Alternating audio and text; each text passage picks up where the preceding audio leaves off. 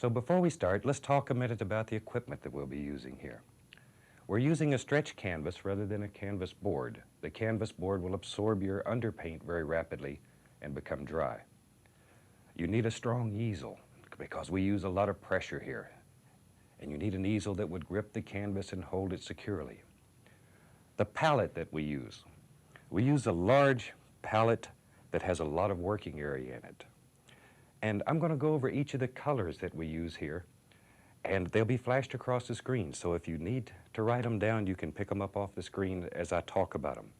So here we go. Let's start right up here with titanium white, phthalo green, phthalo blue, Prussian blue, burnt umber, Van Dyke brown, alizarin crimson, sap green, cad yellow, yellow ochre, Indian yellow, and permanent red. Now these 12 colors we'll use every week. So if you want to have your palette ready, these are the colors that we'll use. Also each week we'll run the colors across the screen, so in case you didn't get all of these, you can pick them up the next time. The brushes that we use, these are natural bristle brushes. I'm using a 2.5 inch and a 1 inch brush. Also we use an almighty palette knife, a very big palette knife. And this palette knife, unlike traditional palette knives, is very firm, it's very big. So we can do almighty things very rapidly here. So let's do it. Let's paint an almighty picture right here. I'm going to start by dipping the brush into a little bit of magic white. Now, this makes the canvas wet, it makes it slick, it allows the paint to blend in here. You actually blend the painting on the canvas. So all we do here is cover the entire canvas with a thin layer of the magic white. All right. Probably the biggest mistake made when you first start is applying too much magic white. All we want is just a nice, thin, even coat. And when you're using large brushes, this only takes a couple of minutes, so no problem. Here we go. Look at there, already we're almost complete. There. Okay, now just work it back and forth and up and down to get a nice even distribution of color. Okay, we just about got this canvas covered with the magic white. Now, another big problem that we run into continually is washing the brushes. Now, I'm going to wash the brush, and we wash it with odorless paint thinner. And I strongly suggest that you use odorless, or you'll run everybody in the house out in the yard. You'll be there by yourself. Now, we shake the brush into a box, and then beat the bristles dry. Now, if you do this at home, this is a quick way to redecorate your living room in a second. So be careful. Learn how to contain this. Alrighty, let's do a simple little picture today that'll just give you an idea of how this fantastic technique works. So I'm going to start here with a little bit of Prussian blue. And we pull a small amount of paint out and beat it into the bristles. Really work this paint into the bristles. You're looking for a nice even distribution of color throughout the bristles. And we'll start right up here at the top, and we just make little X's, little crisscross pattern. Come all the way across the top. There we go. Now your brush is picking up the magic white, and automatically the sky is going to get lighter in value as it works toward the horizon. There. Okay. Now see how easy that was? Okay. And very gently, we'll just blend this out. Now it's very easy to make a sky darker, but it's a son of a gun to make it lighter. If you want to make it a little darker, all you do is add a little more blue, a little more blue. This stuff is really strong. And go right back through the same procedure, and you can darken this sky very easily. All right. Now another thing that seems to give us a lot of problems is almighty clouds. So let's spend a second here and make us a cloud. And here we'll use the fan brush. And I'm going to take the fan brush and load it full of titanium white paint. Load it full. A lot of paint in the bristles. Okay, now, we'll go up here and decide where we want a happy little cloud to float around. And you touch the canvas and just make little tiny circles. Just work it, work it, work it. Do it rapidly. Push hard and get away from it. Don't keep working the same area. All you'll have is a big cotton ball up in the sky. Okay, maybe we'll put another little cloud right over here,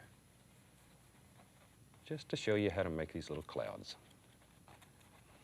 Okay, now, with a large brush, we want to very gently blend this out on the bottom down here, but without touching the top at all. So very gently, just the bottom. Just blend it a little bit. Little tiny circles.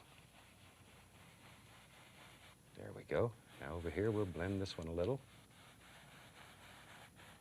Now we'll fluff it, and we're just going to gently lift upward. And don't worry if you get some of these little things up in the sky. Okay. Now very gently, we'll hypnotize that. There we go. These are very simple, very basic little clouds, and very easy to do. Now if you brush sheds like you just did here and you get a hair on you, just take the corner of your brush and lift it off. Don't spend all day trying to pick it off. You'll have fingerprints all over your painting. Just use the corner of your brush. All right. Let's now make an almighty mountain. Everybody likes mountains, no matter if you live in Florida or Alaska. Mountains are still pretty. I'm going to take a little bit of the Prussian blue, some Van Dyke brown, and a little touch of crimson. Very little crimson. And we'll mix that up real good. Now, all you need to do here is push this almighty knife right into the canvas. Just push. You're really pushing the paint right into the fabric. There. And all we're looking for is just a basic outline for this mountain. And you may have noticed by now, we use no patterns, we do no sketching. We let this flow right out of our heart onto the canvas. There. Now with a large brush, I'm just going to pull this down. One thing about mountains when you're painting them, they should always be more distinct at the top than they are at the bottom. Because at the bottom of the mountain we have mist and now we have pollution. All of these things diffuse and break up light and create the mist at the bottom of the mountain. So once again, we allow the magic white to mix with the paint, and this happens automatically. We don't have to worry about it or think about it. Let it happen. All right. Let's put some snow on this almighty mountain. We'll use a little of the titanium white, and we're going to start right up here on this peak. Just let this paint flow right down the mountain. And you want the paint to break like this, so it creates all the little rocks and stones and highlights and shadows in your mountain. There.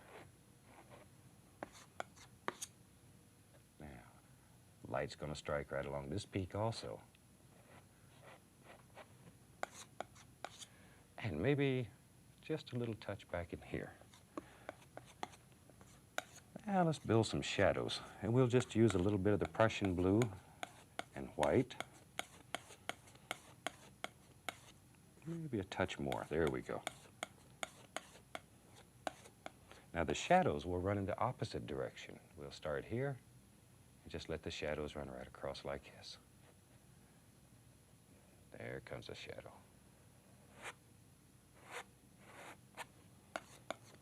Okay, we'll put one back here, and we've decided this peak is behind the mountain. So all we do is take this shadow and bring it right through. And automatically you just pushed a mountain around. On this canvas, you're the creator. Anything that you want, you can build here. This is your world. Your dreams come real here. All right. There. Now, maybe we'll add just a couple of more little peaks in here. Maybe there's a happy little peak right here.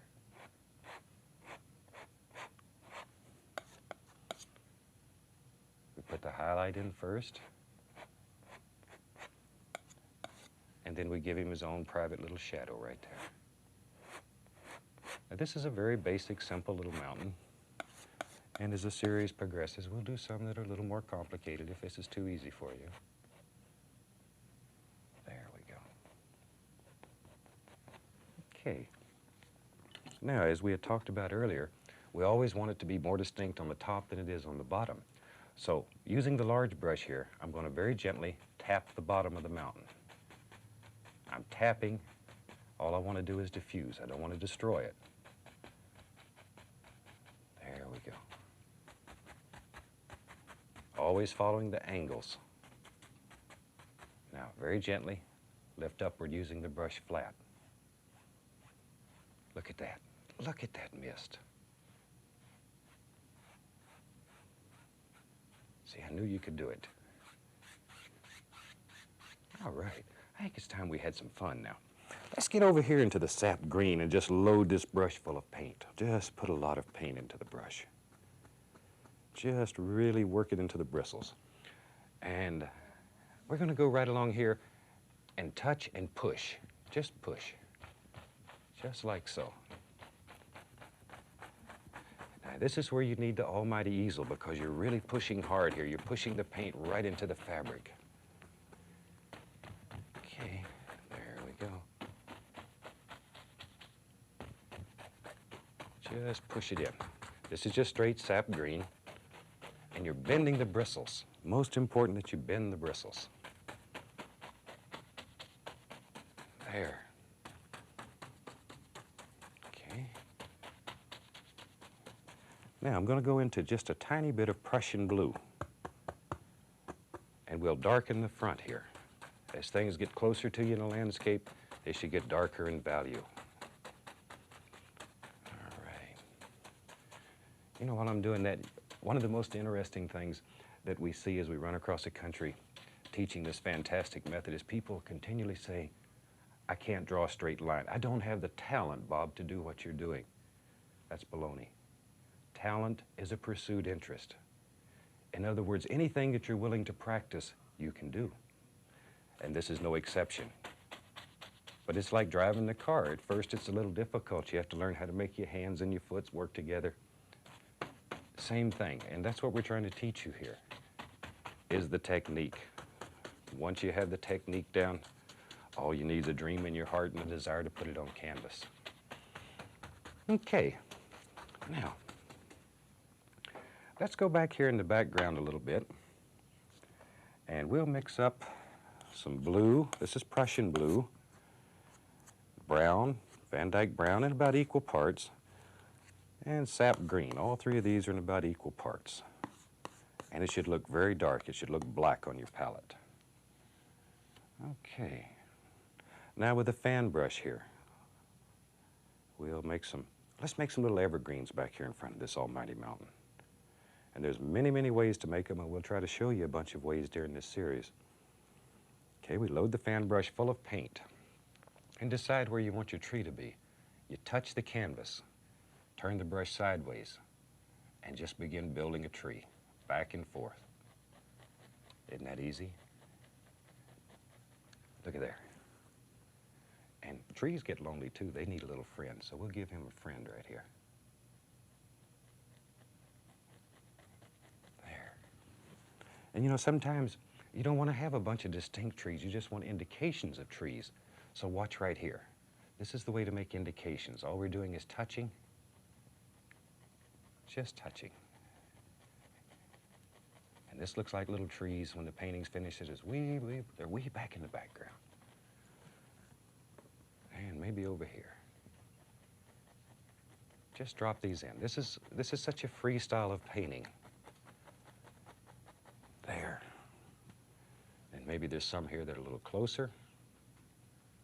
And we'll just drop them in. Let them just fall right off your fan brush. There we go. There we go. Okay, we'll put a little more dark in here. You need dark in order to show light, so here I'm just applying a little dark color. Now, another golden rule that you need to remember here. A thin paint will stick to a thick paint. So I'm adding just a touch of magic white on my brush here to go through this thicker paint. And this will make it a little bit thinner so it'll stick on top of the thick paint. This is why we're able to paint wet on wet. Okay, now let's put some happy little things happening back in here. Just some little bushes and stuff. Here they come, down the hill. Just let them progress.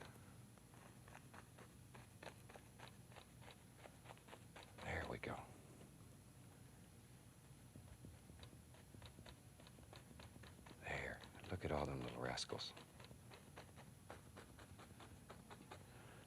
Okay, with the knife here, I'm just using a point, and I'll scratch a few little trunks here and there. See, already it looks like we have a multitude of trees and stuff back here. Okay, now let's move a little forward in the painting. And I'm gonna come right about here. There we go. And we'll drop a bigger tree in here. There he goes.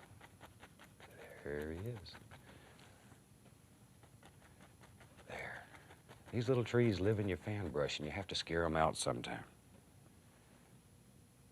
There. See, I knew you could do it. Just let that come right on down. But here's some trees on the other side over here, too. Let's put an almighty tree right here. We're having such a lot of fun doing these trees. We might as well just keep going with them.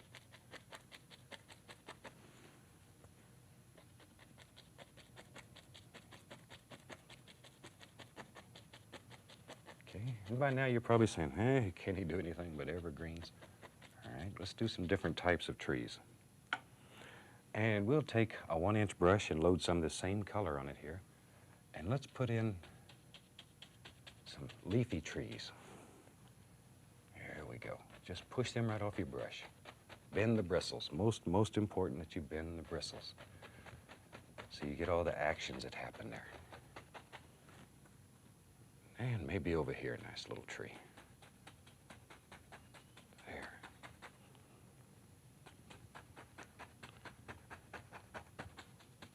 There we go. Now, let's put a little trunk in here. I'll use a little bit of burnt umber. And let's just lay some happy little trunks. Okay, and the little evergreen trees, just here and there. There we go. And we need a trunk in this big old tree over here. Like so. One in there. You can also take just the point of your knife and scratch right through the paint and put all kinds of little indications in here. All right. A little more of the thin paint to thin this down. And we'll put some happy little highlights on there. Maybe we'll say this looks like fall, so let's use some bright colors here. And they show up good on your set at home. Look at that son of a gun. Okay, now. There we go. All right, now, down in the bottom down here, we need some nice little bushes that are happening. One thing to be very careful of, don't kill all your dark areas. If you kill them, your painting becomes very flat. There we go.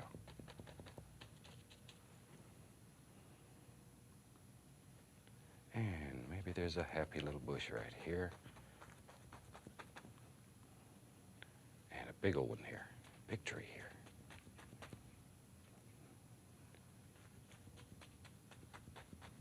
All right.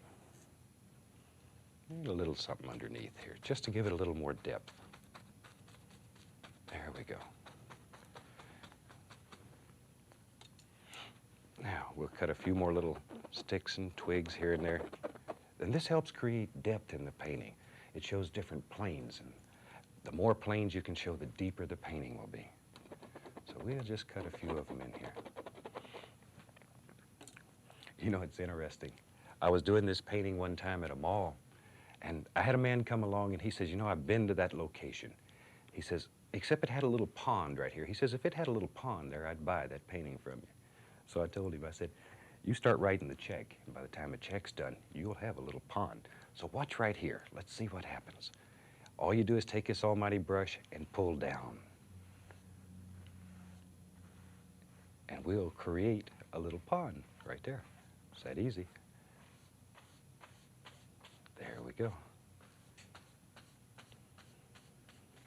And I'm going to take a little bit of Prussian blue just to make this pond a little bit deeper. I want to have enough room for the trout to live in here. Just a little bit deeper.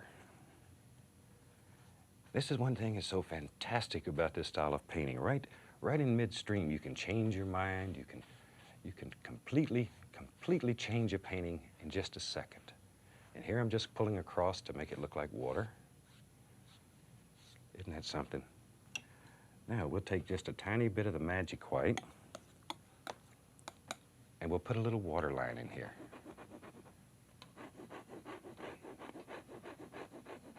There, just act like you're trying to cut a hole right through the canvas. And let's take, and I sort of wiped out a couple of these little bushes here, so let's just put them back in. Maybe on each side there we have some nice little bushes. Okay, now I'm going to add just a tiny bit of the Van Dyke brown and the burnt umber to this magic white to make it, it's a very, very thin paint. And with that, we'll just take and pull down here a little bit and make us a nice little bank here. Just some ground for the bushes and trees here to sit on. Don't want them to fall off in the water and make a big splash. That'd disturb that old trout that lives in there. There. Now maybe highlight it with just a tiny bit of white. And this is a very, very gentle touch, just enough to get the paint to come off the knife. There we go. Isn't that something? Now, with just a little touch more magic white, we'll put a little water line right into here. There it is. Just enough to separate this. There. A few more little sticks here and there, just to break it up. Maybe there's some little grassy things that sort of work down onto the bank here. Just here and there. Over here more to be some. Now, what happens if you change your mind again? Son of a gun. Let's change it again. I'm going to take the big brush and go right back into this dark color and begin pushing. Like so. And we'll just add another plane to this painting and make it even deeper. Just push this dark in there. Once again, we need the dark in order to show the light. Okay, now we got our dark in there. Now we can highlight it. A little more of the thin white here so we can thin this down and it sticks nice and easy. We'll use a little yellow ochre mixed with a little cad yellow and mix it on your brush. That way you get a multitude of things that happen. Maybe a little of the permanent red. Let's put, ooh, there's a little fireball. That's a nice one. And right on down through like so. And just let these flow with the lay of the land. And put all kind of little, look at all those little grassy things. There they go. Just as easy. Okay, now we'll just cut a few little sticks here and there. There we are. Now, you know, one of the hardest things to do when you're painting is to know when in the world to stop. It's such a temptation just to add one more stick or one more tree. And there comes a time when you have to stop or you piddle it to death. So I think we're going to stop on that one. Show you how to sign a painting. This is something that gives people a lot of trouble. And I'm going to dip, this is a number 2 script liner. And I'm going to dip it into a little bit of thin oil. And then use the liner brush and make the paint so it's like water. Very, very thin. Then it'll flow right on top of there. And turn this brush, twist it. That brings it to a nice, firm, sharp point. Okay? Now, let's sign it right here. And all we do is touch and just let this paint flow right off this little liner brush. There we go. And luckily, I have a very simple name. It's easy to spell. It only takes a second to sign a painting. Now, next week, I hope you have your canvas on your easel and you're all ready to go with us. And we'll be doing a white canvas next week. During the series, we're going to do numerous different things. There will be several paintings that we do on a black canvas. Oh, there'll be some that you won't believe. But next week, have a white canvas ready. you have the colors, and we'll be looking for you here. And until then, from all of us here, we'd like to wish each and every one of you happy painting and God bless. Welcome back. You ready to do a fantastic picture with me? You've got your palette ready, your easel set up, big glass of tea right beside you. All right. We're going to run the colors across the screen in case you didn't get them last week, and just let you see all the colors that we use on each series here. So today I thought we'd do a picture that, let's do something that's got some snow and ice in it, and do something that's quite cold. And this is a fun little picture to do. I think you'll enjoy it very much. And we're going to use this almighty brush a lot today. We'll take it and I'll show you how to work with it. So let's start out, and we'll take just a little bit. Let's use a little bit of Indian yellow, just a tiny little touch, right on the corner of the big brush. And let's put a sun in the sky. I like to do those. Very gently make a little circle here, just like so. There we go.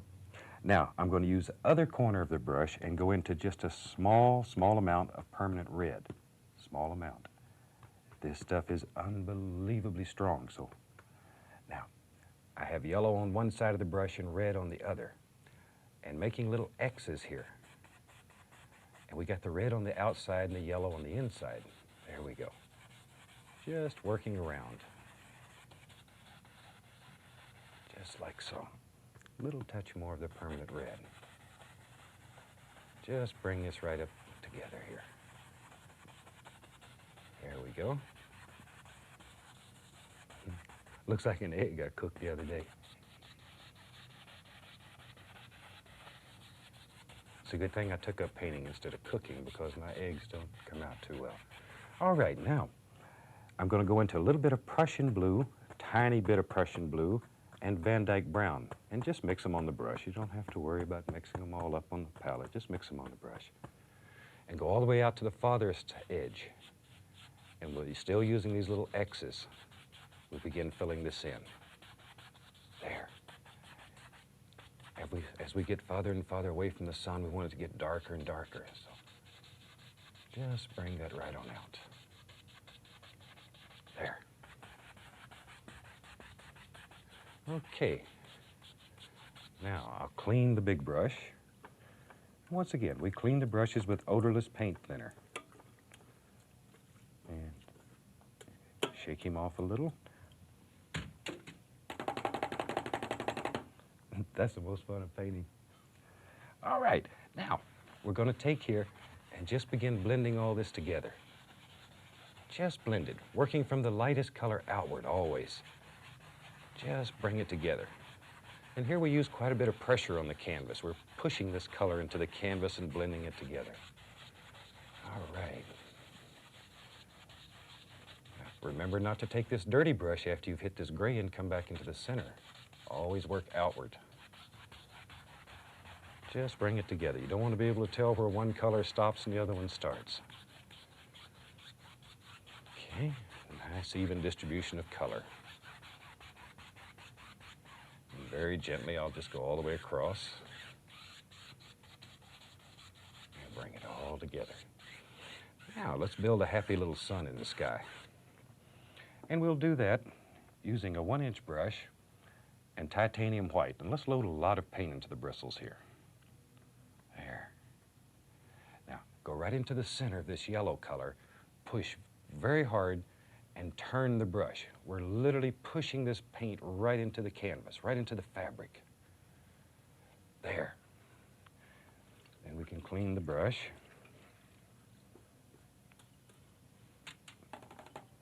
Okay. Now with the knife, we're going to take off the excess paint so we can blend it together. That's all there is to it. Now with a nice clean dry brush, we can just begin bringing all this together. There. Just blend it. Okay, we just about have a pretty little sky done here already. Now, let's go right in to the alizarin crimson, right into the crimson, and a tiny, tiny little touch of Prussian blue. Now, the Prussian blue is at least 100 times stronger than the crimson. So, tiny bit of Prussian blue, a lot of crimson in comparison. Just a little. There we go. Load this brush full of paint. Now we're going to put some basic tree shapes in there. So let's go right up here to the canvas, and we touch and bend the bristles. And that's what makes all the leaves and stuff happen here. Touch and bend the bristles. Turn the brush in the shape of the tree here. There. Isn't that something? I used to work for weeks to make a tree. And maybe right here. Right there. But you see how hard we're striking the canvas. We really want to push this paint right into the fabric. All right, maybe there's a little one right there. And when you're doing this at home, don't worry about following exactly what I'm doing. We're really trying to teach you a technique. We're not trying to teach you to copy. So let your imagination be your guide. There, a little more of the alizarin in blue. Oh, right here. I see a big tree. There it is. So you just imagine things in your mind and then put them on canvas. Okay. Now we'll just come right on down here a little. And we'll throw in some nice little areas here. There we go. And over here, maybe there's a little bush right there. Once again, just let your imagination go crazy here and do whatever feels right. All right. And maybe while we have all this color on the brush, let's imagine that there's a little pool of water down here. So just pull straight down. And it's most important that you pull straight down. This is going to end up being the reflections in the water, so pull it straight down. I'm going to add a little tiny bit more blue here. There. Make it a little darker so it looks a little deeper. And the blue will also make it look a little colder.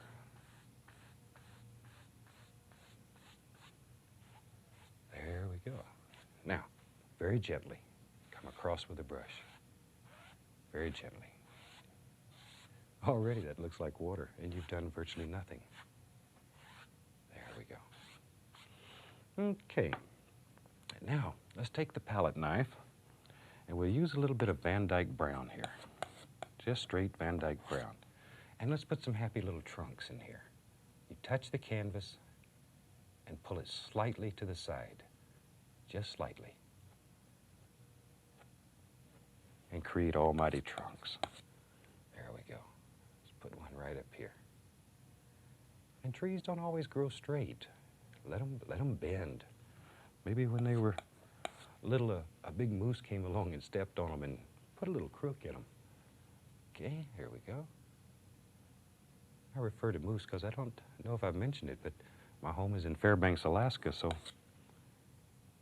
we see a lot of moose and caribou, elk, all those good things. There. If you want to make that one a little wider, I decided it's a little closer, so we'll make him a little bigger. Just make him a little wider. Now I'll use a little bit of the titanium white, and let's highlight these trees. Touch, and just give it a little pull.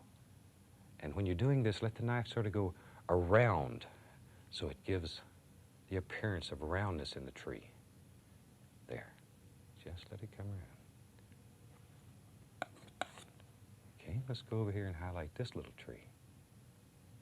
Don't want him to get upset because he don't have any highlight. Now, if this is our light source, this tree is going to be highlighted on the opposite side. So we'll just come right here and put a little highlight over here, like so. Okay, while we have this white on our palette, let's take and begin laying in a little bit of snow here. Just lay this in. This is titanium white. There. And a gentle touch. Gentle touch. There we go. And maybe there's some snow all around the water here. Isn't that fantastic? And there's no big secret to this. It's like anything else. You learn the technique, you practice it, and you master it very quickly. There. And we're not really looking for definite shapes right now. All we're doing is just laying a little snow in. Okay. There we go. All right. Now, let's take and begin highlighting all these trees and bushes here. We use a 1-inch brush, and back to our golden rule. A thin paint will stick to a thick paint. So I've dipped the brush into some magic white, and then I'm going to go through the titanium white. All the magic white does is thin this down so we can get it to stick to the thicker paint that's on the canvas already. Load a lot of paint into the bristles. Probably the biggest mistake made when you first start is you're stingy with paint. You got to load a lot of paint in there so you don't have to hit so hard. All you have to do is barely touch the canvas and bend the bristles a little bit. Okay, let's make all these snow-covered little things here. All you do is just barely touch the canvas and just let them bend. There, look at all of those things. Just touch and let it bend. Here we go. You know, for so many years I was a traditional painter, and I spent weeks trying to paint a picture. Oh, the agony. I remembered. There, let's put some highlights on this little bush right out here. Okay, let's go over to this little big tree here. There. And we'll add just a little bit more of the magic white to thin it. I see it's beginning to pick up the crimson, and it's getting a nice warm pink glow. There we go. A little more paint. There. You got your winter coat out yet? It's going to get colder. Let's put a happy little bush right there. And let these come right down into the snow. Very important, do not kill all these darker areas, or all you'll have is a canvas that's white, and that's what we started with.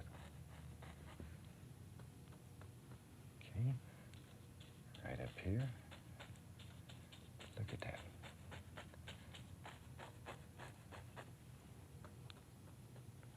Is it beginning to take shape yet?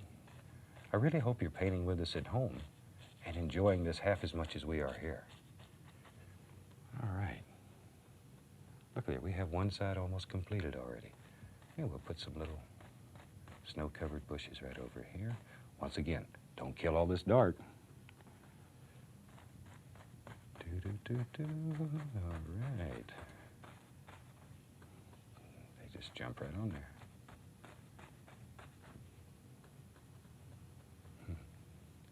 Okay, maybe there's another one right in here. Okay, let's do this great big old tree up here. Thin this paint down just a touch more. And we'll go right up here. Just begin producing thousands of little sparkles up here.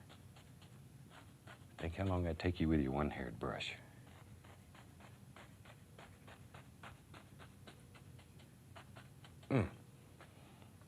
Okay.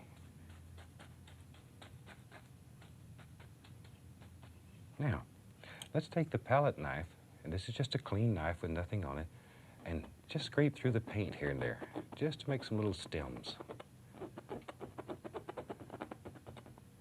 There we go. All right. And maybe some over in here. You know, it never stops to amaze me as we travel around teaching this method to watch people who have never painted in only a day or two produce a painting that just, they can't believe it. You see them, their eyes light up, they become so excited, and they can do it, and you can do it. All you need to do is pick up a brush and try. Okay, a few little sticks here and there. There's some right there. Now, let's take, so we have some ragged edges along here where I was putting the snow down to the water. So all you do is take your large brush, grab a hold of it, pull it down. Let it become part of the reflection. It acts as a highlight in the reflection. If you don't have enough, you can go right into the white with a large brush, touch, and pull down. There we are. Just wherever you want these little highlights in the reflection. And then very gently come across. Just enough to give it a watery feel. You don't want to destroy all of this. Okay. Now, let's take a little bit of the magic white. And when you're using this, pull it out very flat and come across. So we can make a very fine line here. Just like so. Just let it go. There we are. Let's bring that snow down just a tiny bit more right here. Just bring him right on down.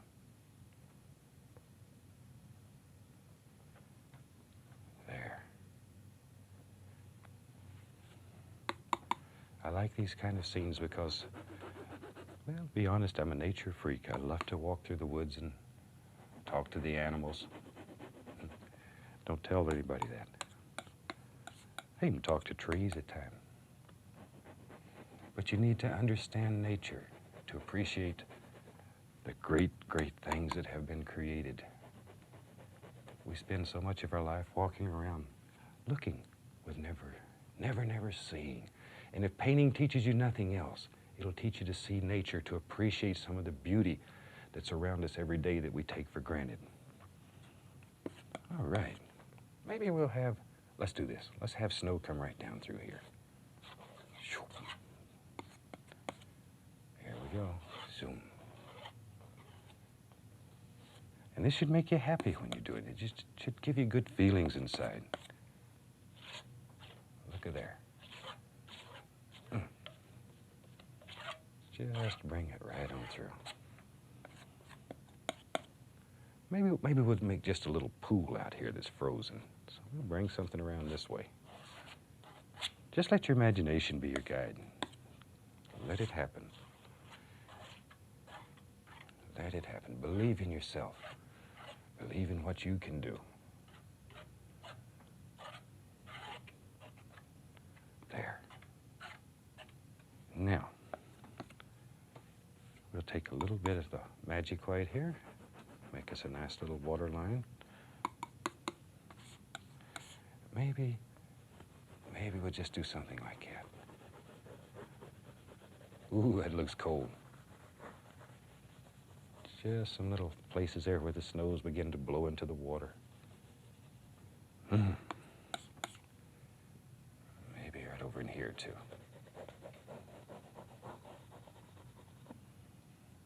Okay. Now we can take a little bit more of the crimson and the Prussian blue, and we can throw some little bushes and stuff over in here. Maybe there's one that lives right here. That's one the little bunny rabbit hides behind when he's getting a drink of water. Right there. Okay, and by doing this, you also create another plane in the canvas, so it produces more and more depth. Maybe right there is a good place too.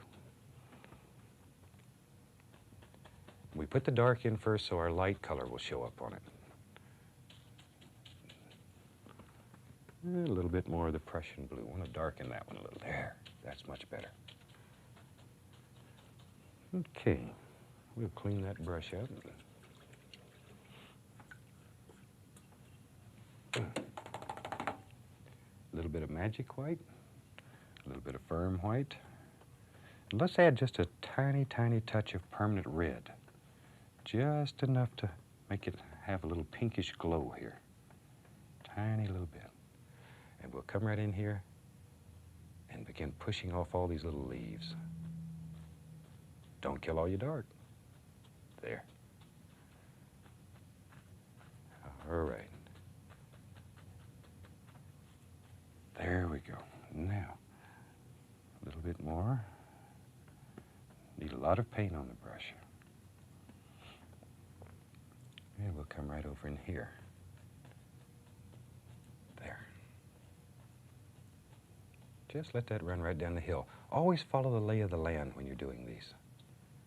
You don't want to have the land running this way and your bushes running uphill. Always follow the lay of the land. There we go. Now, right down in here. There. Okay. Now, we'll cut a few more little stems in this. Just here and there.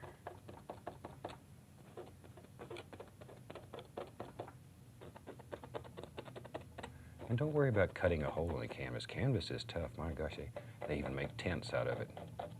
It takes many years of using a knife to ever sharpen it enough to have to worry about cutting a hole in the canvas. Now we'll take a little bit of Van Dyke brown and a little tiny bit of umber, burnt umber, and mix them together. And maybe in just a couple little places here, we'll put a couple little trees. Just the little stems are left.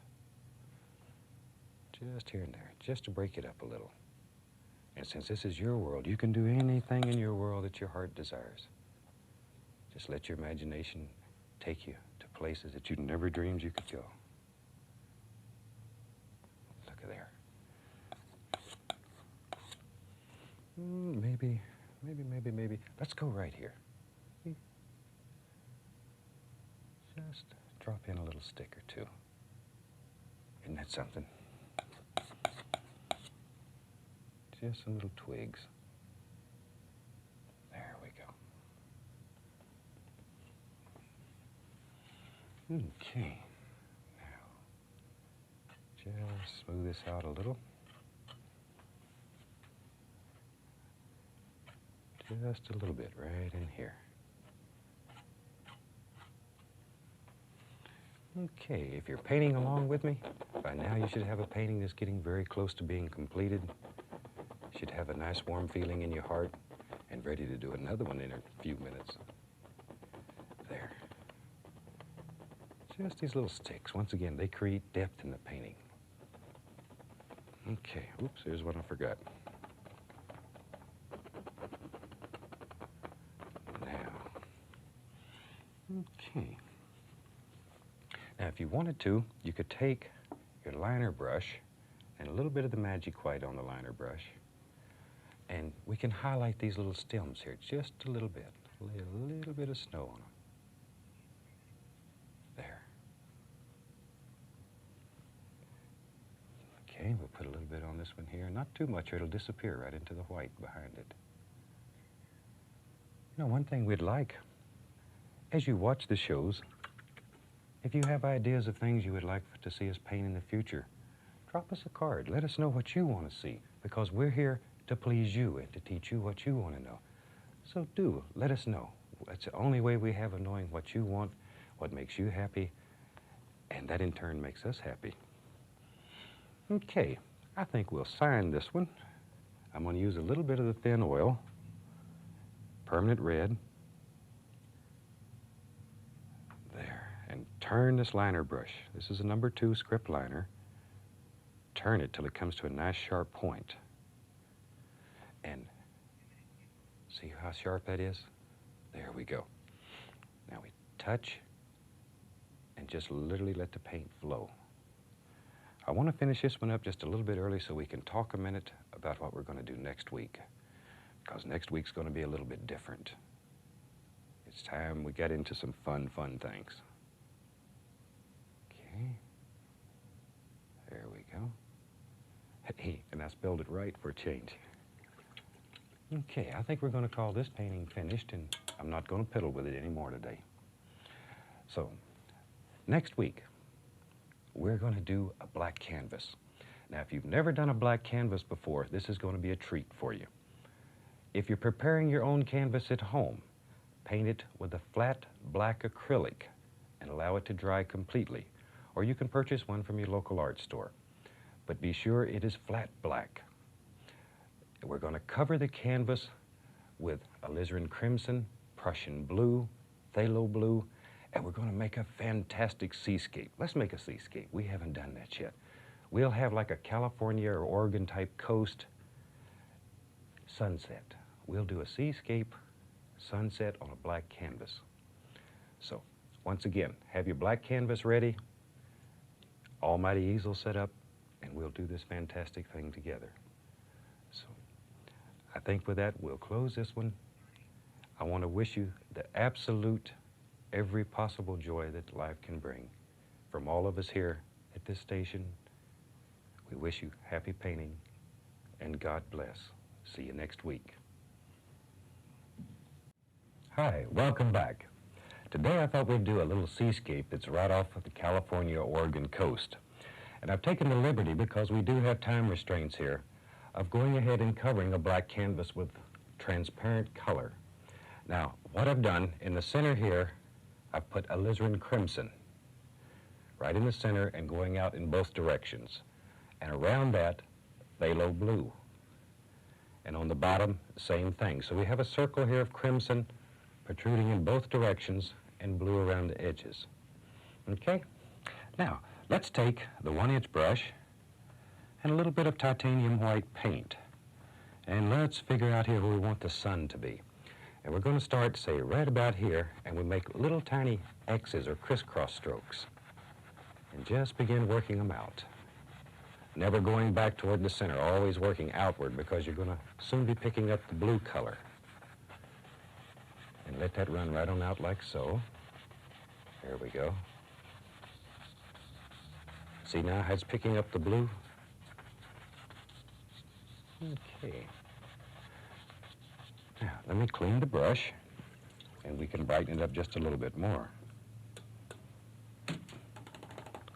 Okay, a little more titanium white. Be sure your brush is clean and dry. Right into the center, working outward.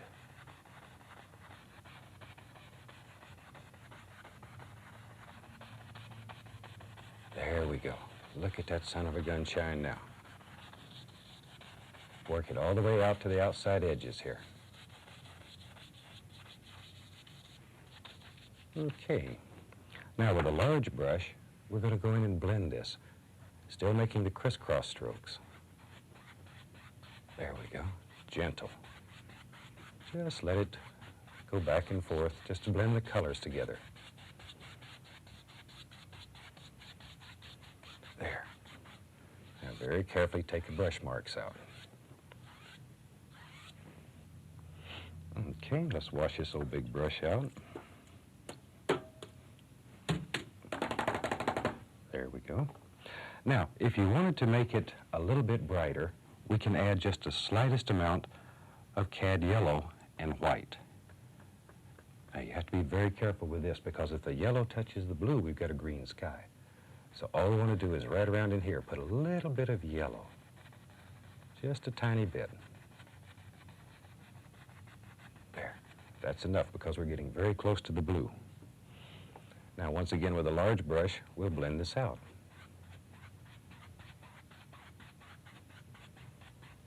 Okay, take out the brush strokes. And we've got the beginnings of a beautiful little sunset here. Let's use the fan brush, and we'll take some Van Dyke brown and add it to a little bit of alizarin crimson. Brown and alizarin crimson. And we'll make some happy little clouds floating around up here in the sky. So let's go right along here, and we'll start with a little cloud coming right across the sun, maybe. There we go. Push this paint into the canvas. Really work it. Maybe there's a big old cloud up here. There. And clouds are very free. Just let them float and have fun. There we go. What are the freest things in nature? Maybe there's a little one here. Once again, just sort of let your imagination go crazy, and wherever you see a little cloud, just drop it in. This is your world, your sunset. Maybe there's another one right in here. And maybe up in here. Oh, there we go. I have a big old dark one that's just hiding up here.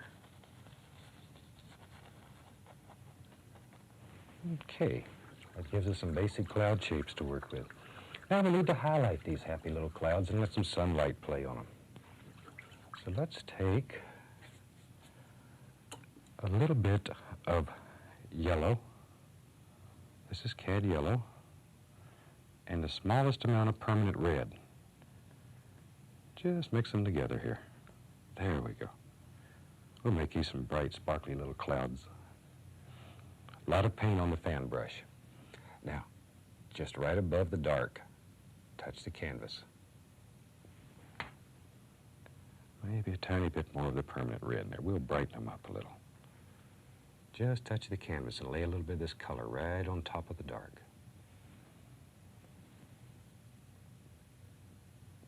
There. Just push it off the fan brush. There we go. Let some little things happen in some of these clouds. Now, this one will be highlighted on the bottom since the light source is below it. Don't let that little rascal fool you. And we'll put some light down here. And maybe there's just a little trickle hitting up on top of this cloud somewhere. Just here and there, little tiny bits. And then we have this big dark one that's hiding way up here. So we'll put some little highlights on him too. Don't want this one as bright, so he's farther away from the light source. There we go. Now let's see. You can, with a big brush, all we're going to do is just gently wipe across this and watch what happens. Just bring all this together. There we go. Look at them son of a guns. Isn't that something? And you can fluff them up, move them around. But you must have a paint that's very firm that's underneath. If you're using a thin oily paint, you become a mud mixer. Okie dokie. And nice, simple, very effective little sky. So let's move right along here. We'll take a little bit of titanium white with at least little touch of cad yellow in it. Very, very small amount. And figure out where your water line is going to be here. And maybe right about here. We'll just begin by touching the canvas. Just touch. Allow the paint to be pulled off onto the canvas.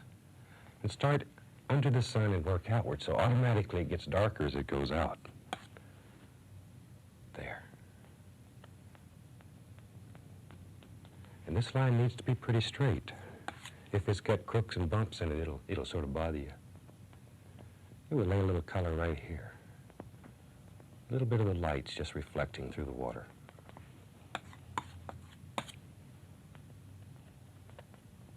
There we go. Just let it play and have fun. Okay, now we need the big brush. And very gently, we're just going to blend right across this and bring it together. There we go.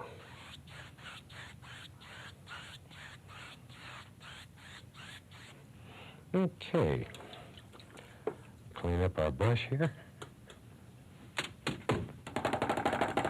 That is fun. That's better than arguing with your spouse. Okay. Take the almighty fan brush. I'm going to put a little tiny bit of magic white with it. Tiniest little bit. Okay, now.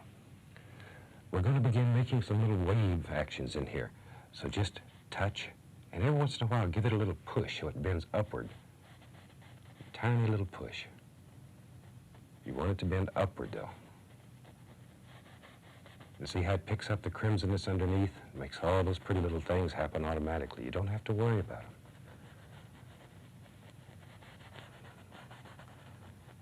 There Just let it get darker and darker toward the edges over here.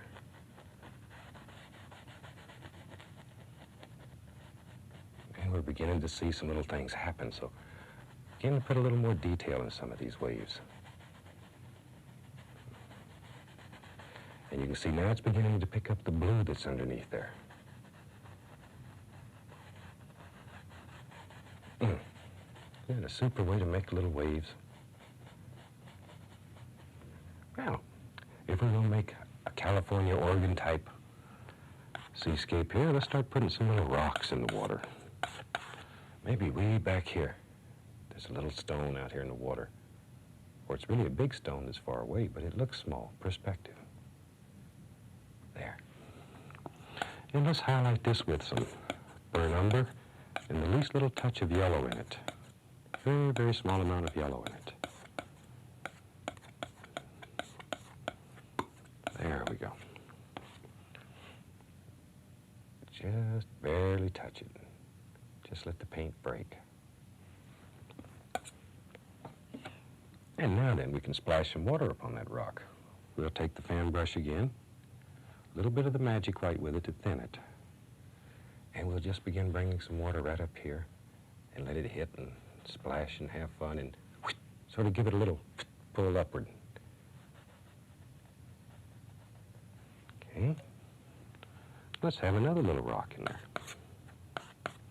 Maybe he comes right along here, like that.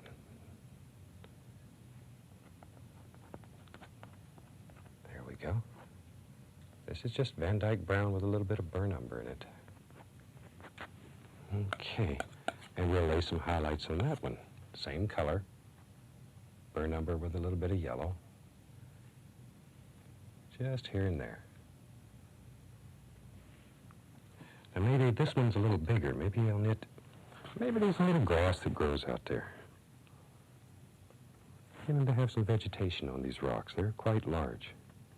So we'll make a little sap green, yellow, and a little tiny bit of permanent red in it. Just to dull it down a little. And then just pop some little grassy things out here on this. There. Don't want them too bright. Don't want them too bright. Be careful they don't get so bright you can't stand them. Want to keep it quite dark.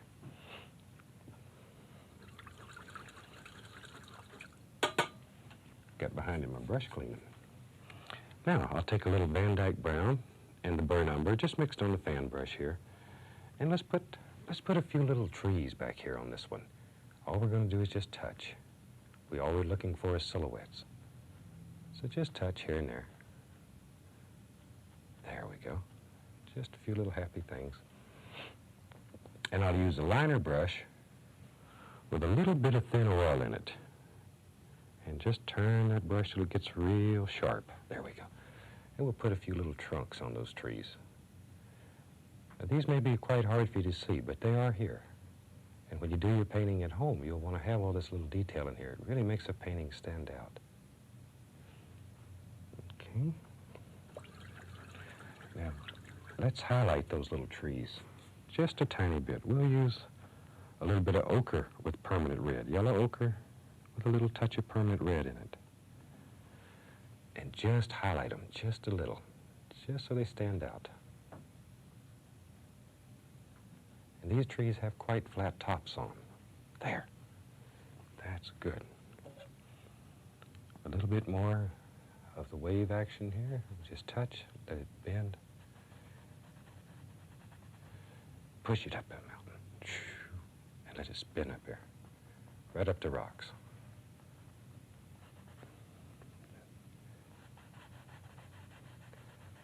Maybe there's another wave right here.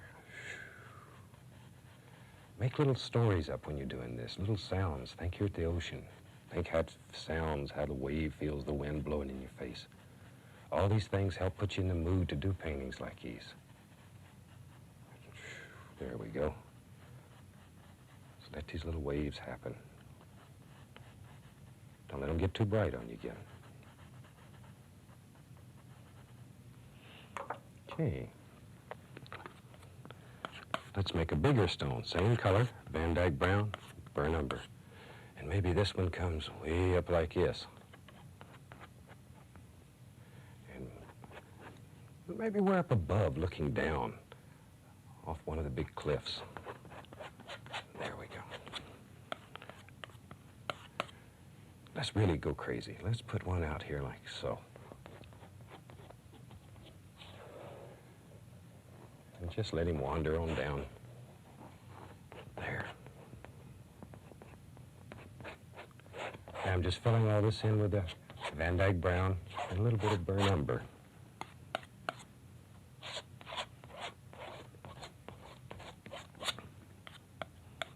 Okay. This painting is a little different than things we've done in the past, but it gives you a whole new bunch of ideas to go with. Always look for new ways to do this. All we want to do here is give you the basic technique and turn you loose on the world. But always believe in yourself and believe in your ability and what you can do. There we go. All that's covered now in just brown. Now let's put a few little highlights in here. This is burnt umber with yellow and a little touch of permanent red in it. And let's turn this into some almighty big stones here. Just let that paint run down there and break. So that's what I mean by breaking, is when the paint has all the holes and stuff in it. Just let it come down here and play.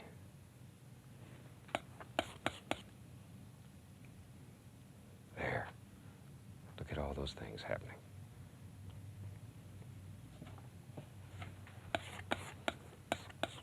Okay, right here, maybe a little light striking. And it's playing through here.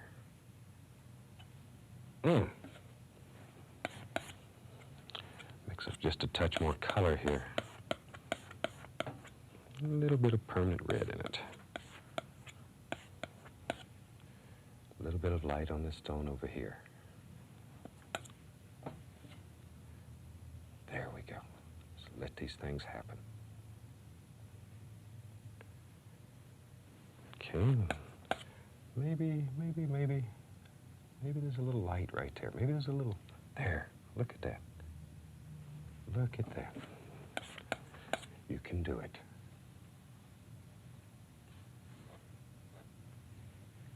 All right. Now, let's take a little crimson and a little bit of Van Dyke brown, and let's put some pretty little bushes and stuff up here. Maybe there's a little plant that lives right here. Now, the trees that live here really catch the devil. Oh, the wind beats on them all the time. So they're scrawny little trees. Oh, they've been hurt. Look at there. Flatten the tops out. There. Maybe there's one back in here that grows on the ground, too. There. And maybe up here. I have a big tall one up here in the sky. Okay. Let's see. We'll take a little bit of yellow, a little bit of magic white, permanent red, and then I'm going to go right into the burnt umber to make a dark reddish brown color. And with that, I'm going to start highlighting some of these. Gently touch the canvas. There. Ooh, look at all those pretty colors that happen automatically.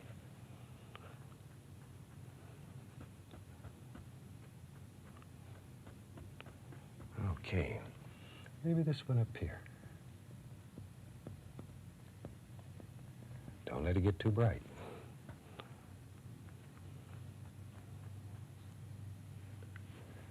Go all the way to the top. Remember where your light's coming from. You want those sides to be brighter.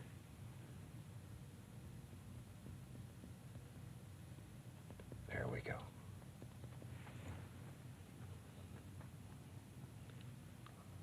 A little bit right here. There we are. There we go. Now then, And let's wash out a fan brush here. And we'll begin putting some trunks on these trees.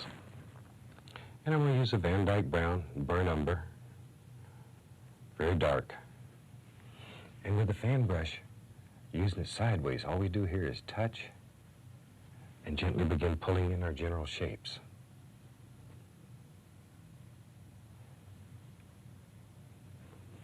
Isn't that something? Okay, put a little down here. Maybe it comes down. Oh, poor old tree. Poor old tree. Rough life. They're all bent up. Maybe we can see a little bit of a stem back in here. Now I'll take a lighter color. This is some of the umber and yellow I had left. And highlight one side.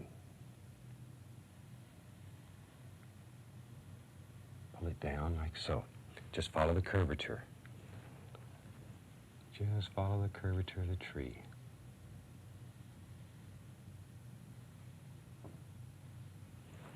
Okay, now very gently take the brush and begin working that over so it gives a round appearance to the tree.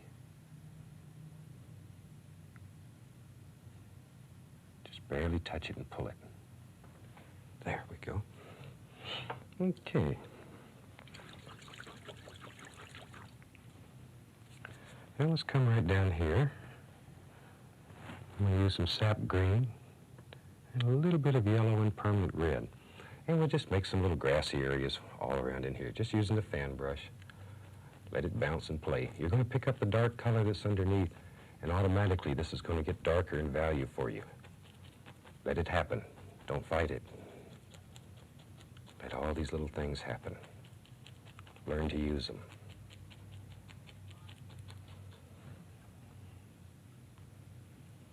Maybe there's grass and stuff that comes right down here. Remember, this is your world. You make all the decisions. There. Look at that. Okay, let's see here. Let's clean this up a little bit. Like so. Then we'll put a happy little bush in the front of the tree so it sits down in there. There we go. Now we'll highlight those little bushes, and I'll use some permanent red, a little touch of yellow, and some magic white.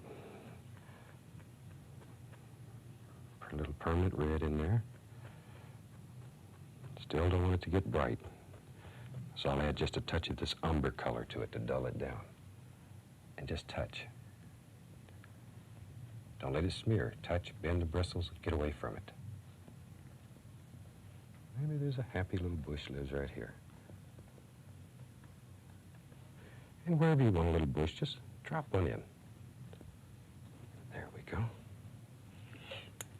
Now we can take the knife, cut in a few little sticks here and there. Let's make that stone come down a little sharper. There we go. Just a few little touches. Now at home you have unlimited time. You can play with this, put in tremendous detail. Here we're sort of limited, so we have to just try to give you an idea and let you take it from there. Put your dream on canvas. Take a little more of the grass color here and brighten up this little corner. But it's absolutely unreal what can be done on these black canvases. All the colors that we put underneath here were transparent colors, so it still looks black until you begin applying color to it. Once you begin applying color, then the base colors that you put on, the transparent colors, begin picking up and showing all the beautiful detail. Okay. So we could put a few more little details here and there if you wanted to, very quickly. You know, maybe there's a little tree right over here on the dark side. Things like this. This is the kind of things you can do at home where you have all this time and you can just play. Ooh, that is a nice one. Okay. And we can highlight him a little bit. Just a little. Well, okay. Now I think I'm starting to piddle. You know, one of the hardest things in the world is to figure out when to stop. So I think I'm about ready to stop. Okay, we'll take the liner brush, put a small amount of a thin oil on it, bring it to a nice sharp point, and turn that brush when you're doing that. Turn it. People seem to have such difficulty signing the painting. Turn it. And we'll sign this one.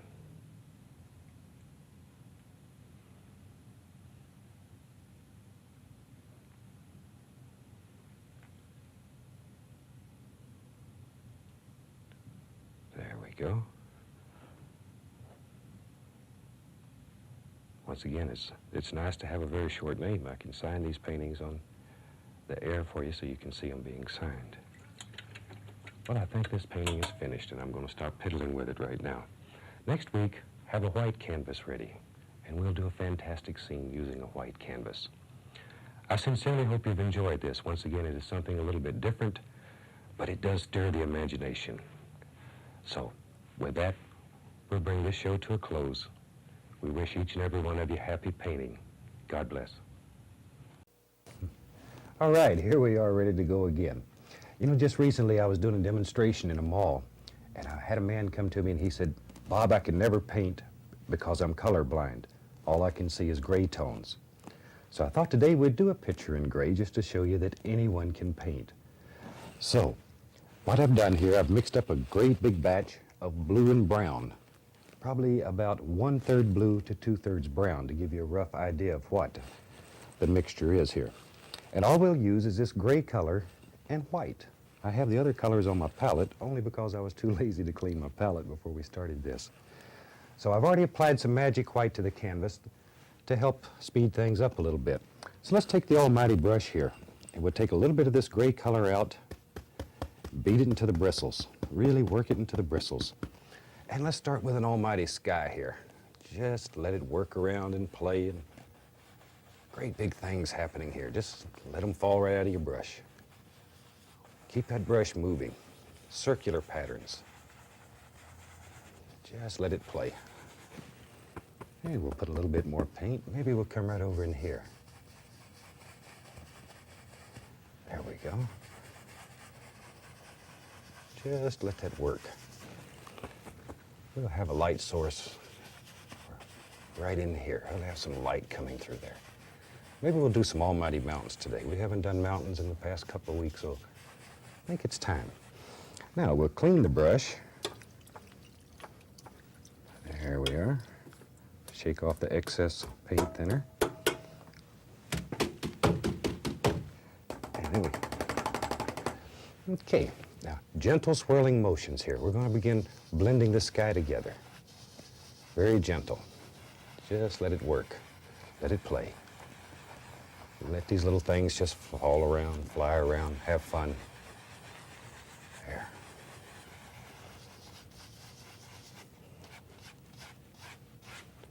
And let's begin pulling them like this, just to give an indication of light slipping through there.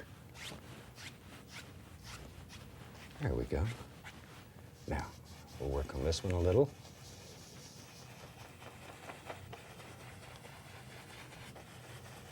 Just let that brush continually go in circles. That's probably the biggest suggestion I can give you that will help you. Let it continually go in circles. Otherwise, it'll look like it's raining up. We don't want that to happen. Okay, now we're just gently blending it together a little.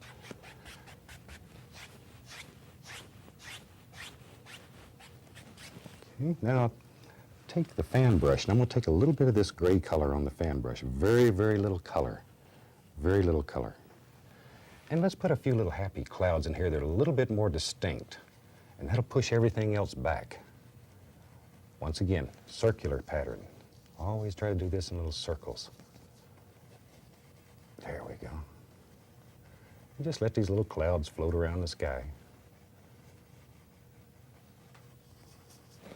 Okay, now we'll take the big brush and very gently blend out the back of it. There we go. We'll fluff it up a little bit and then blend it together. Maybe a little more gray, and we'll put another little cloud just right in here. There we are. Just let him float around. Fluff him up, blend him in. Okay, and that gives us a pretty nice little sky. And I thought today we'd do some fantastic mountains. Everybody enjoys mountains. So let's start here, and we'll just use this same gray mixture, just blue and brown. And let's go right over here and drop in a fantastic big old mountain. Oh, there he comes. Just let him wander around. There. Very little paint. We take off all the excess paint. Scrape that canvas hard. All you want to remain on there is the value, what's been pushed into the canvas. Now with the large brush, we'll pull that down. There we go. Already we begin to have a basic mountain shape.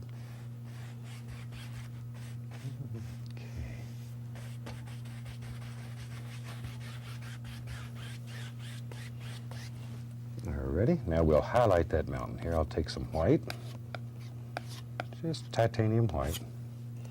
Let's have our light coming from the right, so we'll put a little highlight, oh, maybe right there. There we go. Maybe a little touch right up in here somewhere.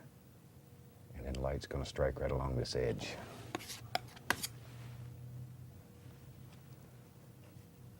There. Now for the shadow color, since we have nothing else, we'll just take a little gray and white, make it a little bit darker than what we have up there for the highlight, but a little lighter than the darkest color on there. So somewhere in between. Now, very gently, we'll begin pulling shadows in here. Follow the contour of the mountain. Shoo. There you go. There it comes. Just let that old paint break as it pulls down there. Okay, a little bit over here. I think we've mentioned this before, but you need to have a very, very firm paint to do this. If you have a thin, oily paint, you're really going to get into some problem areas because you'll become a mud mixer. You need a paint that's strong, firm, dry.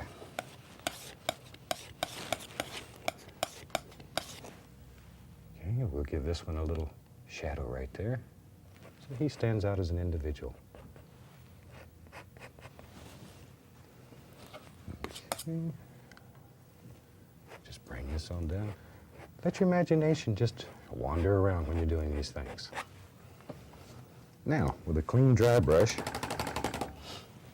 we'll just lay some mist down here by tapping. Just tap the bottom of it. Over here, follow these angles and tap. Then lift upward, always following the angles that you built into your mountains. Mountains are so simple, they're hard. Okay, that gives us a nice, quick little basic mountain. Let's put one on the other side. Might as well have some good practice here. Let's come right up here. Oh, well, almighty mountain.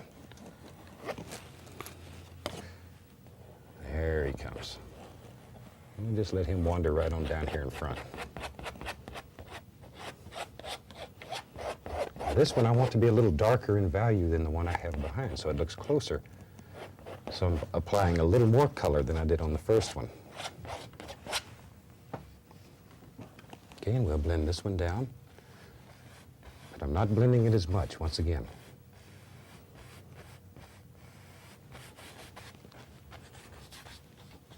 There we go. All right, clean the paint off the brush here.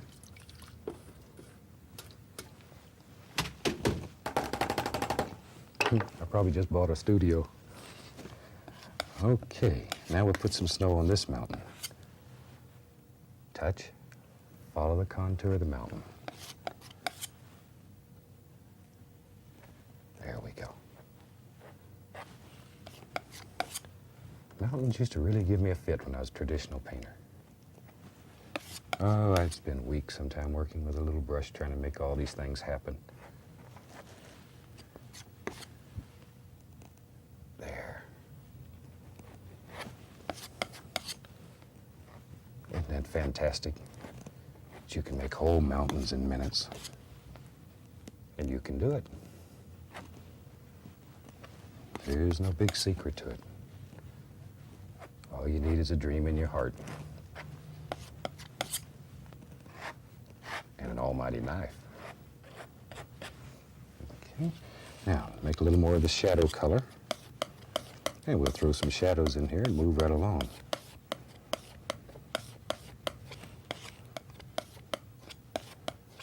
Maybe a touch darker. There we go. That's what we're looking for. We'll put a little shadow right in there. A little shadow here. Ah, there's one. There he is. There.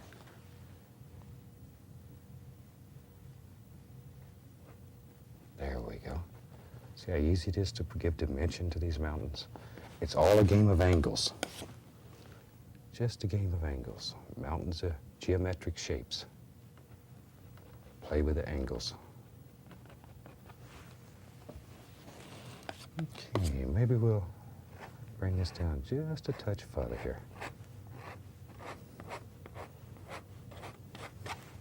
Okay.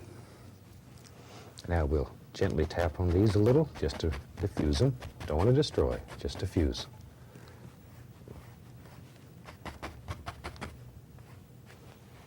There we go. While I get this brush dirty, I think we'll put some water in here. Maybe we'll have water in this one. There we go. Just pull from the outside in and try to keep these lines level so your water doesn't look like it's running off the canvas. And you have to tie a bucket on one end to catch it. There we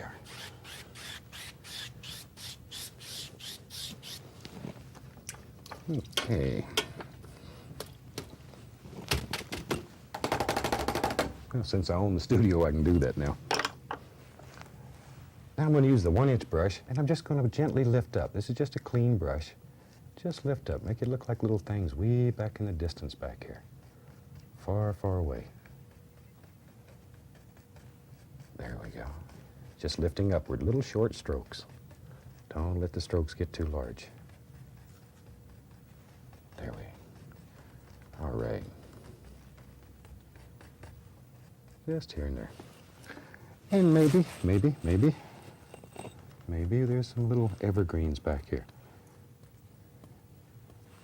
And we'll make some with a fan brush, and maybe we'll make some with a palette knife today. That's a little bit different. All right, let's just drop a little evergreen right here. And I'm using a color that's very, very close to the background mountains. So they look far, far away. Give him a friend. We forget the trees get lonely too. Okay, now as you make trees that in your mind are a little bit closer to you, allow them to get a little darker, a little bit darker. And maybe there's one, there he is, right there. Now he's closer, so we want him darker.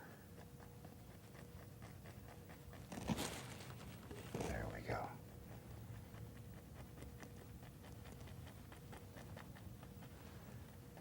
And we'll lay some color right there. And we'll just gently lift up, just to make all kind of little things happen. Since this is a wet on wet technique, you can move the paint, it'll slide. The magic white underneath makes it wet and slick. And it'll just slide and move, and all you have to do is learn to control it a little. Okay.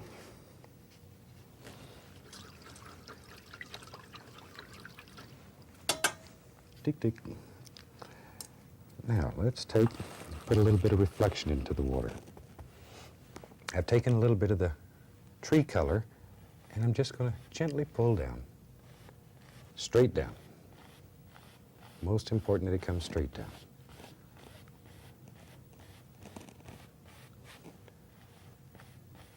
And maybe we'll make an uneven one here so all kind of little things can happen. Now, after you've pulled it down, very gently go across, just enough to give it a watery feel. It's easy to destroy. And look at that already. Let's take a little bit of the magic white mixed with a little bit of firm white. I want to paint this a little bit thinner. There we go. Now, cut through it. And let's put some happy little water lines back here.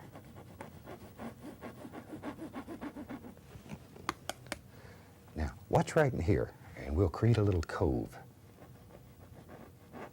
Just that easy. But all these lines need to be basically straight, or once again, your water will run right out of the painting. Okay, we'll just let him run right on around the corner here. Just like so. Okay. Let's make some happy little evergreen trees, and promise today we'd make them a little bit different than we have in the past. We'll make them with the almighty palette knife here. Okay, decide basically where you want a tree, right there. Now, we're going to load just a tiny bit of paint right on the point of the knife and touch. And we just begin touching. We're not trying to draw with this knife. All we're doing is laying paint on the canvas. We touch the canvas takes what it wants, gives you back what's left. Okay, just let this tree work right out of your knife here. And we're still using nothing but the blue and the Van Dyke brown. Prussian blue, Van Dyke brown. And there's a little tree. Maybe right there's another one. I just want to do enough of these to show you how to do them. And when you do your painting at home, you determine how many trees live in your forest. There we go.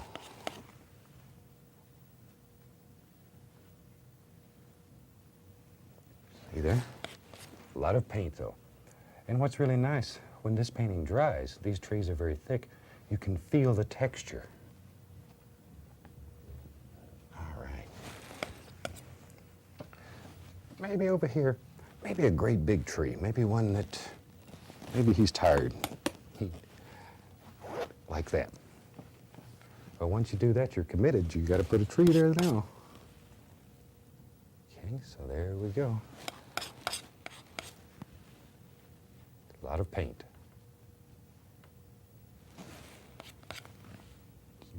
Okay. And hum along as you paint. Just let it flow off your knife. La la la, and all that kind of good stuff. Okay. A lot of paint, a lot of paint. Thick trees, strong, almighty trees. Okay, we'll give them a little trunk indication just by cutting through. Right over here, up here, just a little indication. Maybe some little stems here and there. Okay. Now, if we want to highlight these trees, maybe lay a little bit of snow on them. We need a shadow side and a highlight side, so I'll just use the same basic shadow colors I used on the mountain. Maybe a little touch darker. There we go. All right, now very gently, just touch so the paint grabs on those high points. Just barely touch, like so. Put the shadow in first. Let's go over here. There it comes. Just barely touch. There it is. Okay, now for the other side, maybe there's some snow laying on these trees. We take a little bit of white, titanium white, and very gently, once again, just a little, let it touch, catch the high points. Don't want to kill all that beautiful dark color. Okay, let's do it over here. A little tiny bit. Okay, there we go. Like so. Now, while we got this dark paint going here, let's just lay a little bit right under here. Okay.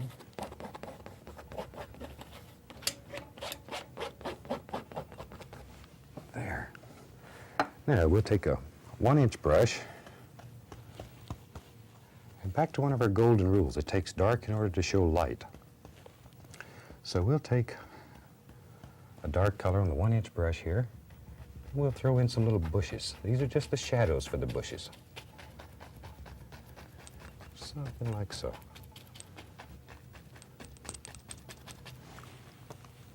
And over here, maybe some bigger trees. Always try to remember to do the thing that's farthest away first. Like in my mind, this tree's behind these bushes, so you need to do him first and then come forward. Okay, now that we have dark, we can begin worrying about the light. Let's pull this down right here and turn it into a happy little reflection. Zip, that easy. Okay, now we use a 1-inch brush with a little magic white and a little firm white mixed together. We're looking for a paint that's slightly thinner than what's on the canvas already so it'll stick. Maybe a touch more magic. There we are. Okay, now push off all these beautiful little leaves. Just let them hit. Sparkle in the sun. And at the same time you can reflect them right into the water. That easy. Here comes one right here. There. There they are. Look at them little rascals. Isn't that unreal that you can do that in such a quick stroke? Now, very gently, whisper light. Don't want to destroy, just want to diffuse a little. And that's how we make mirror reflections. Now let's take a little bit of the white and put some snow down here on the ground. Ooh, there we are.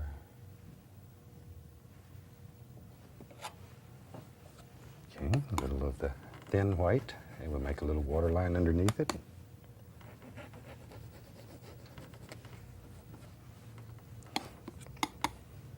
Okay, there we go. All right. Okay, now we can take and just cut a few little sticks here and there. Just like so. There we are.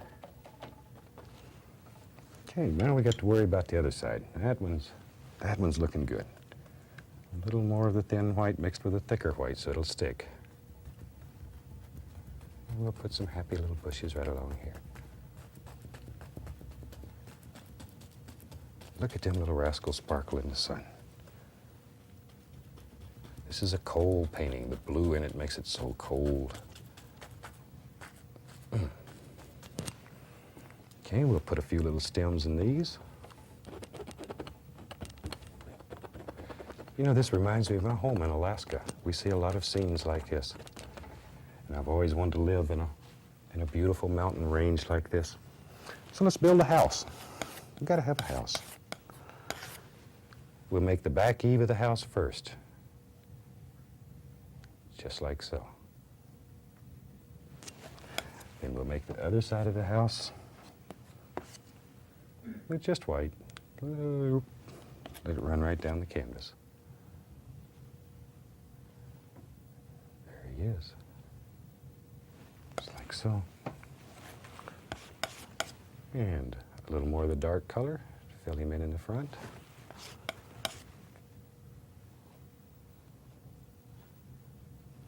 Let a little bit of that white get on your knife just to give it a little tonal values here and there. That side should be good and dark. Let's give him a door. He needs a door. There we go. A little touch of the magic white to outline it. Maybe this is an old slab cabin, so we can put some boards in here. And we need some snow on the other side of the roof. Can't have just one side with snow on it. We need snow on both sides. There. Okay. Now we need some snow on the ground. So we just touch. And snow is a game of angles like mountains are. It's most important that you follow the lay of the land when you're laying your snow in. Just let it go in the direction the land flows.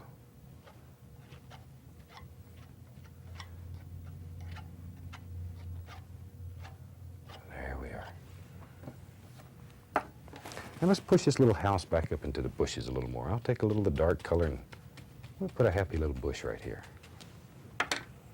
And then some of the light color. And just throw some highlights on that bush. Like so. And maybe a little bush lives right there. Ah, there we go. Super. All right. Maybe just to play a little here, let's throw a little tree right up through here. There.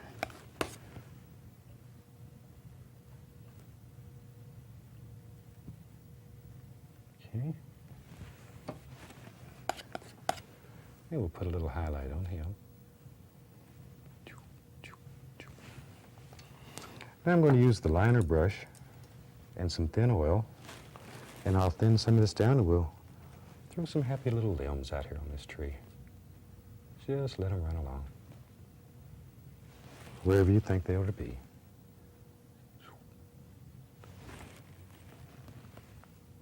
And you can use paint thinner to thin this paint down. I prefer oil because it's slicker. It moves easier. There we go. Maybe one more right there. And we just let him go. A few little sticks down here at the bottom. I think we just about have a finished picture. A little bit of oil here, and we're going to sign him in red. We're going to cheat. And we'll throw a little signature on there. This is a fantastic painting because it uses only gray and white. I'd like to show you a variation of this, and it uses only burnt umber and white. So maybe we can get the camera to swing over to that and we'll take a look at it and show you what you can do with other colors. And there's really no limit to what color. Any color will work as long as you use the basic method. So on behalf of all of us here, you have a super day. Well, hello, here we are again, ready to do a fantastic painting together. I thought today we'd do something that's very soft and deep in the woods and a very warm little painting. So very quickly here, I'm going to have them flash the colors across the screen, so in case you didn't get them on the first show, you'll know all the colors that we're using here. And this is a fantastic little painting. It's very soft, very quiet, and it's like you're walking into the woods. So let's do it. I'm going to start out with a little bit of phthalo blue, just a tiny bit, and put a little bit of Van Dyke brown with it, just to dull it a little. And let's start right up here. And we'll start with our little X patterns, little crisscross strokes. And we'll put a happy little sky in here. There. And just let this pick up the magic white, and as you work down, it gets lighter and lighter in value. Okay. And we'll just blend that right out, like so. Isn't that fantastic that you can make a sky that quick? All right. Now then, without washing the brush, I'm going to go right into some Van Dyke brown, some burnt umber, and a little bit of sap green. Just mix them on the brush. Let them mix on the brush. And let's figure out where we'd like to have some beautiful little trees and stuff here. Just push, bend the bristles. And all we're looking for here is basically what we're doing is the back of the tree. And then we'll put the trunks and limbs in, and that'll be the middle of the tree, and then we'll do the front of the tree, okay? And maybe there's one that lives right here. Just let your imagination sort of go crazy here and think about where you'd want a tree. This is your creation. There we go. Maybe over in here we'll have some big things happening, big trees. And you're really pushing this paint into the canvas. And leave some of these little airy spots open. Don't cover the whole canvas. When the picture's finished, you can see a little bit of sky through there. Okay. Now, right up in here, I want it to be quite dark. I'm going to add just a tiny amount of Prussian blue, just to darken this. There we go. I want to create some deep shadows in there.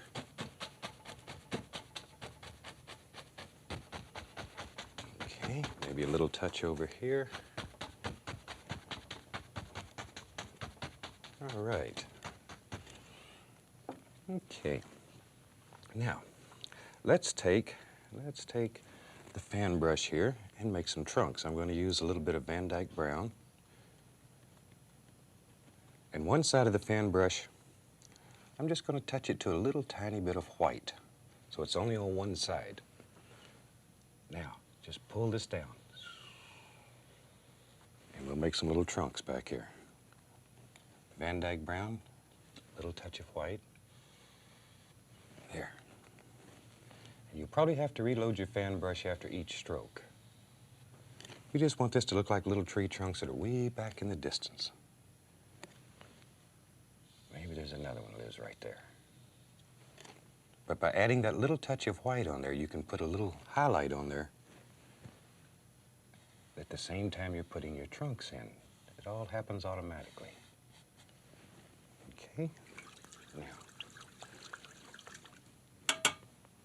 we've got a lot of little limbs to do in this painting, so I think I'll cheat just a little bit here. And we'll take and just make a lot of little limbs here.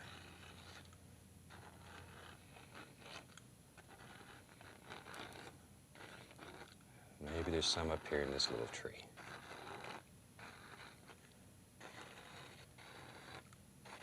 There we go.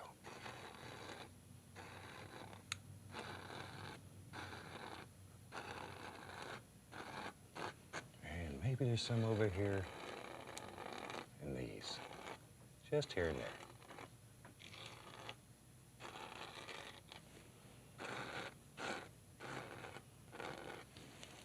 Okay. Now, with a large brush, and I'm still using the same dirty brush, I'm going to go right into a little bit of the magic white to make a little thinner paint, and right into some yellow. And load a lot of paint into the bristles. And we'll take a little bit of the sap green. Load a lot of paint into the bristles. Really fill them up. And we'll begin applying some happy little leaves out here. And we're just going to touch. Just let these little leaves jump off the brush. There we go. Look at there. All those little son of a guns. Now, if you have trouble getting the paint to stick, add a little more of the magic white. Remember, a thin paint will stick to a thick paint.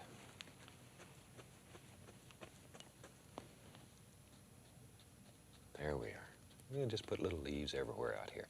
And the dark just becomes the shadow. Maybe right in here a few. Now here's another happy little bush. Let's try a little bit of yellow ochre on this one.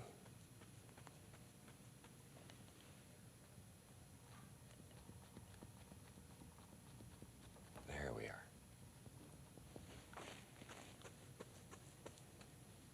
And I'm just going back and forth here between ochre and the yellow. And we'll just put some happy little things all up through here.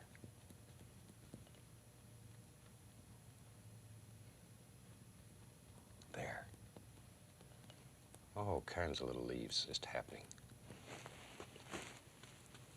And I'll add a little more sap green now. I want these to be a little darker than I'm fixing to do now. And we'll go right back here in the background. Just lay a few of these on. Want these to be nice and loose and airy.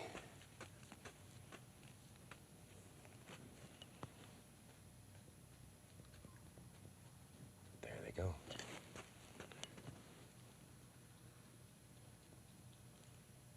Isn't that fantastic that you can put all these leaves and all these little things happening in the trees in just a matter of minutes?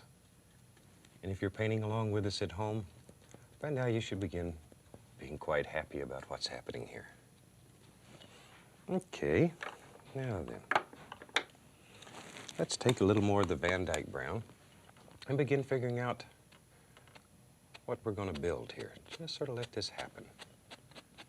This is just straight Van Dyke brown. Maybe we'll have some land back in here. And maybe there's some over here somewhere. This is your world. So create land or bushes or trees or whatever, wherever you want them. Now we'll take a clean brush and grab the bottom here and pull straight down. Just pull it down. But it's important that it comes straight down. You don't want to do this at an angle. There. And if you don't get quite enough color, you can add a little bit to your brush. There. And just pull it down.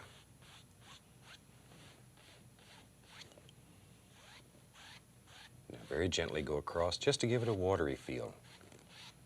It's very easy to destroy all these nice little lines that you have in there.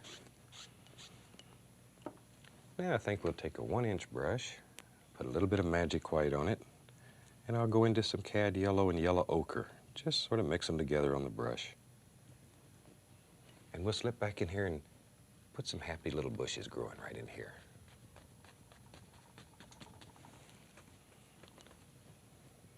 There's one. All kinds of little leaves and things happening.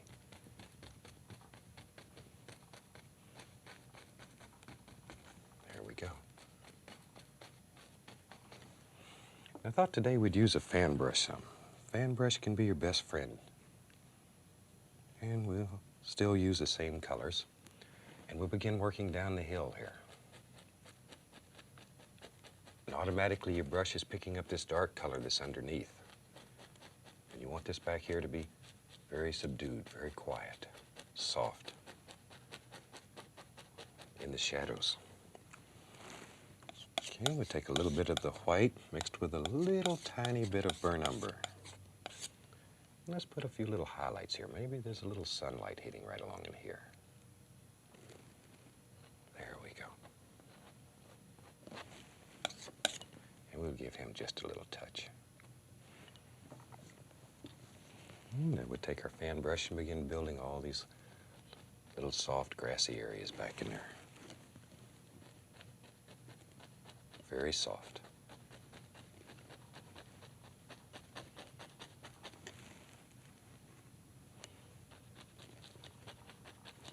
All right.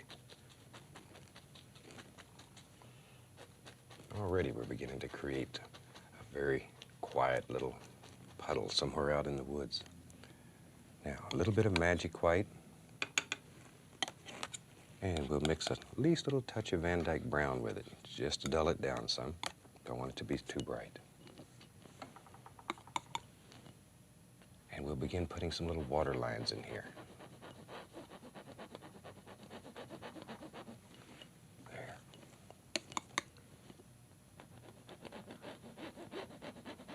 Okay. Maybe we'll bring this a little bit more forward. Maybe right like that. Just make another little projection out there. Okay, but each time you add one of these little projections, give him some reflections by just pulling a little bit of the color down.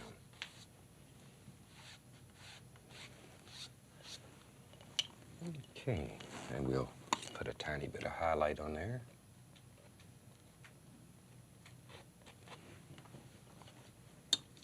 Use our almighty fan brush, and I'm going to add a touch of magic white, just to thin it a little bit. A little more sap green. I want it to start getting a little darker as it's getting closer to us here. There. And let this go with the lay of the land. Always follow the lay of the land. Maybe a little green over in this side too. And we can bring out another little projection here if we wanted to.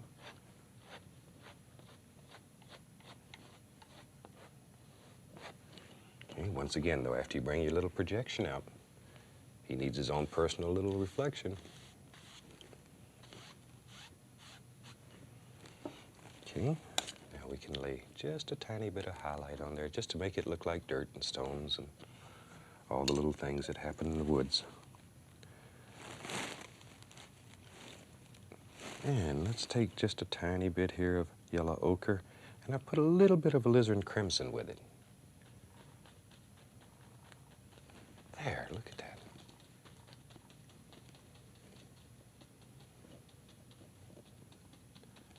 Just let this sort of disappear back here. Just to give an indication of something there, but it's really very quiet, subdued. Okay, I think it's time we built a almighty tree. I'm going to mix burnt umber and Van Dyke brown together. And let's put a couple of beautiful big birch trees right up through here. There they go. We'll put the dark on first. Just straight Van Dyke brown and burnt umber. Just let it come right off your knife. And just to keep him from getting lonely here, we'll give him another friend.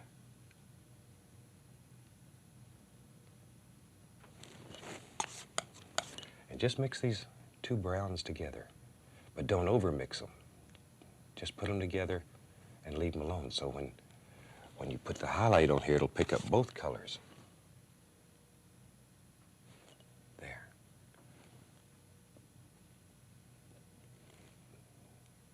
Okay. Now let's take a little bit of titanium white. Maybe we'll make these trees really stand out. Touch, pull it around, around, around. Just give it a little pop, like so.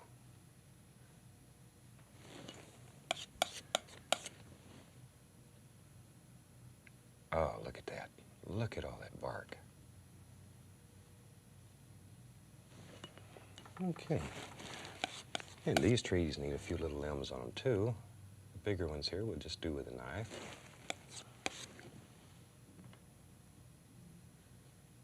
There we go. Yeah, we'll put one over here. Maybe there's one here. And we'll take a little more of the white and put a little highlight on the limbs. There.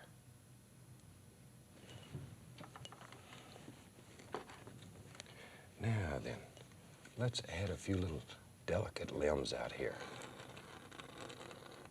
Just here and there.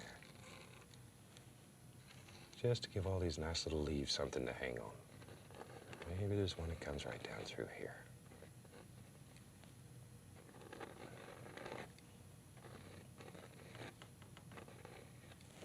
Okay.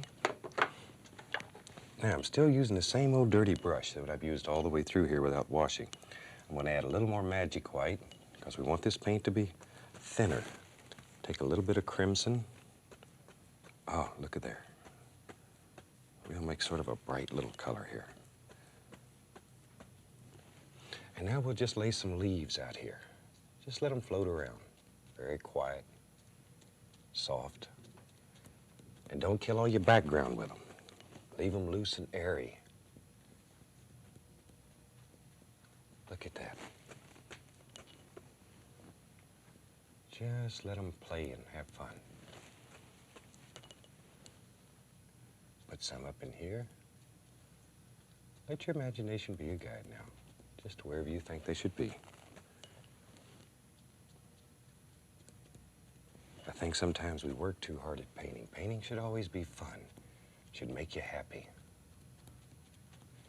That's when you're truly an artist. For so many years, painting had got to where it wasn't fun anymore. It became work. Until I had the opportunity to study with Bill and learn this fantastic technique. And he made it fun again for me.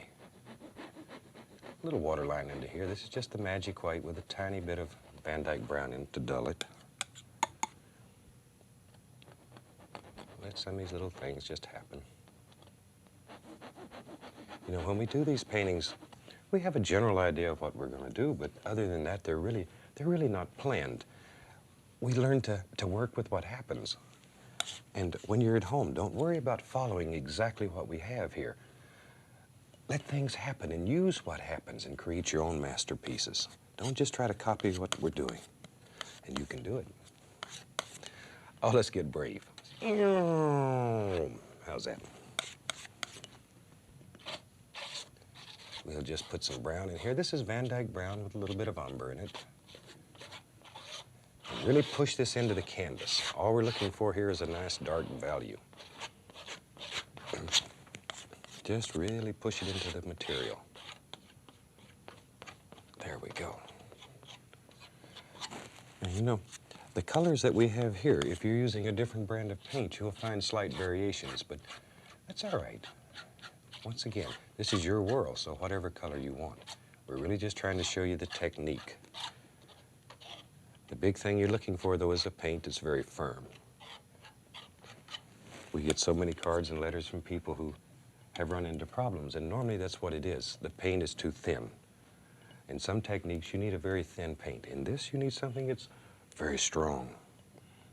Okay, let's go back to the old fan brush here, and we'll take some yellow, and I'm just beginning to have a mixture of color down here. It's really hard to tell you exactly what it is. It's yellow, yellow ochre, a little bit of crimson in it, and it's whatever comes together. And let's begin laying some little grassy areas on top of this. Now your fan brush is beginning to pick up all the dark browns here. Don't want to kill all the dark browns. You'll lose this beautiful darkness in the front of the painting. Let's do take a little tiny bit of Prussian blue and white and a little brown. There. Let's just give the indication there's some little stones or something here. Just sort of lay them in at random, and then we'll cover up whatever we don't want. There we go. Now begin bringing your grassy areas right on down here, leaving some of these little things you just made show. Don't cover them all up. There. All right, now we're beginning to have something here. And if you practice this little painting, it's something you can do very, very quickly. It's very effective, very nice and warm. And it's a super little painting to give to a relative or a friend as a gift, because everybody likes these type of paintings. There we go. And also, you know, if you're interested, it'll put a happy buck in your pocket if you want to sell a painting once in a while. Of course, we're not interested in those monetary gains, I know. Okay, we just begin filling all this in here.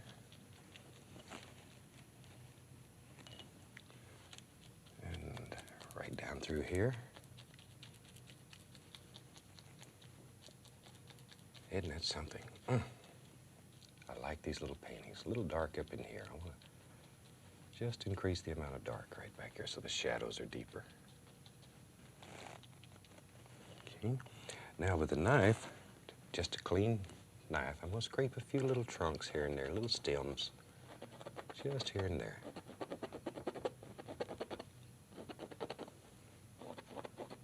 Not too many.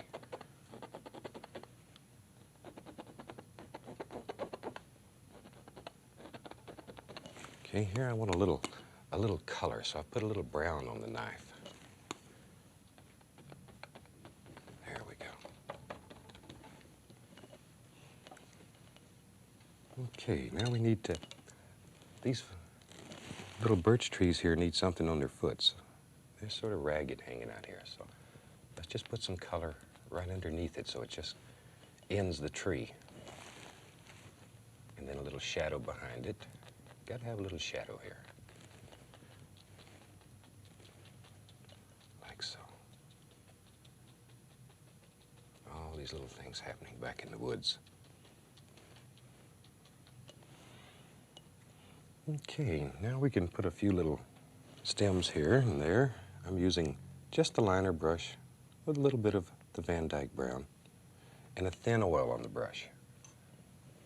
Okay, just a nice thin oil. Bring that brush to a very sharp point.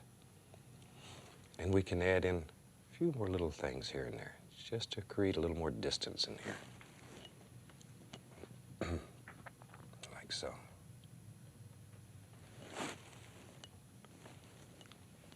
maybe there's an old limb that's hanging here. There he is.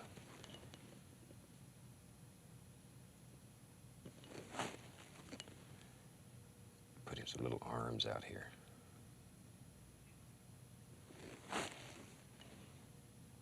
There we go. He sort of fell over. He's a little tired.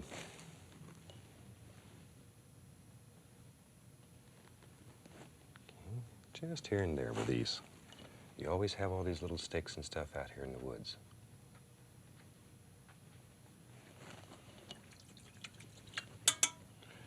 Okay, now, maybe you want to get a little bit crazy. And we take the almighty palette knife here, and let's do this.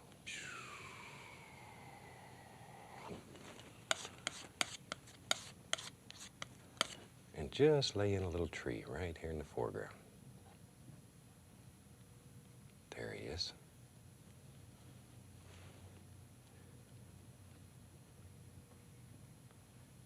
Okay.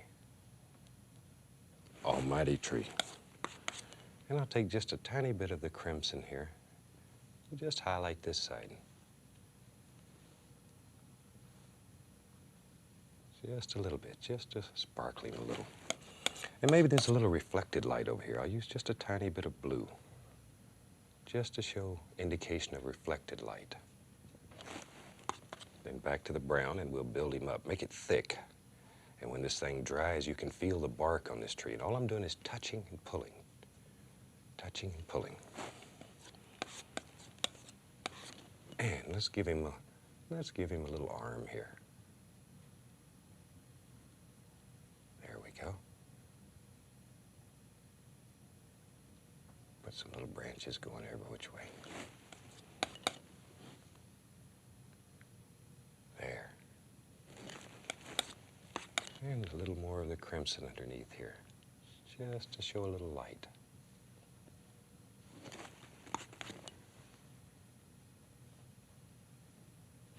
And we're sort of filling in the top of this composition, just filling it in, leaving the bottom part open. Okay, let's put some happy little leaves on here real quick. I'll use some more of the magic white and a little bit of yellow. And we'll just put some indications. Most of these leaves are off the canvas, but just a few here and there, like so. Just to give the impression that there's leaves going all the way over. And I think that pretty well gives us a little painting that we can be very happy with. Put a little grass right down in here. And I think we're ready to sign this almighty painting. So I'll use a little bit of the red and a little thin oil. And let's drop a little signature on here. Okay. Now, next week we'll be doing a black canvas. So have your canvas ready. You can purchase one at your local art store or paint your own with a flat back acrylic. Until then, from all of us here, happy painting. Welcome back. You know, we've had so many cards and letters requesting more of these black canvases. Today I thought I'd do something a little crazy. I'm in one of those funny little moods. So I've taken the liberty of going ahead and covering the canvas with different colors. And let's go over the colors that we used. I've taken here an alizarin crimson in about a half circle, and the whole bottom of the canvas is covered with crimson. The top is Prussian blue. And then we blended all of this together. Now, when you're preparing these black canvases at home, be sure it's a flat black that you use and allow it to dry completely before you start this. So let's go. We'll take a fan brush here, and I'm going to start with a little bit of titanium white. And let's just play a little. Let's just have a little fun. And we'll start right up in here, and we're just going to begin touching this canvas and letting this just play around. You can see how it's picking up the crimson underneath. Just let it go. Just move the brush. Just little indications all over the place. And we'll make some happy little things in the sky here. There. Just let it play. But now you can see how it's picking up the blue color up here.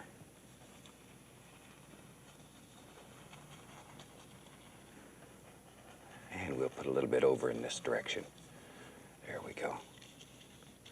Don't get it too bright. Okay, now we'll take the large brush and we'll begin blending all this together, and just very gently. Just begin bringing it together. And this should create beautiful little clouds, little sunset type. Just turn the brush, keep it moving, circles, always in circles.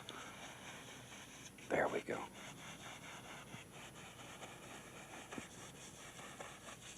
All right. And then we'll just blend it all together. Isn't that unreal what these black canvases do? And that quickly, we've made a beautiful little sunset sky. And when you're at home, let your imagination go crazy and use these black canvases to do a multitude of things. The only prerequisite is that your color that you apply here be a transparent color, so that when you put the lighter color on, it picks up and just boom, out it comes. All right. Thought maybe today let's do a lazy little river. Okay. Clean the old brush here. That is fun. All right, let's take a 1-inch brush and we'll use some alizarin crimson and Van Dyke brown. Just mix them on the brush. Load a lot of paint into your bristles. A lot of paint. And we'll begin applying some paint here and make general little tree shapes and stuff. And we don't want to cover up all this beautiful little sky that we've put in here. Leave it loose and airy. There. And maybe there's a happy little tree that lives right here. I know at home you may be having a hard time seeing what I'm doing here. All we're doing is putting on some base color. The brown and the crimson mixed together. Oh, maybe we'll have some big trees over here in the corner. There we go. All right. When you're using almighty brushes, it only takes a few minutes to cover a canvas.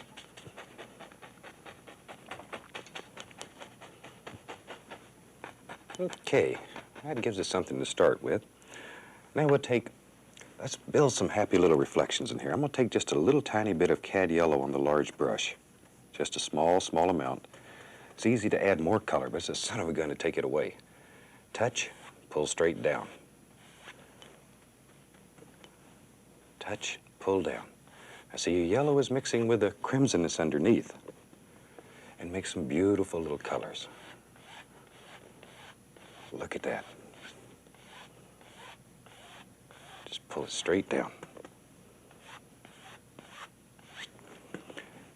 And this is our light source, so right under that we want it to be a little bit brighter. There we go. Now, very gently, go across. Just enough to give it a watery effect. And since this is wet on wet, you can move things. You can push that paint. You can make these reflections bend. Okay. Now, let's begin highlighting some of these. Now, in reality, if you had a sky like this, you would have nothing but silhouettes. But when you buy your first tube of paint, you're issued an artist's license. And an artist's license says you can do anything you want to do. So that's what we're going to do. I'm going to take a fan brush with a little bit of Van Dyke brown and burnt umber, just mixed on the fan brush. And we'll put a few little trunks here and there. And all we're going to do is touch and pull. If you wanted to highlight those all in one stroke, add a little bit of yellow on one side of the brush. Just a tiny bit. And when you push, you'll automatically get the highlights. Let's go back and highlight this one a little. There. And maybe there's a trunk right over here. And let's have some big trunks up through these trees.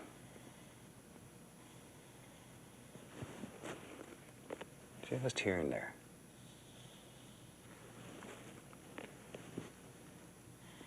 There we go. Okay. Now, I'm going to take a tiny little bit of magic white, just to thin the paint a small amount, and I'm going to go into a little bit of the cad yellow, maybe a little more magic white. There. Thin paint will stick to a thick paint. And we'll go into some permanent red and back to the yellow. We'll make some bright little colors here so they really stand out on your set at home. And let's go up here and push in some, just thousands of little leaves. There. Now the colors we've used underneath, the alizarin, it mixes with the yellow and doesn't destroy. You don't have to wash your brush quite so much. Okay. Let's go into a little bit of the umber color. There, a little bit of the umber mixed with yellow. Just to dull it down a slight bit.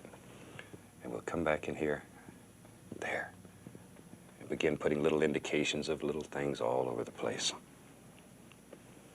Maybe there's a little bit right there.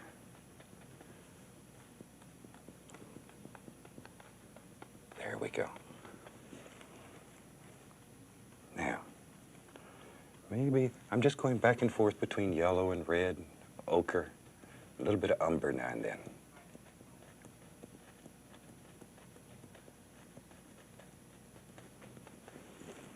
Okay, now maybe there's one that hides right down in here.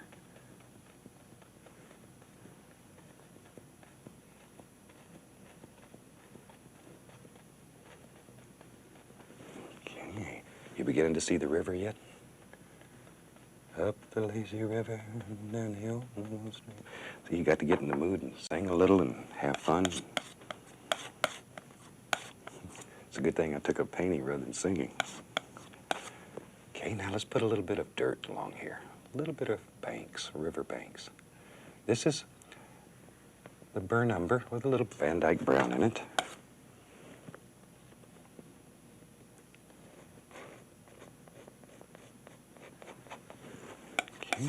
And I'm going to use a little bit of yellow and burnt umber mixed together to highlight this. Yellow and burnt umber. Don't want to get too bright, just so it stands out. Just touch. Barely, barely touching. Just enough to allow the paint to pull off your knife. There we go.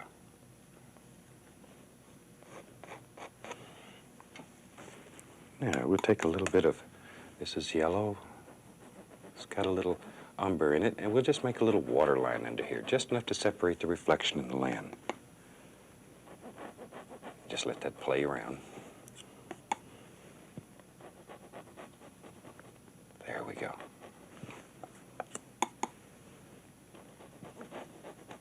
Okay. Now with the fan brush, I'm just going to bring all this together here. Let's add a little touch of green to that. Just a tiny bit. And we'll just put a little bit of green working its way down through here. Just to bring the land and the trees all together here.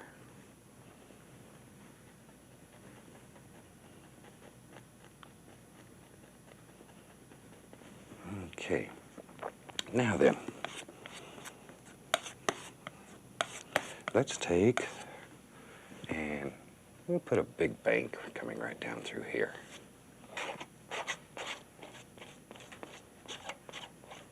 Just like so. Once again, this may be very hard for you to see on your set at home, but I'm just putting a little Van Dyke brown and umber right in here, just to give us a nice base to work with.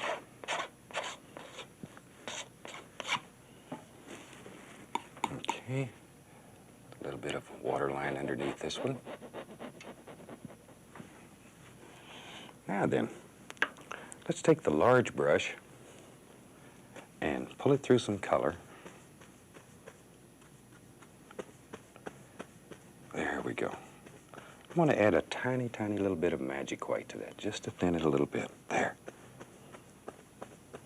A little more permanent red. Load a lot of paint into the bristles here. And let's put some nice, airy, loose little leaves just up in here. Just very quiet little things. Don't want to get them too many, just a few. Just where the light's running through here and playing and having fun. Ah, look at that.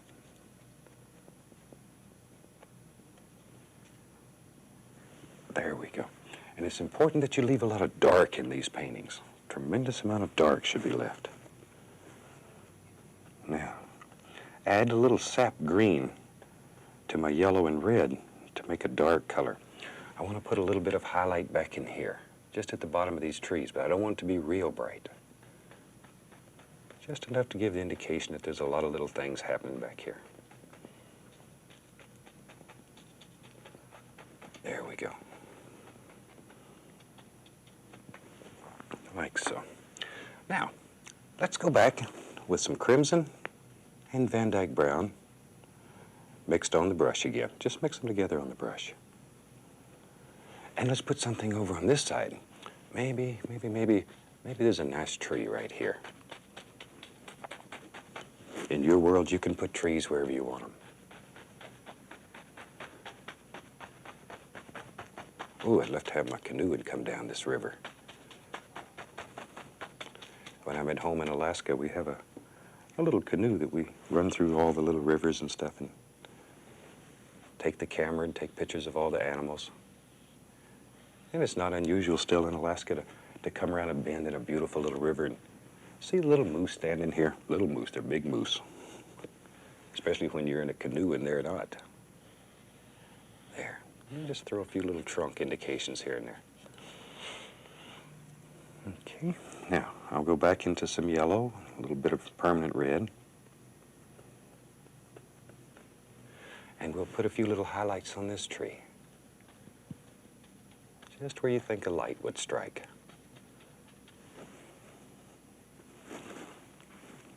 Okay, anytime you want to dull it, put a little bit of green with it, a little bit of sap green with it. That'll dull it right down.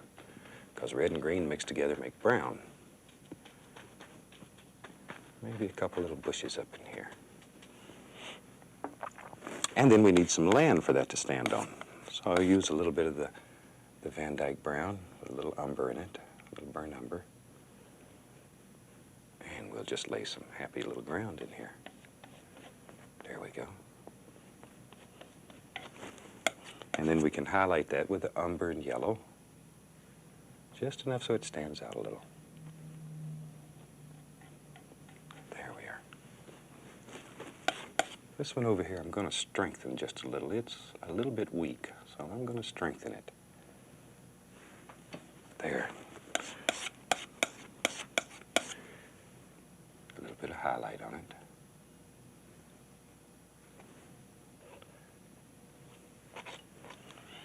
Okay.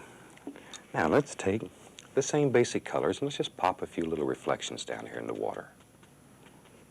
Just here and there.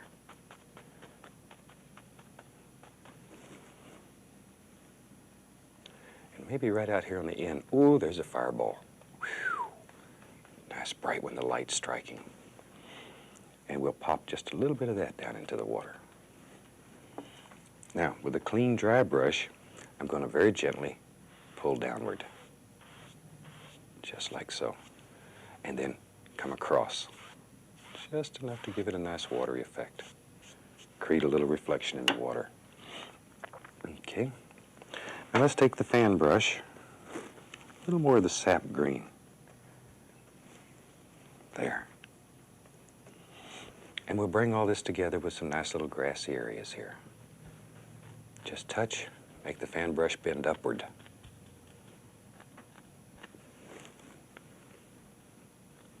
There we go. And maybe a little bit into the reflection. As I say, I've done thousands of these black canvases and they never stop to amaze me, some of the beautiful effects that you can achieve with them. And we'll turn that into part of the reflections. Come across. All right, now we'll take the knife here and let's put a little water line underneath this one here. Just like so. that's something. Okay. Now with a clean knife, I'm just going to scratch a few little sticks here and there. Just some little indications.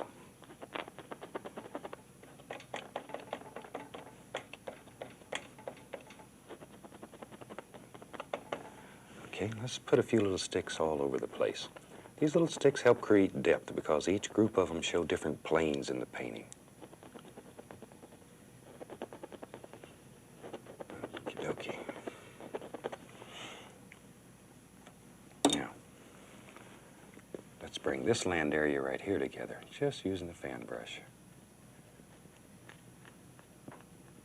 You can also do this with your 1-inch brush or the 2.5-inch brush. There we go. Okay. Now maybe we need a little path in this picture. Let's put a happy little path. We can walk around here and find that big trout that lives out here in the river. So I'll use Van Dyke Brown and figure out where you want your path to go.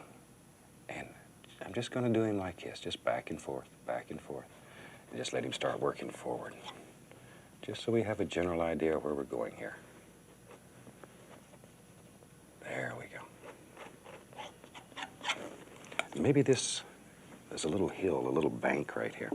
So we'll take the fan brush, a little bit of green, yellow, red, all mixed together. Just mix the colors on your brush so you've got an absolute, I don't know what it is, it's just every color. And let's begin putting some little grassy areas in here. Oh, look at that. Let them climb right up the hill. Follow the lay of the land. I know you're tired of hearing me say that by now, but it's most important. There we go.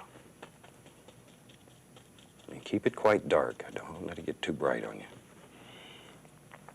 Okay, now maybe there's a couple of happy little bushes and trees that live right along in here somewhere. There he is. Right there. Just a happy little bush. And maybe there's another one right here. And these protrude up a little higher, so they'll catch a little more light. They'll be a little bit brighter. There. Okay, and with the fan brush, we can bring this all back together again. Okay, let's use a little bit of the umber. This is burnt umber. And just put a little bit of highlight on our path. Just let it play and have fun. Back and forth, barely touching the canvas. Just to create the illusion of a nice little path. And don't worry about these edges. We'll straighten those up in a second when we highlight. Okay. Now, back to the fan brush, and let's bring all this together. Let's start bringing it together.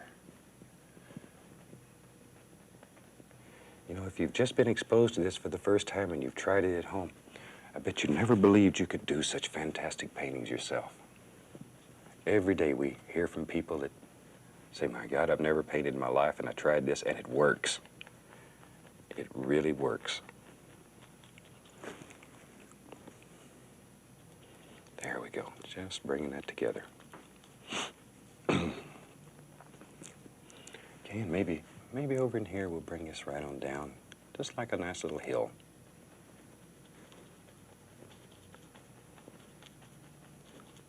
And we've got an old path going back through there.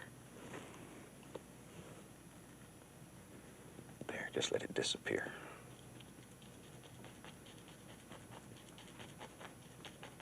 Okay. There it goes.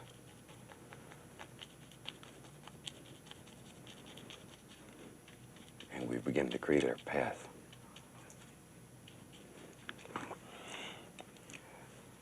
Let's take a little bit of the magic white, a little bit of yellow ochre mixed in here. Let's put a happy little bush that lives right here. This does several things. It creates more depth, but more important, it closes the end of the path, so we really don't know where it goes. It just goes right on off into the woods there somewhere. Just sort of closes it up. There's a nice little bush. You know, one thing I would like to mention while we have just a couple of minutes here, the only way we know what to paint is if you let us know. So drop me a line here, and you can address it in care of me here at WIPB, Muncie, Indiana, and they do forward all the mail to me. And I'd like to know what you want on the next show. That way we can start producing paintings, and I have to practice a little bit. And we'll get them ready for you, so the next time we have a series here, we can do the type of paintings that you want to see and want to learn how to do. But we need for you to let us know. Okay, I'm going to put a few more little sticks here and there.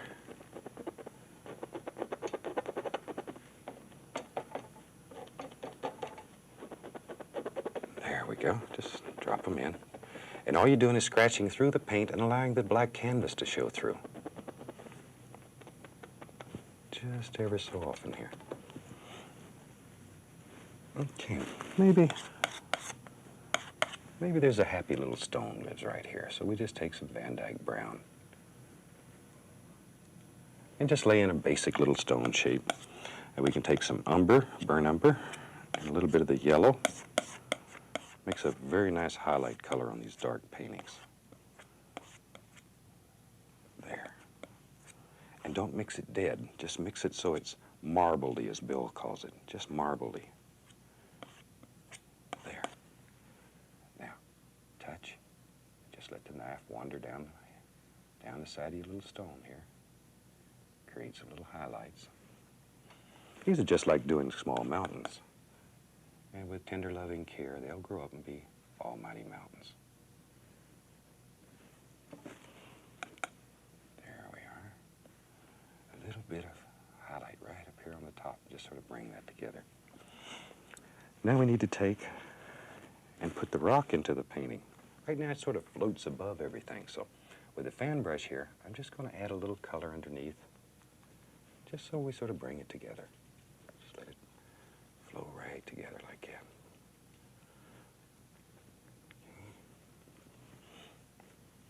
There we go. A few little sticks and twigs and stuff like that in here. And when you're doing this at home, you have unlimited time. You could put all kinds of little details in here and just do fantastic things. Let's see here. I want to brighten that waterline right there so it stands out just a tiny, tiny bit more. There. You can also wait till these paintings dry and go back and add very nice little details into it. You don't have to do everything while it's wet. You can allow it to dry and go back. A lot of times in still lifes and stuff, you want to put like little dewdrops on the leaves and etc. It's really better to allow the painting to dry, and then you go back and put your dewdrops.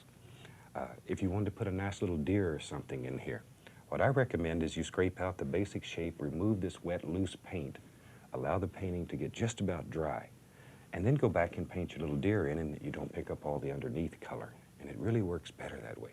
And this would be a super painting to put a little deer in. Okay. I think this painting's getting close enough to the end here that we can start worrying about a signature. And I'll dip into some thin oil here.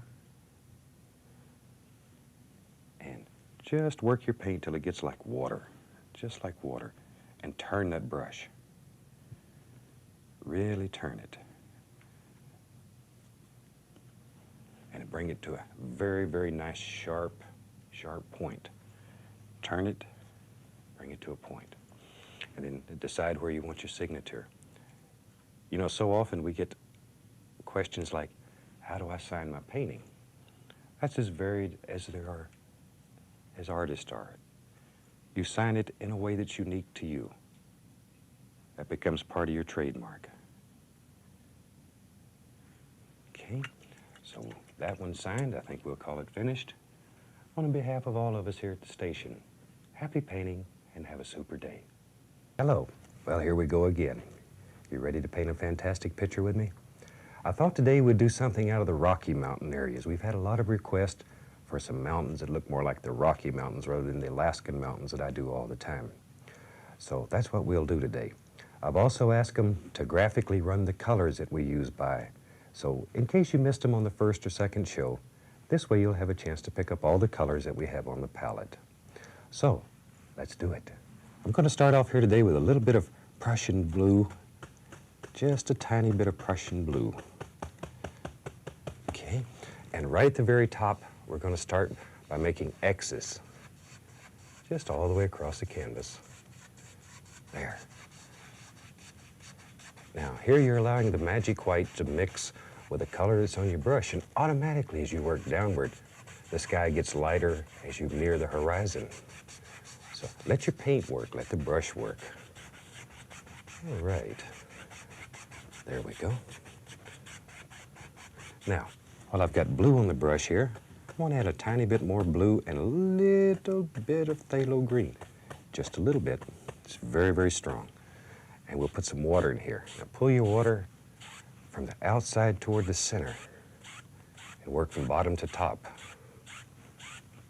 And leave a little area open in the center right there, and it'll create a happy little sheen of light that plays across the water. Okay. Okay, now let me wash the brush. And we wash these brushes with odorless paint thinner. And be sure it's odorless.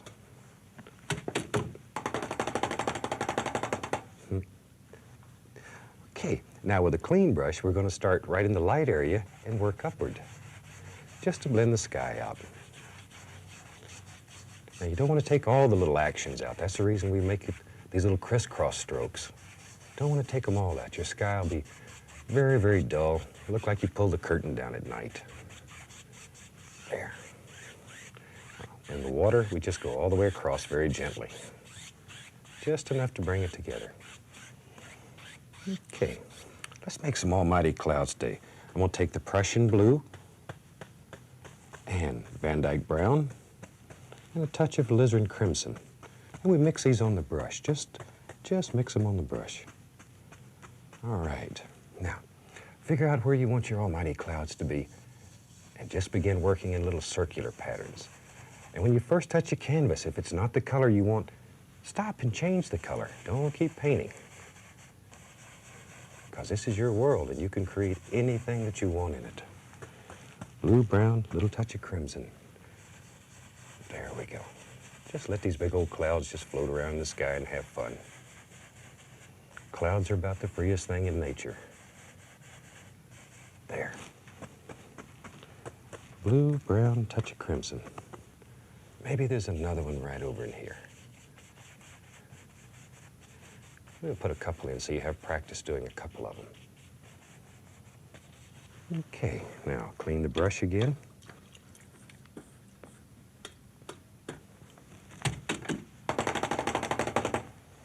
Okay, let's take the fan brush now, and we'll take titanium white, and to that I'm going to add just the smallest little bit of permanent red. Now, this red is very, very strong. Just want to put a little sunlight on top of these clouds. And go right above the dark, making little tiny circles with the corner of the brush, and begin building these almighty clouds. Let them just flow right off your fan brush. But don't stand in one area and keep working. All you'll do is put a big cotton ball up in the sky. There. Leave some darks in these clouds. There we go. And you've probably noticed by now, we don't use any patterns or any guidelines. We just let it flow right out of us onto the canvas. There. This is such a free style of painting. All right, over here, we'll put some little highlights. The only guidelines we use in this style of painting is our imagination. Okay, now, once again with a large brush, we want to blend just the bottom out, not touch the top yet. We will later, but not yet. Just the bottom. Just the bottom. Just blend it together a little bit. Don't overwork it. Very, very easy to overwork this. Just enough to bring it together a little. Okay, now I'm going to fluff it up. Just fluff it.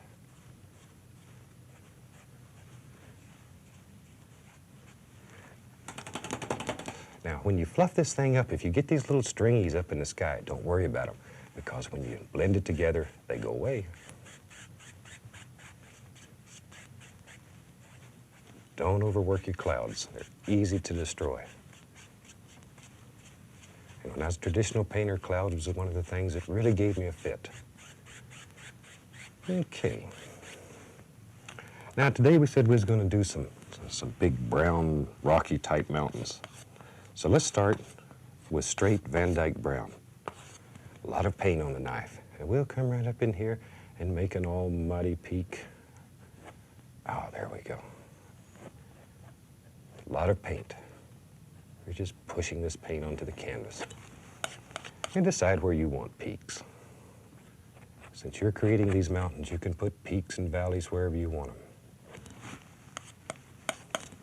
Maybe there's another one right in here. Okay. Just get a basic shape of the mountain.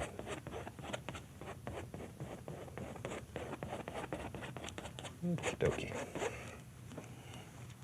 And I'm going to use a large brush and just blend this out on the bottom. Just blend it on the bottom.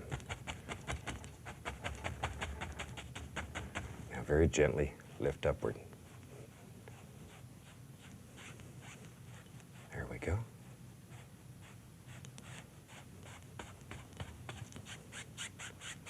That's good.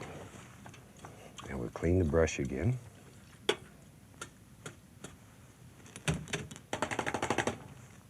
Now, let's take burnt umber and cad yellow and mix it together. Mix it together. Let's throw a little yellow ochre in there too. Oh, that's nice. Mix it so it's marbly. Don't mix it till it's dead. Let all the little things happen in the paint. Okay, now let's put some highlights in this mountain. And all we're going to do is touch the canvas and let it flow. Just let it flow. Let's go right up here. There, let's brighten this one a little bit. Oh, there. That's what we're looking for. And we need a highlight over here on this happy little hill. There we are. Something right there. Oops, I see a little light striking that little thing right there. And here we go. Here's another one.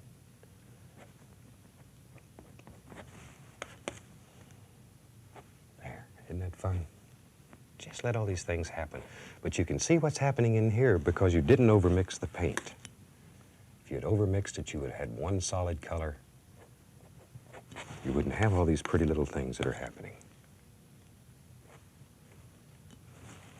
Okay, now let's make some shadow color. I'm going to take a little bit of white, some Prussian blue, Van Dyke brown, and mix all that together. Maybe a touch more white. There's what I'm looking for. And that's Prussian blue, Van Dyke brown, and white. Okay, now let's put some happy little shadows in here. Maybe right along like this. There. Once again, don't overmix your paint. Allow all these little things just to happen. Let the paint break. And by break, we mean leave all these little open spots. Just let it happen. Look at that son of a gun. And we need a little shadow in here. Don't want to forget him. Every highlight needs its own private shadow. There. And a couple in here and there.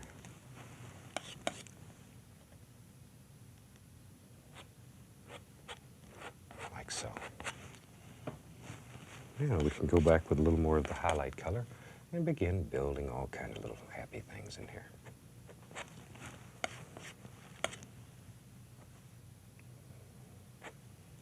There. Remember, every highlight needs its shadow. There's a highlight. Watch what happens when we throw a little shadow behind him. He becomes a separate entity. And maybe, there's a little bit of snow still laying in some of the little shadowy areas here. So we take a little bit of titanium white and very gently, following the contour of the mountain, lay in a little bit of snow here. Maybe there's a little over in this little place too, just a tiny little bit. Okay, now I'm going to take a little bit of the blue and white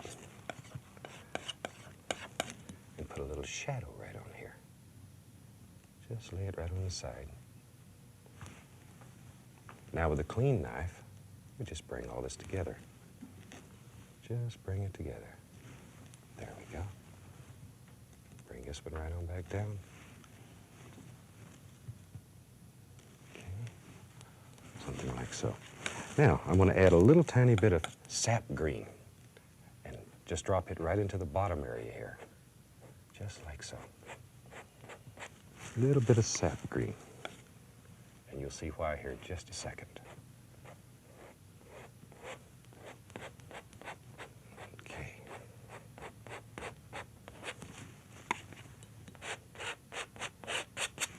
All right. Now with a clean, dry 1-inch brush, I'm just going to begin gently lifting up. Just lift it up. And do this in layers. And work it right up the side of the mountain. There we go. I'm going to add a little bit of cad yellow to my brush so I can brighten a few little spots.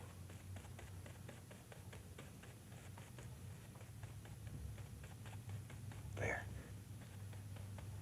A little more yellow. Just pop it in. And you bend the bristles and pop it. Boop, boop, boop. Just right on up.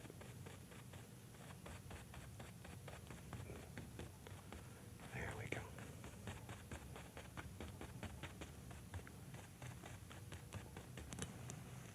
Okay, maybe there's another happy little rock right out here. Like so. Just let these little things happen wherever you think they should be. Remember, this is your world, and you control it. Little highlight color.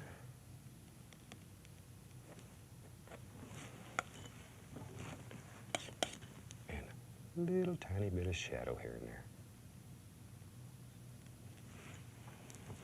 And then once again with our 1-inch brush, we begin lifting just to bring all this together. There we go.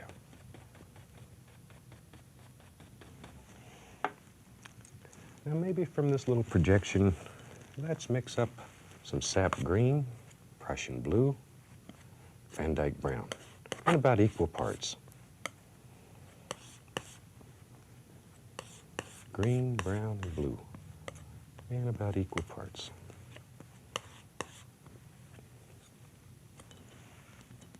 Okay. Now then, with a fan brush, let's put some little indications, some little evergreens back here. Right about in here.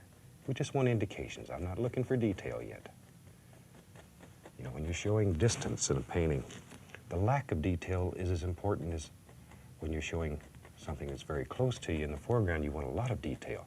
Lack of detail can be very valuable too. Just a little something like so. And then back to our little 1-inch brush. And we'll sort of bring all that together. There. Now, that was so much fun. Let's do some more. Maybe there's a little foothill that runs right down through here. So let's just start making these little indications with a fan brush. It's a good way to make a lot of trees real quick. And when you see trees way off in the distance, you don't see a lot of detail. You make out basic colors and basic shapes, but that's all. You knew that, though, I know.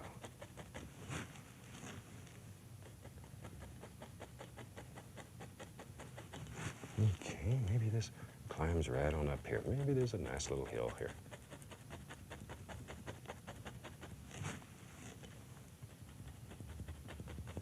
And while we got this color on the fan brush, we'll just throw in some little grassy areas underneath it. just like so.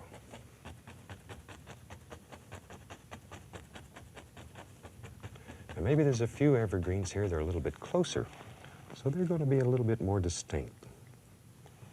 So maybe there's one right here. And we touch, touch, touch, touch, and just begin building a little tree. There he comes. Now he's a little closer, so there's a little more detail in him.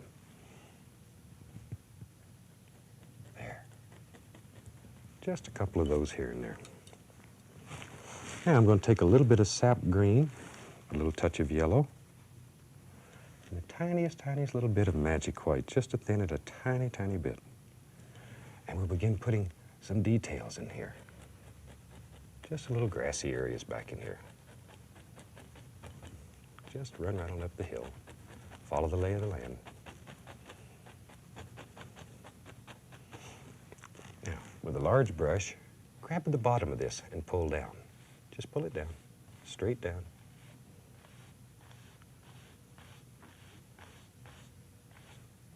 There we go. And then gently go across, just to give it a reflection look. Like so. Okay, now we'll take a little bit of magic white. We'll put a very small amount of Van Dyke brown in it, just to dull it down. And we'll make some happy little water lines back here. There. And just let this water line travel wherever you want it to go. The lines need to remain basically straight. Keep your water in the painting. Okay. I tell you what, today let's use the big brush and play a little bit. I'm going right back into this color that I used to make the evergreens. And this was equal parts of blue, brown, and sap green. And load this brush full of paint, a lot of paint on it. And so often we avoid this big brush, and it will do fantastic things. See there? Now, let's make that into a nice little evergreen tree. Just use this old big brush.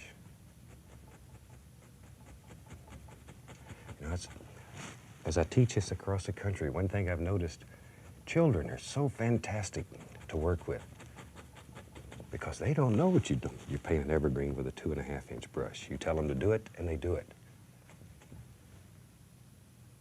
This is such a fantastic style for children.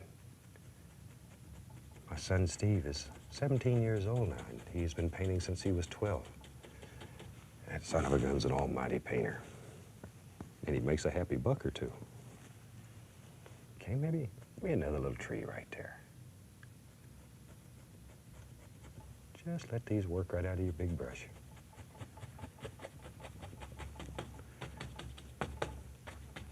And we'll put some little grassy areas right out through here.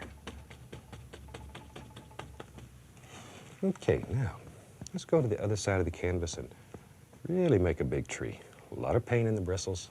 Let's get up here in the clouds. There. Look at that. Did you ever think you could make a little bitty tree with a brush that big? Pick it up and try it. That's really all you have to do. Okay, now maybe, I don't want him to get lonely. I'll give him a little friend there. Maybe right there, yeah. Okay, while I've got this dark paint on the brush, we'll just bring a landmass right down through here.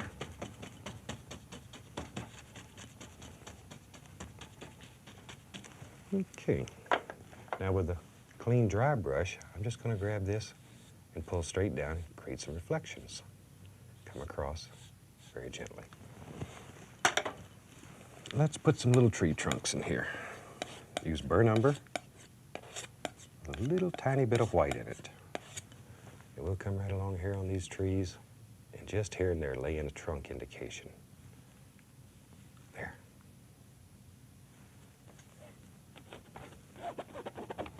Now, in case you missed the last show, I'd like to re-mention again, if there's something you want to see, drop us a line, let us know. We would really like to paint the type of scenes and the places that you want to see. And you can drop us a line, WIPB, Muncie, Indiana, and we'll certainly be glad to hear from you. Okay, now let's take a tiny bit of magic white, a little yellow, and sap green. Yellow and sap green. And let's put a few little trees here and there. There we go. Just let them fall in. Maybe there's one that lives right out here, like so. There's one. Just happy little things. Let's take the large brush, a little magic white on it. I'm gonna go right into this yellow. Right into the yellow. Load a lot of paint into the bristles and sap green. Put the yellow on first and then the green on top. And let's put some highlights on these big trees here. There. Just let that brush bounce and play where you think light's gonna strike these trees. In your world, you even control the light. Oh, look at them son of a guns. There we go.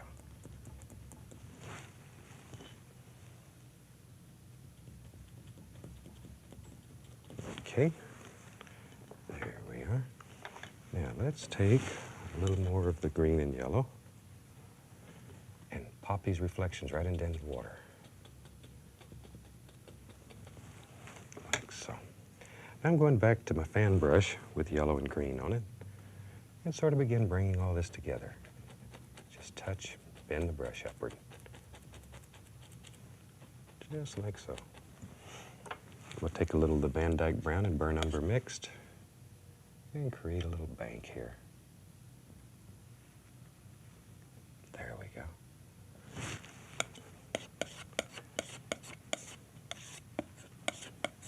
A little bit of highlight out of brown and white with a least little touch of blue.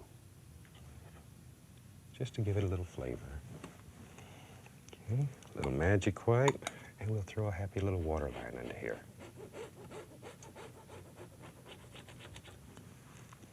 And with a nice clean dry brush, pull this down a little, just to create some nice little reflections. And back to my fan brush, a little magic white on to thin the paint, and we'll bring a few little things right down like that. Isn't that something? Now, let's go right over here. Create some little grassy things up here in the sun shining. There.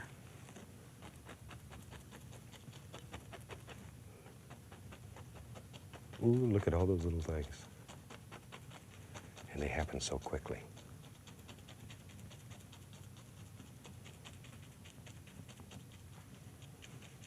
Okay. Maybe we can put a happy little stone right out here on this. It just looks to me like a good place for a stone. And we'll take a little bit of the mountain highlight color and just put a little highlight on that stone. And let a little bit of it come downward. A little bit of grass underneath it so it comes together. Then we'll take the point of the knife and put a few little sticks here and there. Just a few.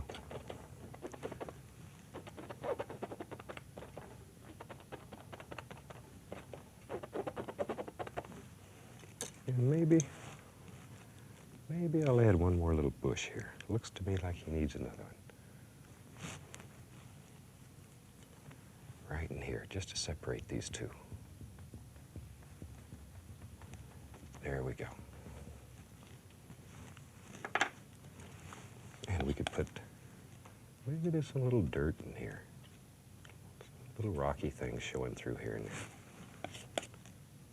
Put a little bit of highlight on that. And with our green and yellow, just gently pop a few little things in there.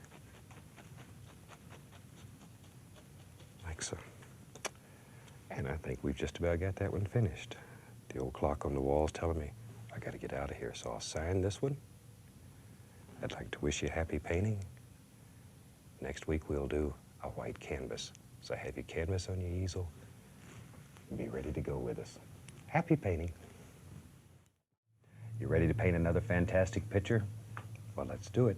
I'm going to have them run all the colors across the screen, so in case you've missed them in any of the shows, you can pick up all the colors that we're using. And while they're doing that, let's get started.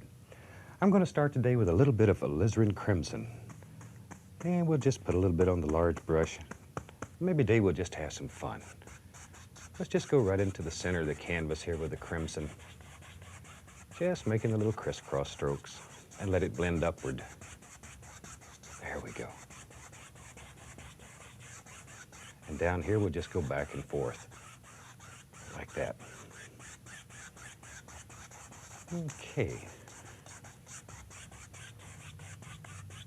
Now we'll take and dip into a little bit of phthalo blue and go right to the very top. Go all the way across the canvas. And just let this work right down to the pink. Okay. Now, I'm going to go back into the phthalo blue and add just a tiny bit of phthalo green. Just let them mix together on the brush. And we'll come from the outside in, and don't kill all your pink area in here. Like so. There we go.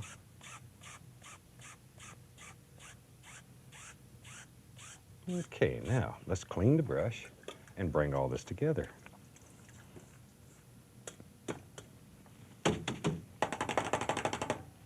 All right, with a nice clean brush here, I just want to bring the pink and the blue together. Okay. So you can't tell where one stops and the other one starts.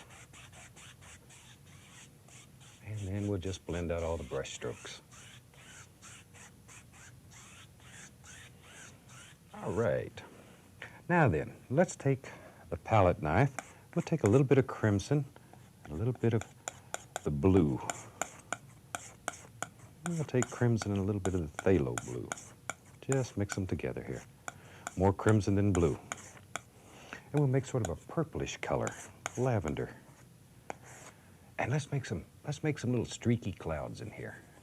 And we're pushing very hard into the canvas. There.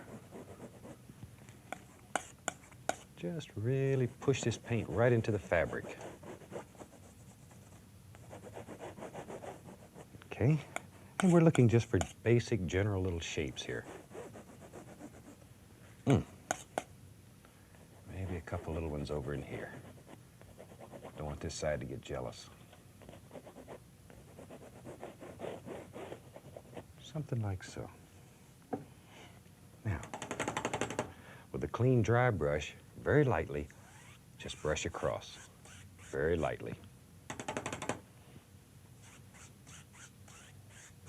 There we go. Super way to make little clouds. Now, maybe we want to highlight these clouds a little bit. So let's take a little bit of yellow and a touch of the permanent red and mix it together. We'll make sort of an orangey looking color here just to highlight with. And a very small amount of paint, and we go right above the dark and just lay a little of that on there. Just here and there. Don't cover up all your dark. Just a little here and there. Let it bounce around and play and just where you think light would hit. There. Okay. And maybe a little right here and there. And when you're at home, you can really take your time and do a lot of detail here. And with a dry brush, just very gently blend this out. There we go. Very, very little pressure on the brush. Almost let a hair touch the canvas. Now, let's take a little more crimson and let's use some Prussian blue. It's a little stronger. Crimson and Prussian blue. And let's go right up in here and make a happy little mountain.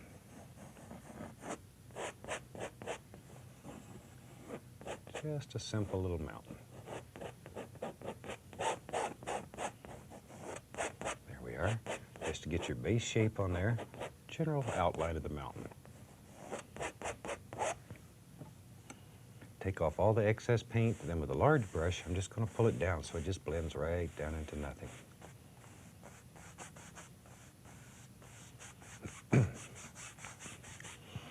Okay, now while I have that color on my palette, I'm going to go ahead and reflect this mountain into the water. We're getting a lot of requests wanting to reflect mountains into the water. So just work on your basic shape and painting backwards. Just your basic shape. Like so. And with a large brush, we'll pull this in the opposite direction.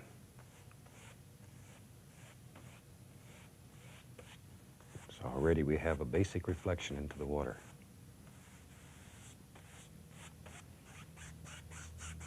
There we are.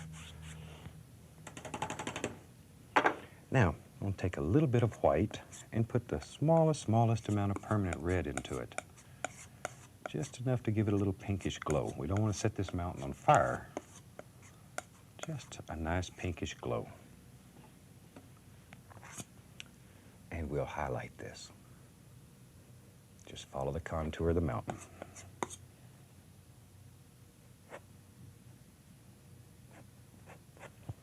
There we are. Maybe a little touch over in here. Now for the shadow, I'll use a little bit of the phthalo blue and white.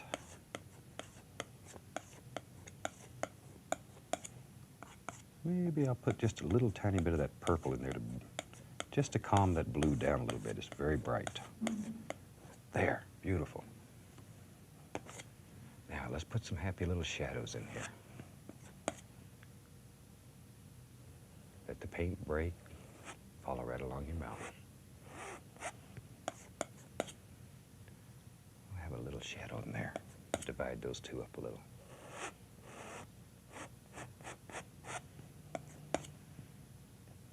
A little bit in here. Little touch. Doo, doo, doo, doo. Now we'll take a clean, dry brush and very gently tap the bottom just to create some mist.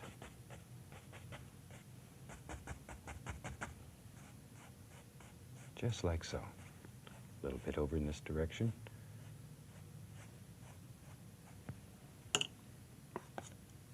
Let's sharpen this one up a little. It bothers me right here. I want him to be a little more distinct. There we go. That's better. Give him a little more character.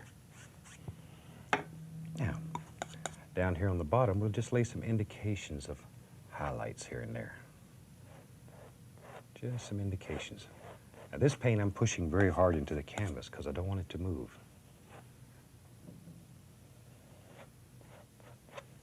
Okay. Now we'll tap that a little bit just to take off excess paint. Now when you're doing reflections like this, normally we pull straight down to create a reflection. This time I'm going to go up. Watch what happens. Pull it up, clean your brush. Just wipe off the excess paint because you don't want to destroy these nice edges.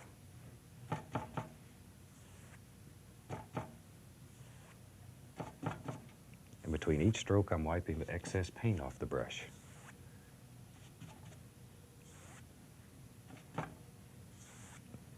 Okay. Now from here, we can pull down. That's no problem. And then gently we go across. Don't want to lose this image.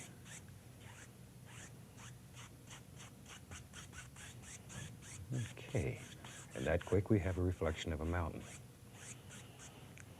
Okay, let's put some happy little trees and stuff back in here. And I'm going to use some Van Dyke brown, alizarin crimson mixed together. Brown and crimson. And we'll go right along in here and just wherever you think there might be a little tree or a little bush, just drop him in. This is your world. Let it happen. There.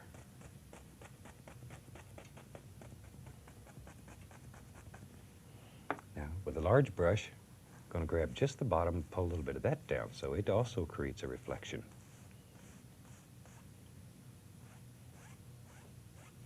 There we go. Now, I'm going to use a 1-inch brush with a little bit of magic white on it just to thin the paint. And we'll go into some cad yellow and a little bit of permanent red here. Make a nice bright color. And then we can begin highlighting these. Look at that son of a gun. After all these years, it still fascinates me. And we can drop a little bit of that color down in here just to create some reflections.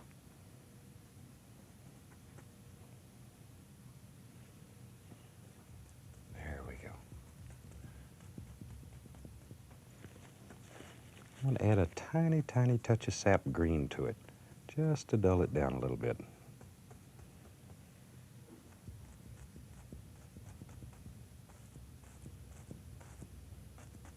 There we go. That is nice. And it works so well. Okay, now with a clean, dry brush, just barely touch, whisper light. You almost touch the canvas with a hair, and then go gently across. And let's take some brown, sap green, and a little bit of blue. Brown, sap green, and blue, in about equal parts. And let's put some little evergreens back in the background. Always like little evergreens, they're pretty. And they remind me of home in Alaska. There we are, just some little ones. We'll give him a little friend here. There.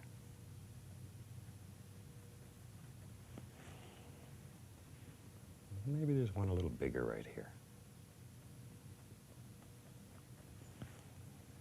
And these are your trees, so they can be as big or as small as you want them. Okay, that gives us a few little trees. Now with a palette knife and a little bit of the magic white, and I'm going to put a touch of brown into it, just to dull it down a little. We'll put a happy little water line back here.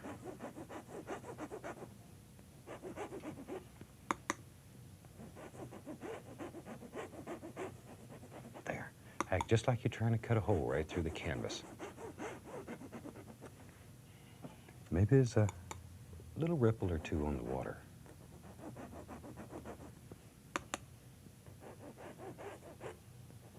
Just here and there. Okay. Now, let's do something a little bit different than we've done in the past. I'm going to put a little bit of paint thinner into the brush. And I'm going to pull it first through Van Dyke Brown. Now, there's a tiny bit of thinner on the brush, just enough to thin the paint a tiny, tiny bit. We'll go through brown on one side. Then I'm going to turn the brush over, and over here I'm going to go through white. So I've got brown on one side of the brush, white on the other. Brown and white. All right, now let's put some little trees right here. Touch the canvas and pull. And we get both sides of the tree at once. Brown with white. Maybe he's got another tree that lives right here. Okay, brown and white. Put a third one right in here. We'll let this one just sort of lean over. He's tired, old tree. Okay, that was so much fun. Let's double load another brush here. A little bit of the paint thinner just to thin it. And I'll go into sap green. Just load the bristles full of sap green. And on the other side, we'll go through yellow. So we have sap green on one side, yellow on the other. Now, all we're going to do now is just begin tapping the canvas. And we get highlight and shadow all in one stroke. Okay, sap green, and then back through the yellow. There we we go. Ooh, I almost messed up and put the dark on top. And you'd have caught me. Okay, sap green and yellow. And we'll put some little leaves on this one. And that's just a super simple little way to make trees. It's very, very effective and very nice. Now let's go back to the crimson and the brown mixed together, and we'll put some little bushes down here on their foots. There we go.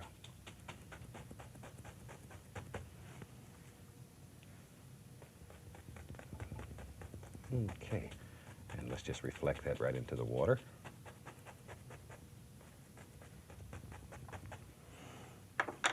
With a large brush, now we can take and pull these reflections down, straight down.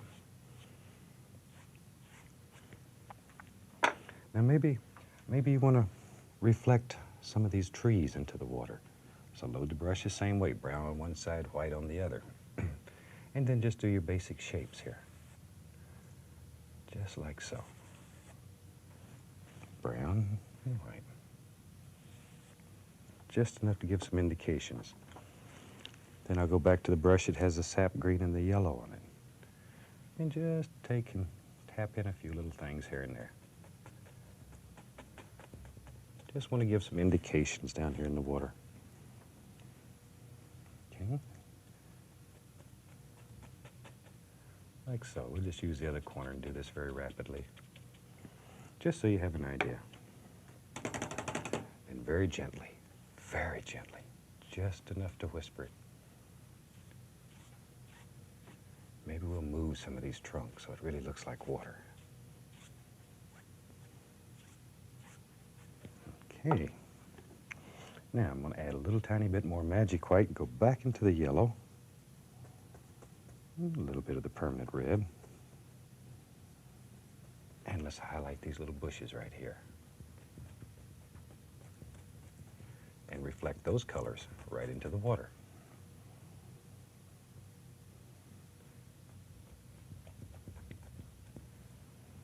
Okay, now into some ochre. Once again, a little more of the magic white. Into a little bit of ochre.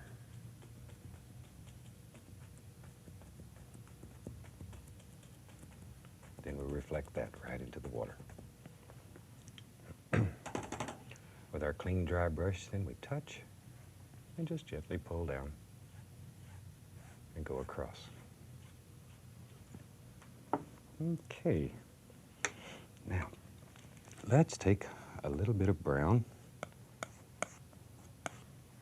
and put us a shoreline in there. There we go. Just straight Van Dyke brown to start with. Put a happy little bank in there. Need some ground for all these things to set on. And we'll use some white and brown, a little touch of blue in it to make some highlights. Barely touch, barely touch. Like so. A little magic white to make us a waterline underneath. There we go.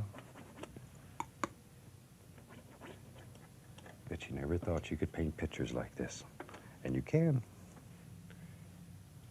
A few little things that run down here onto the base. Okay, now we can come over to the other side. Let's use one of these almighty brushes here. And we'll take a little bit of the Van Dyke brown, a little burnt umber, just mix it on the brush. And let's just fire in some pretty things right in here. Some great big bushes and stuff that live right along here.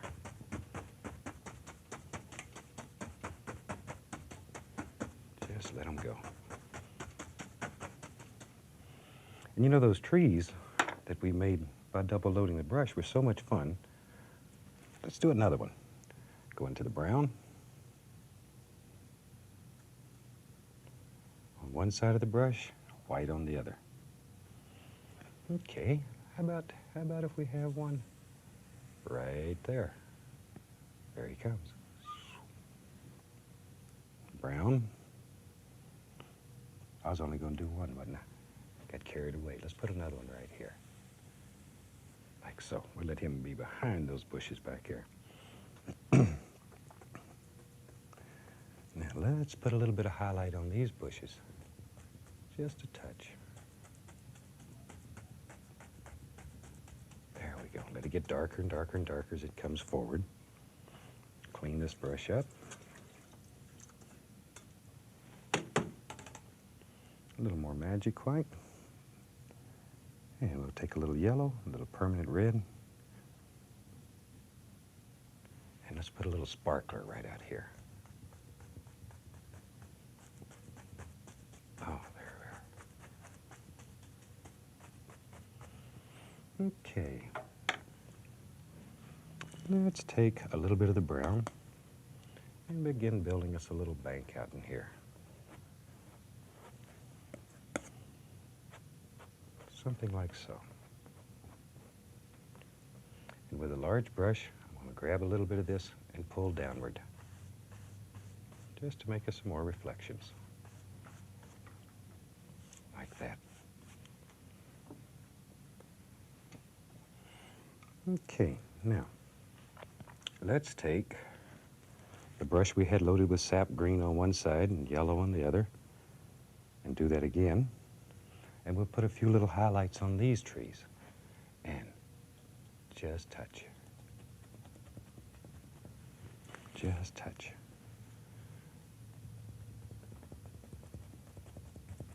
Look at that. Isn't that a fantastic way to make a lot of leaves? Okay. Sap green and yellow. That's all we're using.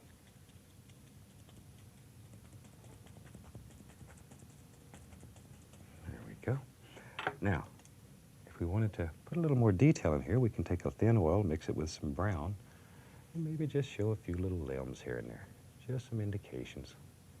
Maybe there's an old dead one that hangs out through here. Like so. Okay. Maybe here and there. Just indications.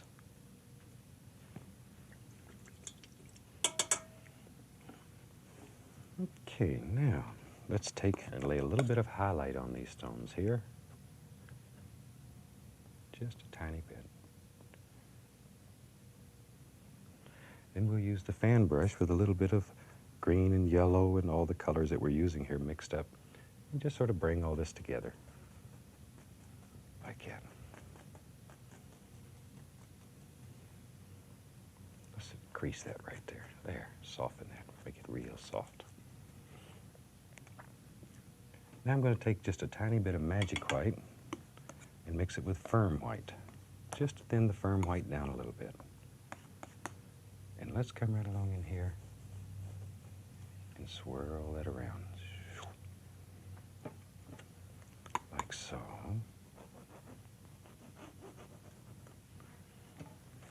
And with some more brown.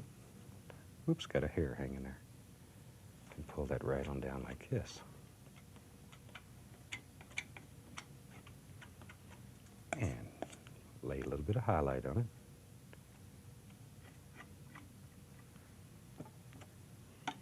And back to our fan brush with a little yellow and green, the reds all mixed together on it. And just bring that all together.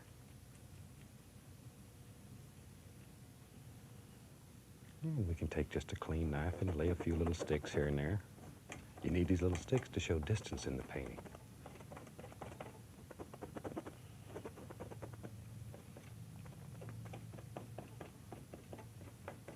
Okay, let's go back over here and let me put a few sticks in. I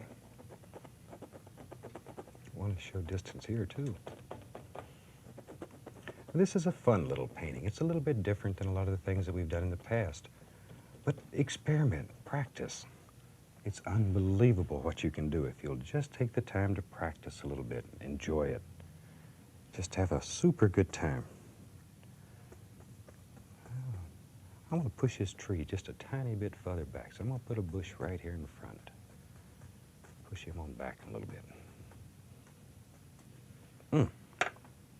Well, we just got all kind of nice little things happening in here. A few few little sticks. All right. I want to sign this one and then talk just a few minutes about the painting we're going to do next week. So let me get a little thin oil here. A little bit of the permanent red. And we'll put a signature right on this one. Just like so.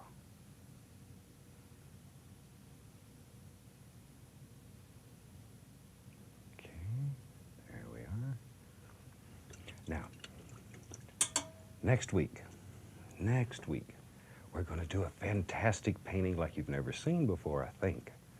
What I want you to do, if you're going to paint along with us, is take a canvas, and we're going to paint vertical. That's up and down. I'd go about 11 inches up and paint the whole bottom of it black and leave the white, the top white. And you won't believe what we'll do. Until next week, happy painting. Well, here we are again. And if you were with us last week, I promised you a crazy one. And today you're going to get it. I think you'll enjoy this. Let's look at the canvas for just a second. I have a canvas here that's painted half white and half black. The bottom half, about 11 inches up, is painted with a flat black acrylic and allowed to dry. The top is just plain. On the bottom, I've taken and made one circle of phthalo green in the center, covered the rest of it with phthalo blue. The top is covered with magic white as usual. So, let's do a fantastic painting here. I'm going to start out with a little bit of, this is a little bit of white, brown, and a touch of yellow in it. And we're going to make a seascape today. We're going to make a violent seascape. And we'll just make a little circle right up in here, like so. There we go. Now, to that, I'm going to add just a touch of brown and a little bit of blue. And we'll make another little circle right around it. There we go. And we'll just let that work all the way around.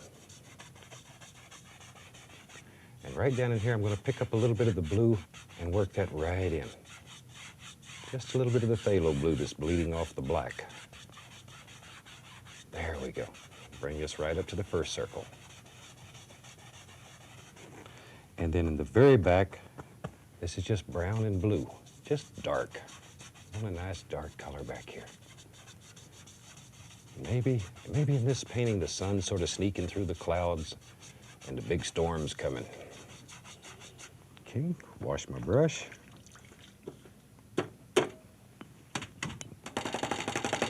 And we'll blend all this together.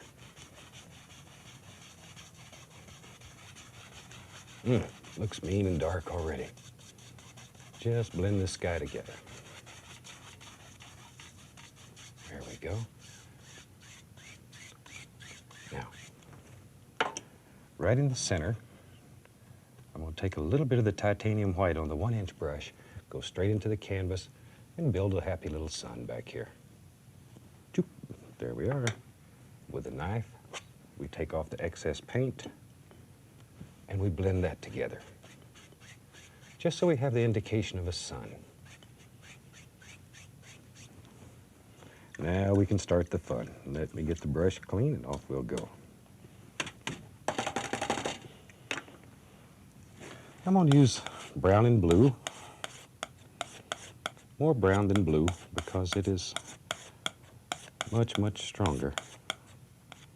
The blue is much stronger than the brown. Maybe we'll put just a tiny bit of crimson in it. Okay, now a little bit of paint, and we're really going to push this into the canvas.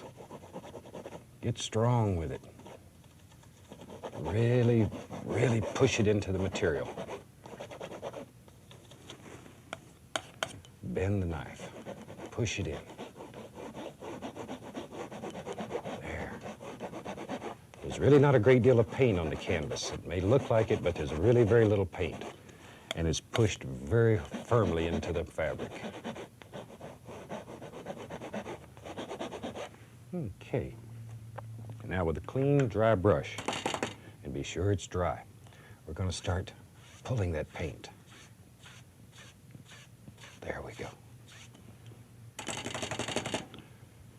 Just pulling it. Very gently.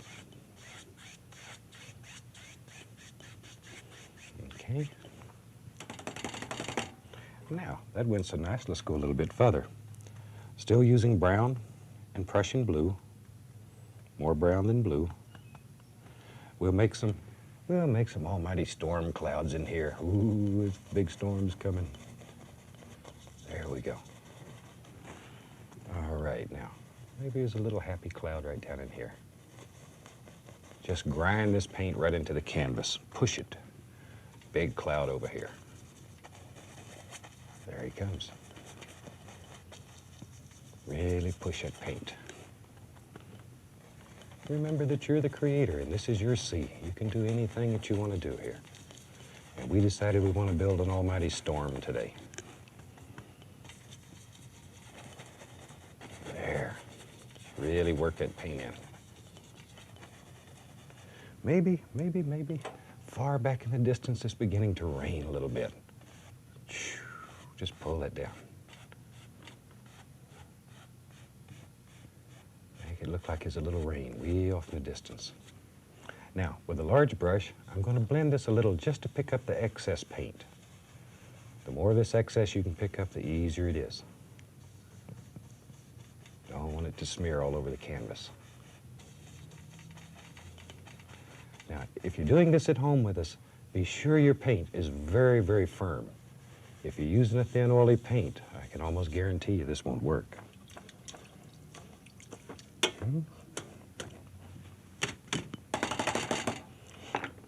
Now then, let's put a little bit of highlight on these clouds. Use just a little bit of titanium white, and I'm just going to sprinkle some highlights here and there. Since this is our light source, we can always keep that in mind. Just a little bit.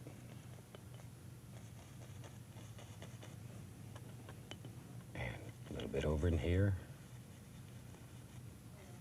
There we go. Okay, a little bit up in here. Now, we want to get rid of excess paint because it'll smear. So very gently, we take the knife and lift that right off. The value remains in the canvas. Just lift it off. And I suggest you wipe the knife between each stroke. Otherwise, you'll put a big dark line there when you go back. Okay, now that we've got the excess paint off, we can take the large brush and very gently, just blend this together. And it still gives the impression of highlights without having the real bright colors. Because we want to retain the darkness in this one. If we're going to have an almighty storm coming, we got to keep it dark and cloudy, mean looking. We're almost letting the brush touch the canvas right here.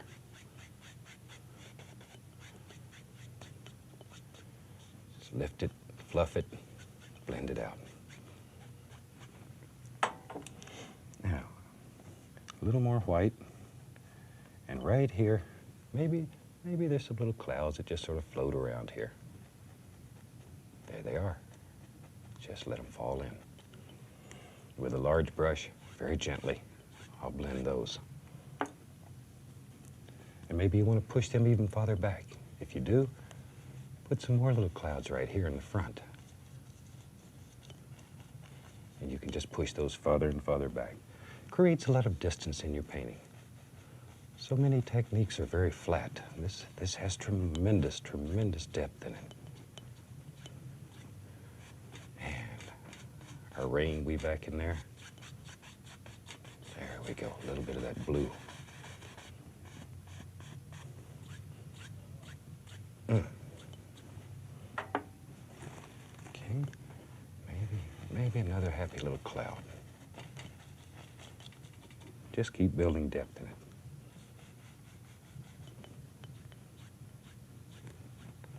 All right. Now then, let's start making some water here. And I'm going to start with a palette knife and use a little bit of the titanium white. Very little. And where the black and the white meet on this canvas, automatically that'll give you your water line. You don't really have to worry about it. but just touch. Start in the center and work outward, so it gets darker, darker, darker as it works out.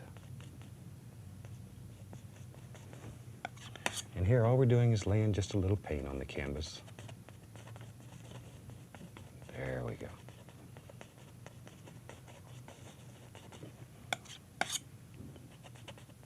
Just here and there.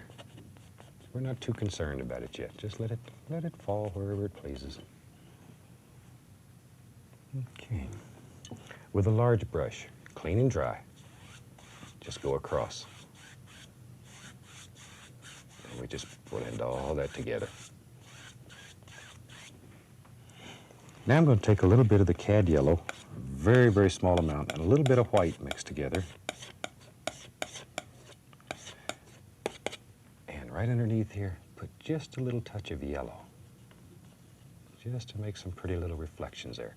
Now there's blue underneath, so this yellow should turn basically green when we blend it, just to give some nice yellowish, greenish highlights here. Now, with our large brush, we'll blend this again. Look what happens.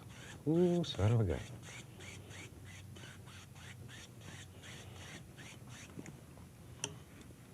Okay, now we're ready to take our fan brush, and I'm going to add a tiny little bit of magic white to it. You need the magic white to thin it, just a little tiny bit. Very small amount, so it's a little bit thinner than what's up there. And then we can start applying little waves and stuff. And test your fan brush. You'll find it bends better one direction than it does the other. Keep the brush moving. Keep it playing. Let these little waves just fall right out of it there. There we go. If you put one in you don't like, just wipe back and forth and it'll go away. Or you can put little shadows and highlights and stuff underneath it by doing that. There.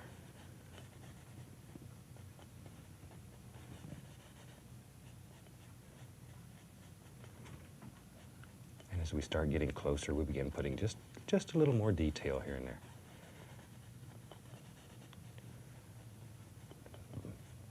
Bad sea. The storm is coming. If you live close to the coast, it's a good time to be finding a new house.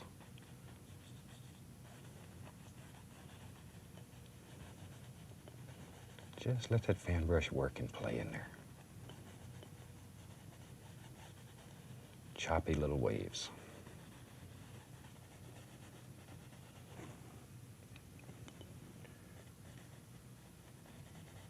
All these little things just happening. Maybe some little way back in the distance. There. Now, I'm going to take a little bit of alizarin crimson and Van Dyke brown mixed together. And maybe we'll make, maybe there's a little coastline back here. Maybe there's a little hill that runs right down into the water. There we go. Just a basic shape. Now, we need to take a little bit more of the white, and we're going to splash some waves up on this. Barely touch. And whoosh, give it a little whoosh, upward pull like that. Makes it look like that water's hitting and splashing up the edges. Okay, a little bit more of the brown and the crimson. And maybe we'll have another one right here. What the heck? We'll put this one in front, and maybe he's a big, almighty cliff that comes right down to the water. There. Just have your brush strokes go in the direction you want the land to flow. Okay, now, once again, a little bit more of the white, and we'll splash some up in here. Just let it hit and phew. Let that water slide up into the rocks.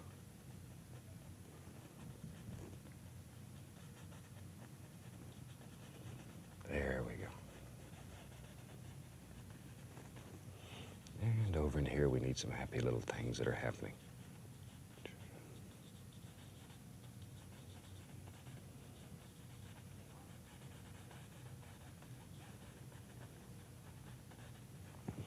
And if you wanted to, you could take and maybe put the silhouette of a few little trees back here on this. Just take your little fan brush and put them up. They're going to be in trouble soon if there's a storm coming. Ooh. And the liner brush with a little bit of oil. And just put some little trunks. All we want is silhouettes way back here. Just here and there. Just to give an indication of something way, way back in the distance. There. Them trees are really going to catch a devil in a few days. Okay, and we'll take a little bit of, we'll use a tiny bit of ochre color here and just very lightly put a little highlight here and there. Very, very lightly. Just enough to break it up a little. Make it look like little trees. And I told you this one was crazy. Are you enjoying it so far? Good. Okay, a little bit more of the white paint. Let's have an almighty wave in here. That son of a gun, boy, it hits and splashes like so. Let it go. Let it go. And maybe it's really splashing here and we have foam every which way. A lot of foam. And now we can begin working on the shape of this big wave here.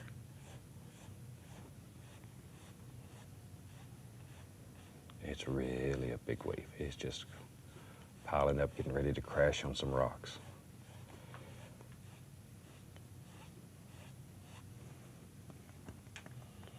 Okay, maybe it's beginning to curl in some places, so let's just draw a little curl. And then we grab this white and pull it over, pull it over, pull it over, pull it over, just like so. Grab and pull. And that creates that. And if you wanted to play a little bit, maybe there's a little light shining through there and creating a nice little bright glow in there. We're going to just put some yellow right on top of that and let it turn green. A little bit of white, just to let the light shine through there.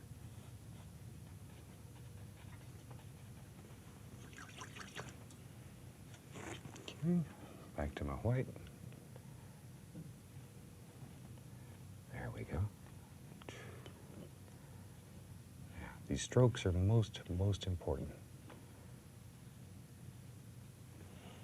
Now, grab another fan brush here.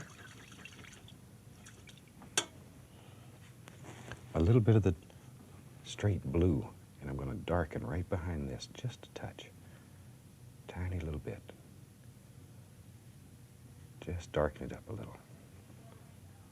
There we go. Now, we can come down here and begin playing a little bit. And let this water splash up and through here. And put it on, and then we can take the big brush and dull it down a little. And let's make a happy little stone out here in the water. Like right here. Water's crashing up against him. This is straight Van Dyke brown. Just a big old stone out here. See, you thought I'd made a mistake when I put that there. I knew it was going to be there. And I'll take just a little bit of umber, just straight umber, and we'll put a little highlight on this stone. It's quite dark, so we don't want to use bright highlight. Just straight umber. Something like so.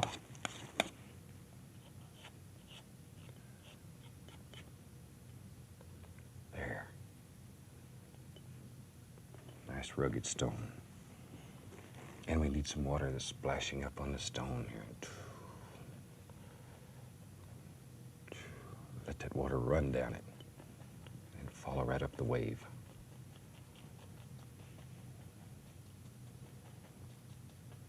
There. Let all these little foamy things happen. Now, at home where you have unlimited time, you can have water dripping all over the sides here. Oh, there's just a multitude of things that you can do with this. It's really the idea we're trying to give you. And with that idea, then you're limited only by your imagination. Okay, let's go right into here. Maybe there's another little stone here. These stones are such fun. Let's just do several of them. Burr number. And we'll just lay a little highlight on top of this one. There we go.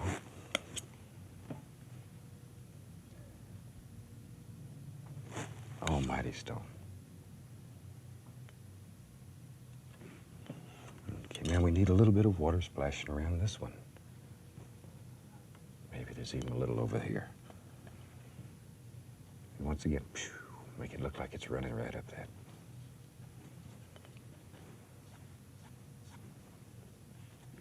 Okay. Just some little things happening down here. All kind of little actions are going on in here. Let all these little waves splash and play and have fun.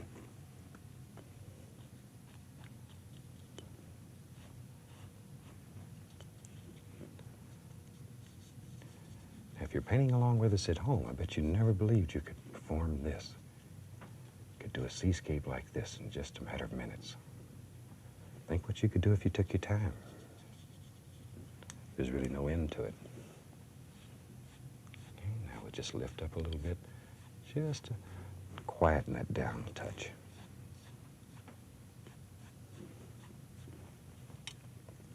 And maybe, heck fire. We're having so much fun with stones here. Maybe there's another one over in here somewhere that the wave's just fixing to sneak up and get. You can put as many of these in as you want. Just let them happen. And a little more of the burr number. Touch. There's absolutely no pressure on the knife when you're doing this. When you make these little rocks, no pressure at all. It's literally, it's just the paint touching the canvas. In your mind, remember the blade's not touching the canvas. It's only the paint, and there's no pressure. No pressure. It's just barely touching. If you push hard, you're going to just mush it in there and look like you decorated a cake. Okay, now put a little bit of foam right around here. Just let it splash right up the rocks. Make that action fast when you do it, just real quick. Makes it happen so much better. Now, if you wanted to show a little bit of water, maybe dribbling over the rocks in places, use a very thin paint. Thin it with magic white. Make it very thin. And touch, and just barely touch it. Barely touch it. Let it play. See how you can make that water just dribble right over the rocks? Okay. Like so. And maybe there's a little water coming right across the top here and just running down this rock. With all this splashing and foam carrying on here, there's got to be little puddles all up on the top up in here. So just let this water dribble. Dribble. That's a word I learned in the South. I like it.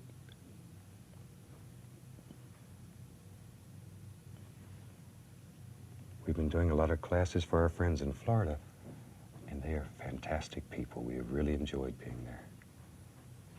Okay. This is a little bright right in here, so I'm going to take the large brush, just very gently, touch it a little bit, and that'll take some of the brightness away. Just blends it into the colors underneath. Now, in case you joined a little bit late, let me quickly go over what we've done here, because this is so radically different than anything we've done in the past. I started with a canvas that the bottom part of it is painted black with a flat black acrylic and allowed to dry. The top remains white. We cover the top with a thin layer of magic white. On the bottom here, I made a big circle of phthalo green, and around that circle, I put mostly phthalo blue, and then right around in here, Prussian blue. Or you can do it all in Prussian blue. You really don't need the phthalo blue, but if you have it, it's a very warm, sparkly blue that you might enjoy playing with. Then blend it all together with long horizontal and vertical strokes right in here. And then we begin. The colors that we use are transparent. Be sure these colors under the black canvas are transparent. If there's any doubt in your mind, put a little bit on some black and look at it. If it doesn't look black still, then they're not transparent. But phthalo blue, phthalo green, sap green, Prussian blue, alizarin crimson, all of these are very, very transparent colors, and you can do fantastic things with them. And practice using them in combinations. Some of the pictures we do, we use stripes of different transparent color. So play with it at home. You won't believe what you can do. Sometimes I talk too much, so I think we'll sign this painting. And I hope you've enjoyed it. I hope it's given you a lot of fantastic ideas. And will start your mind working, your imagination going crazy. And you too will come up with some unbelievable paintings. So let's sign this one. I've thinned the paint with a little bit of oil. And turn it to bring it to a nice sharp point. Turn it. Okay. Boy, signature in red really stands out against this blue.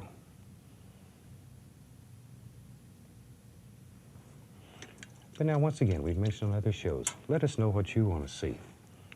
And in the future, we'll try to produce paintings that you want at home or that you need some help with. So I think we're going to call this painting finished. The old clock on the wall tells me it's time to go and leave you for today. So on behalf of everybody here at WIPB, we'd like to wish each and every one of you happy painting and God bless. Have a good day. Welcome back. Glad to see you again. Thought today we'd do just a happy little picture this deep in the woods. And for those of you who are joining us for the first time, I'm going to ask them to graphically run the colors through so you can see all the colors that we use and that I have on my palette today. And while they're doing that, I think we'll get started. I'm going to take off here today with a little bit of the phthalo blue, using the large brush, and really work this color into the bristles. Just beat it into the bristles. And let's just make a happy little sky real quick. Most of this sky, I think, will probably disappear, so we'll just put a very simple, basic little sky up here and go from there and see what happens. Work this paint back and forth, making little crisscross patterns. There we go. Just a nice, quick, gentle little sky.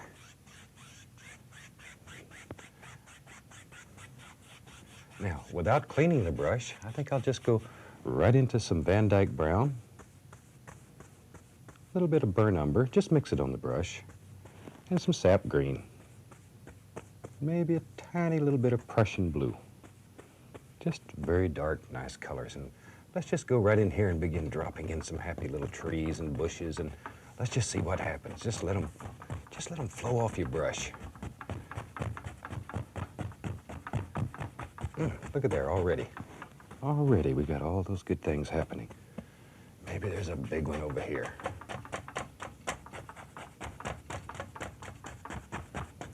Just drop them in. Okay, a little brown, sap green, touch of blue. Maybe there's a large one over here too. We'll just sort of close this one in. Push, you need to bend these bristles. There we go. This is one reason you need a very, very strong easel.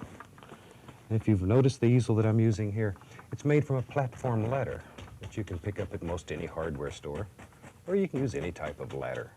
But it makes a very, very strong, dependable easel. Okay. Now I'm going to take a little bit of the Van Dyke brown and just lay a little right in here and pop upward, just to put some dark color back in there. All we're doing is touching, pop up. Just like so. Just here and there. And now I'm going to take the fan brush. We'll load some brown and some umber mixed together here. There we are. And we'll just put a few little indications of some trunks back in here. Just some little background trees. Maybe some little indications here and there.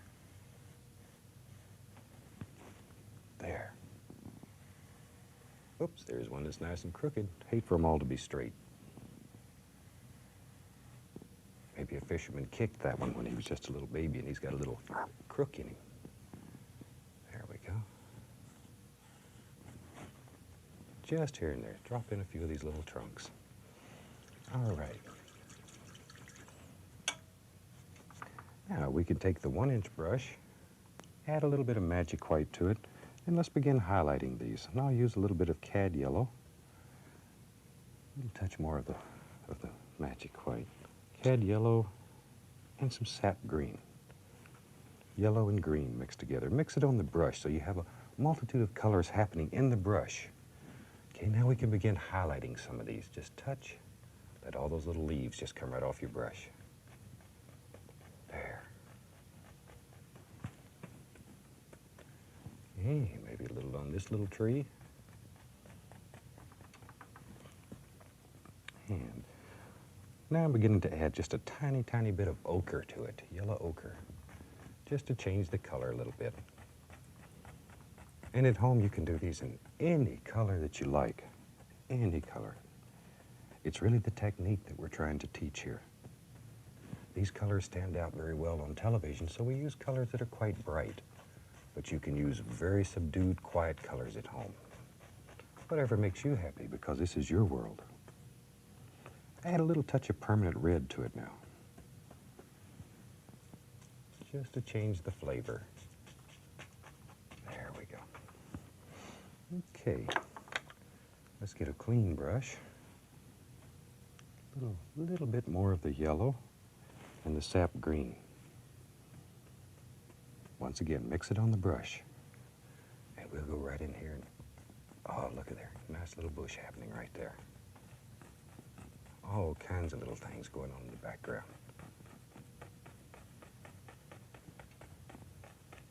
There we go. Now, I want to take this brown that I put on here. I want to take the large brush, grab a hold of it, and begin pulling down. And sort of let these little paintings just happen. And you noticed another thing here, we've put no color into the water. All we're going to use for color in the water is what we pull down. You don't have to go to a lot of trouble and put color in here. All you do is pull it down, just wipe across to give it a nice watery sheen. And it looks like water without doing a thing. Okay, let's take a little touch more of the Van Dyke brown. And this is mixed with a little bit of the ochre, and begin forming some little banks back in here. There. Just let these little banks happen. Now I'll take a little brown and white and the least little touch of blue in it. There we go. Maybe a touch more of the umber. Oh yeah, there. Now, lay a little highlight on here. Just a little, let it break. And a little touch over in here. There. Now, let's use the fan brush a little bit today.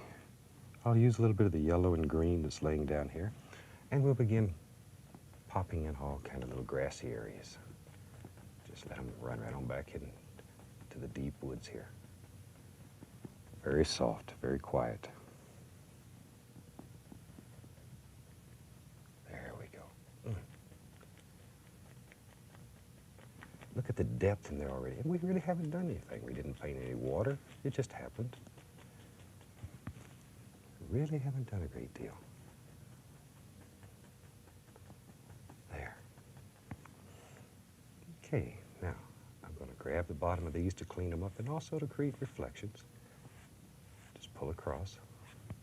And when you pull this across, try to keep these lines as straight as possible. This way. Don't want your water to run out of the pitcher. Now, a little bit of magic white, a little touch of brown into it to dull it. And we can begin adding some water lines in here. All kind of little things happening. We just sort of let this little body of water wander around the distance. We don't know where it's going back here. We really don't care. Just letting it have fun.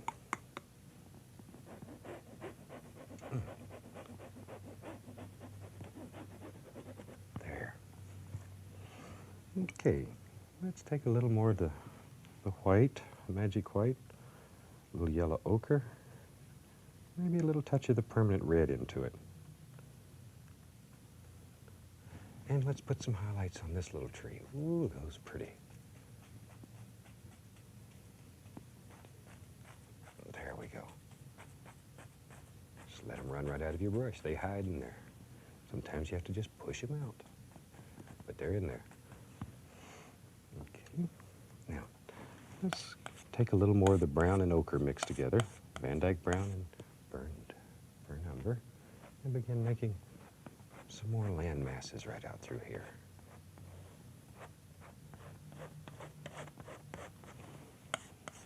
And maybe there's another one over here. I know. Just had an idea here. We'll do that one like that. And we'll make a nice little bank right here. I need a little place so I can go out here and set and fish and catch that big old bass that lives out here. There. Now we can add a little bit of highlight to that. Just right along the top here. So I want to make this look high. Then, strokes are very important.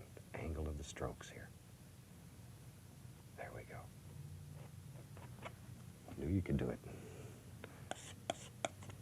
Now, a little bit of highlight on this over in here. Like so. And with a large brush, once again, we'll grab this and pull down. Straight down. And then just gently come across. Same thing over here. Just pull down.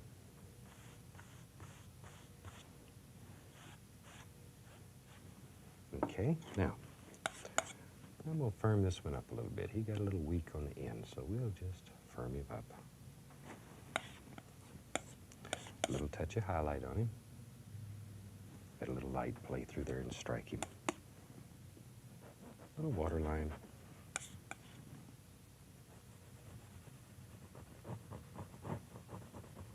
There we go.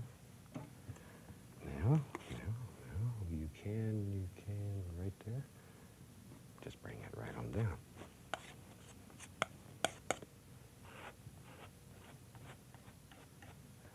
There.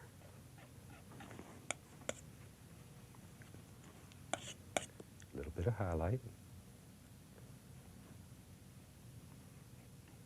Like so. Large brush, pull down. Just to create the illusion of water. In painting you work with a great deal of illusions. There.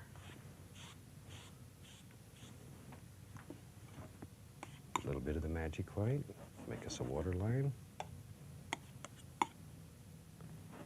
There we go. Now we'll take the fan brush, a little bit of yellow and ochre. Looks like there's a little permanent red in there. Just whatever happens to be laid around your palette. There we go. These pictures are designed as guides for you. With the ideas that we give you here, we hope that you'll just go absolutely wild with this and paint your own masterpieces. Put your own dreams on canvas. Because painting should make you happy. Okay, let's take a little touch of the magic white, a little bit of yellow, and let's put a happy little bush that lives right here. There he is.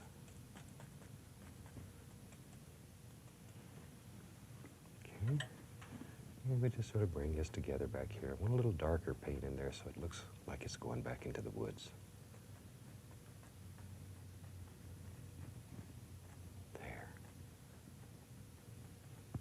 Okay, now, let's see what we're going to do over here on this other side.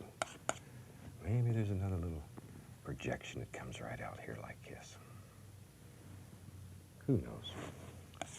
It's your world. You create your own visions here.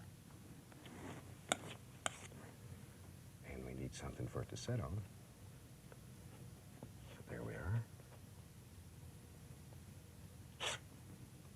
I did there was just picked up a little bit of the magic white. So I can put just a very small amount of highlight into that. Don't want a lot, just a tiny bit.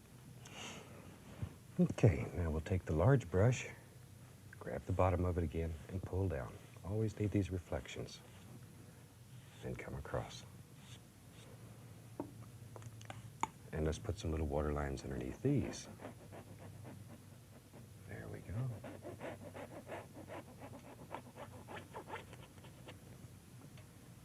Now maybe out here on this little peninsula that we built, maybe there's an old tree lives out here. If you're going out here to fish, you need a nice tree to sit underneath.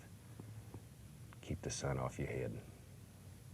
So we'll just run an old tree right up through here.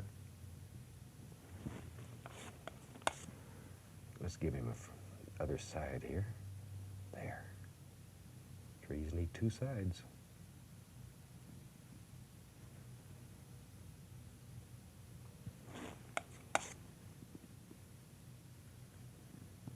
There we go. Now we'll take just a tiny bit of the permanent red mixed with some umber, and let's put some highlight on here.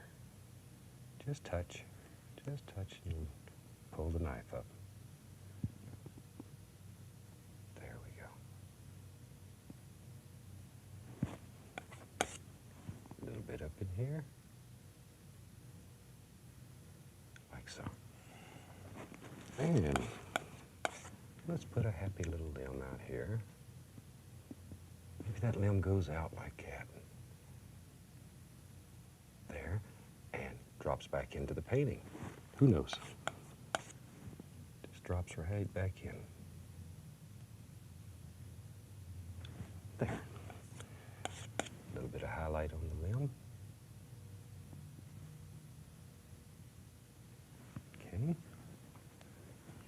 Now, a little bit of reflected light on the other side. I'm just going to use a little Prussian blue. Just to create the illusion of a little reflected light. Like so. There. Now when that one dries, you'll be able to feel the bark on him. Okay. Now, I need a lot of little limbs, and we don't have much time. So let me just shoot some in here. There we go. Just drop them in.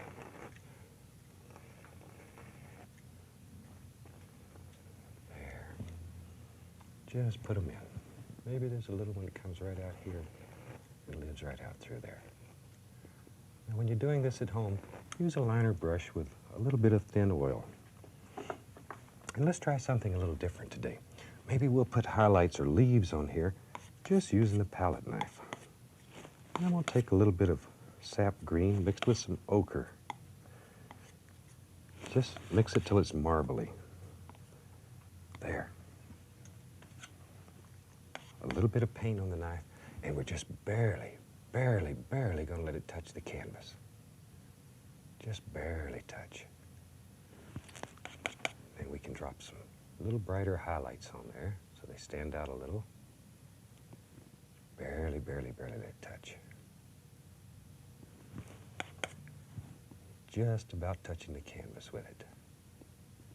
Maybe there's some right up in here. Okay. Now, let's bring some more stuff right down through here. Like that. Van Dyke brown again, a little bit of burnt umber in it. And with a large brush, once again, we'll create a little reflection there. Come straight across. Now then, let's take our fan brush with a little bit of the sap green, yellow, little touch of permanent red here and there. Mix them all up together. Let's put some little grassy areas coming down through here. Now your color is going to begin picking up the brown underneath. It makes all kind of pretty little things happen.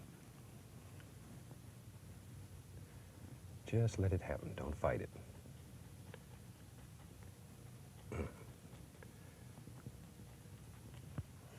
maybe we'll take a little touch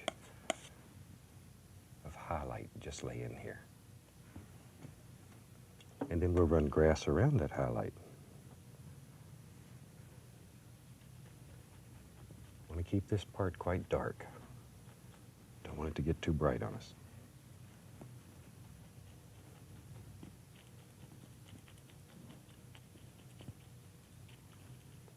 Something like so. Okay. We'll take the knife, make us a happy little water line, just flows along here. And all we're really looking for here is a light area to separate the water from the land. Just to create a separation in here. A few little sticks here and there. And that tree was so much fun, I want to do another one. Maybe right here. Maybe there's a big tree. Just let him fall right off your knife. Great big tree.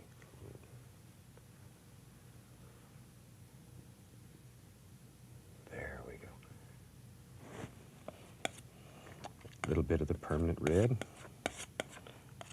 mixed with a little burnt umber.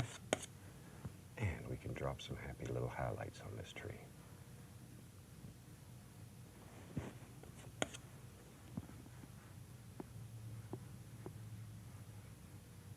Like so. And we need some limbs on him. So we'll stick one right about here. Let him go right on off the canvas somewhere. And maybe there's another one over here. Just like that. A little bit of highlight on him. There we go. There we go. A little bit of blue for the refracted light. There.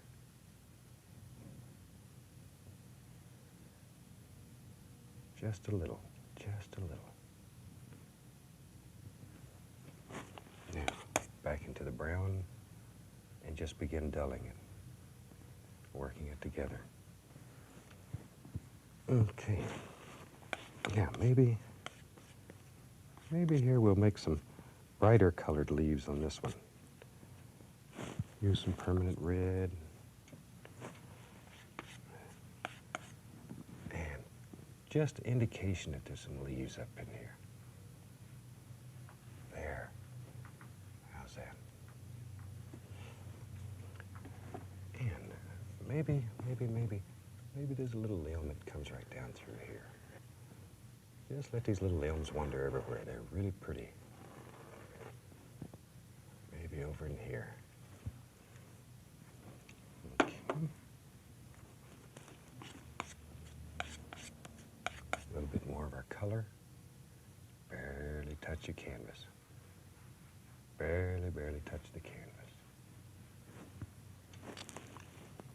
Maybe a little bit of bright yellow here. Just to highlight, just a touch.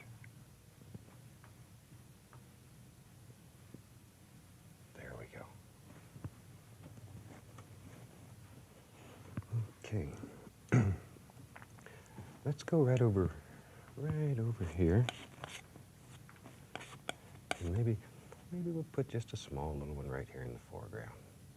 It's just sort of wandering around, having a good time. Just a little tiny one.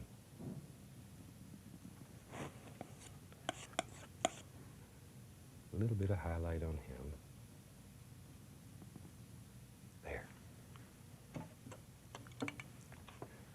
And we'll put a couple of limbs on him.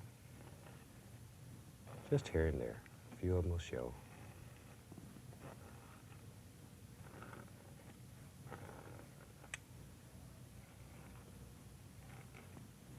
Okay. That gives us some instant limbs. This time I'll use the brush. I'm going to take a little bit of the greenish color here. That's yellow with a little bit of sap green in it. A lot of paint on the brush. And then all I'm going to do is just touch, just to make some very loose little leaves hanging around here. Tiny little leaves.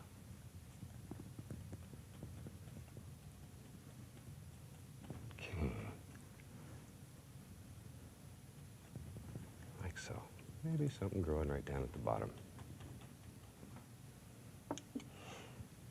Okay, a few little sticks here and there. This painting's getting close to being done. And I think it was a lot of fun. If you were painting along with us at home, I hope you have a happy heart by now and you're really beginning to stand back and admire what you've done. And oh, it's just fantastic what can be done. All you need to do is practice a little bit and take the basic technique that we give you here and use it. Okay. One little thing that sometimes is fun. Maybe we'll put some little things out here in the water. I'll start with using a little bit of yellow and a little bit of ochre right underneath it, just like so. And some Van Dyke brown all the way under the bottom of it. Then with a nice clean fan brush, very gently, just going to lift up. Just lift up.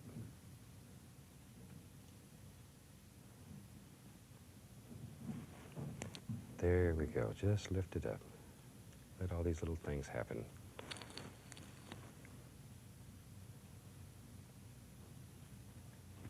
Just some little things floating around in the water. And let's take a little more of the magic white. And just put a little water line underneath here. Like so. Just gives it a little something in the water to break it up a little. There. I think we're just about ready to call this one finished, so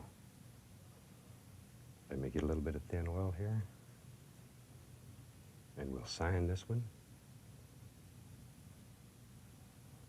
And next week, we're going to be doing a black canvas.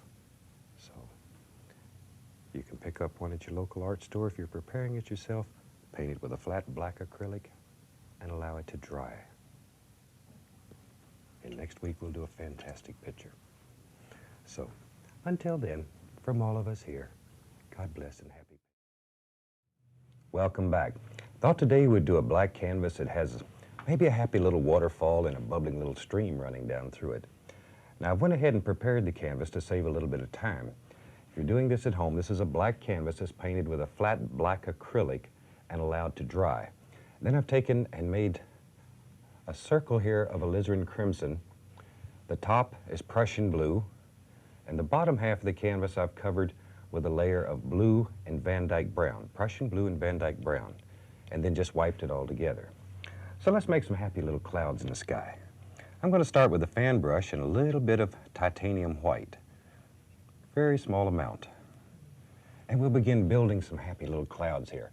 Very little paint because it's going to pick up the color that's underneath and just make all kind of happy little things happen. There we go. Just let it bounce through the sky and play. See how it's picking up the blue? There.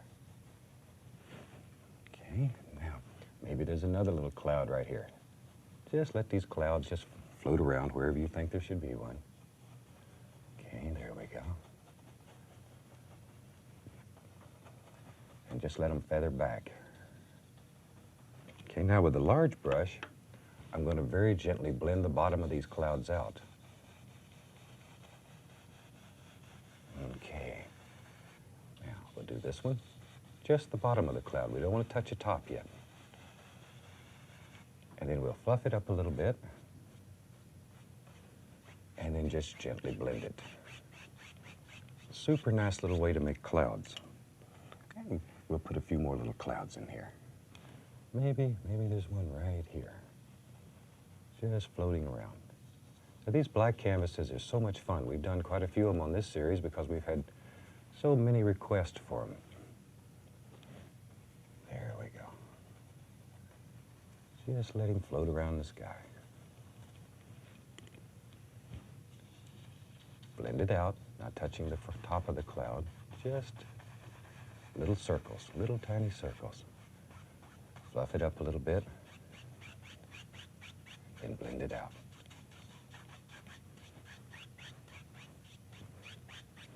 Okay, and you do these clouds in layers. Do the one that's farthest away first and work towards yourself. Okay, a little bit more of the titanium white, and maybe there's a nice one here. Keep your brush moving. Keep it moving at all times. You don't want to end up with great big cotton balls up in the sky. There. There we go. And with a large brush, we'll just blend that out, not touching the top edge. And here it's beginning to touch the crimson. So we're getting a difference in values now, a difference in colors.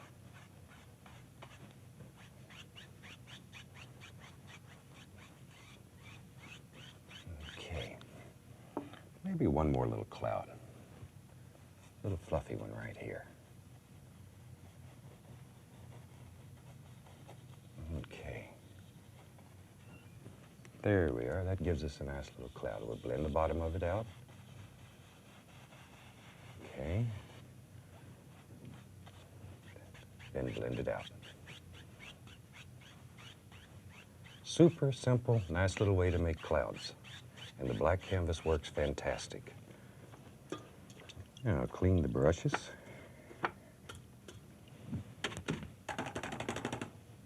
Okay. There we go.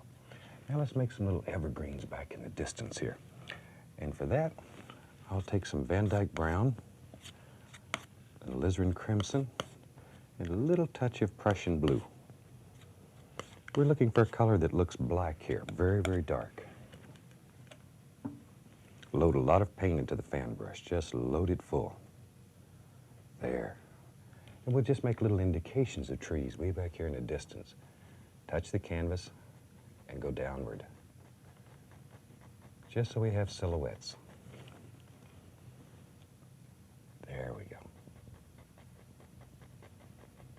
This is a nice way to make a lot of little tree indications very rapidly. Save you a lot of time.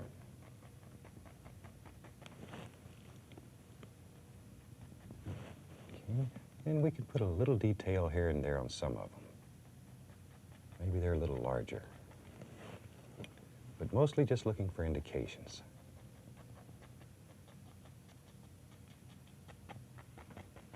Okay.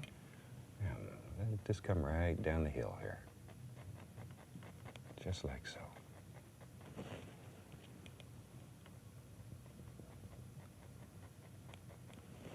Okay.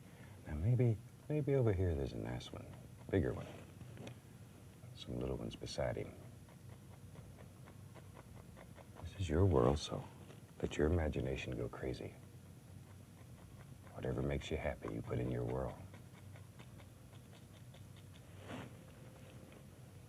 Okay, just about got a nice indication of a tree line back here now. There we go. Now maybe here and there, you want to put a little more detail in a few of these trees. And that'll indicate they're a little bit closer to you. Okay. And here I'm just putting a little color on.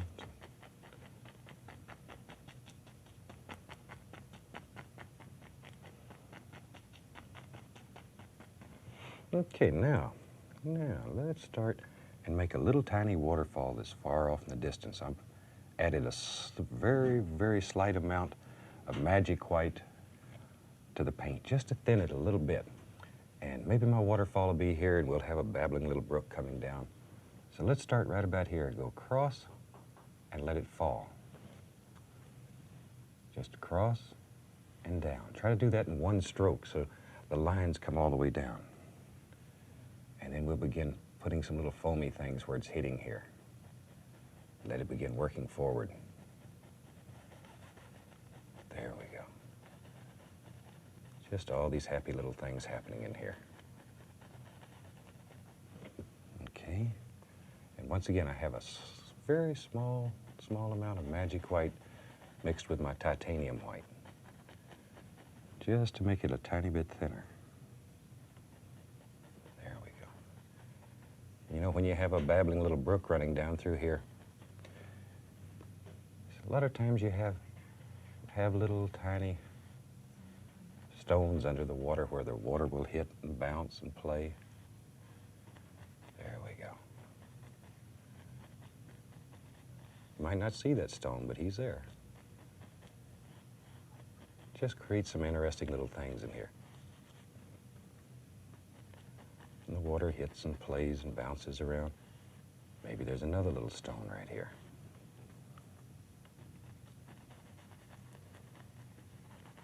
Look at that son of a gun. Isn't that fun? I sincerely hope you're painting along with us today, because this is a fun picture, and it teaches you so many things. Oh, maybe there's another one right there.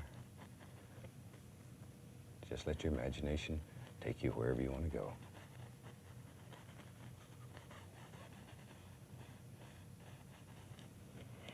Okay. Now, I'm going to go back into my dark color here and put a few trees that are a little bit closer sitting down here on the hill. There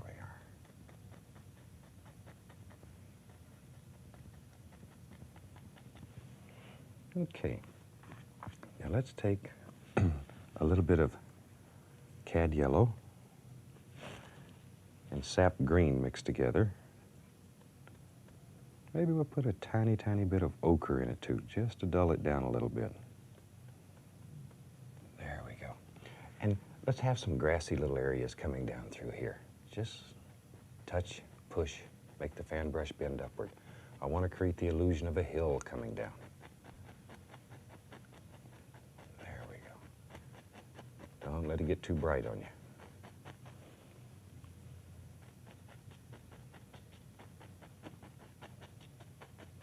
Kind of little grassy things happening. And maybe back here, maybe, tell you what, let's put a nice cliff back here in front of this little waterfall. That'll push everything back quite a bit. Like so. There we are. And I'm going to take just the tiniest amount of burnt umber. Just put a little highlight up here. Just a tiny bit. And angles are very important when you're doing rocks. Watch the angles.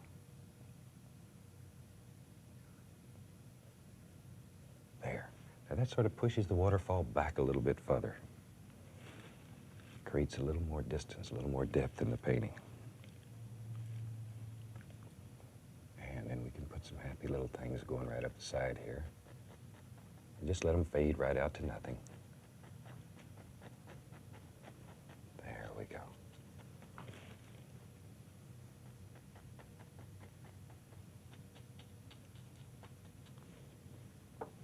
And maybe with a little bit of Van Dyke brown, we'll put a few little stones and some banks and stuff right along in here. Just wherever you want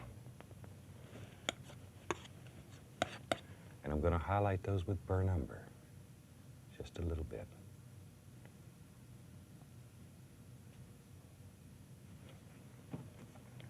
Okay, and then we'll go back to our little grassy color here and bring it all together.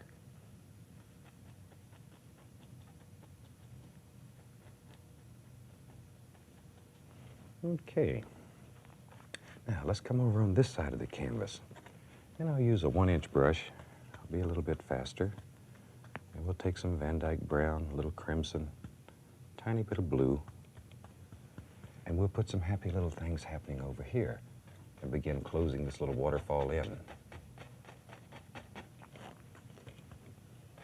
There. Okay. Bend that brush. Really push it.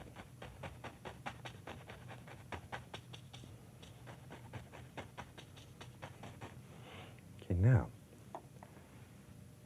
a little tiny bit of magic white on the 1-inch brush, and we'll go into some cad yellow and back to the sap green. A little bit of ochre added to it, just to dull it down. Don't want it to get too bright on us. See, I bet you never imagined you could paint a waterfall like this, and if you're painting along with us, you have a pretty good picture going already. There we go. Now, let's drop in another little bush right here. And I'll go back to the fan brush now and begin laying in some little grassy areas, just going right up the hill here.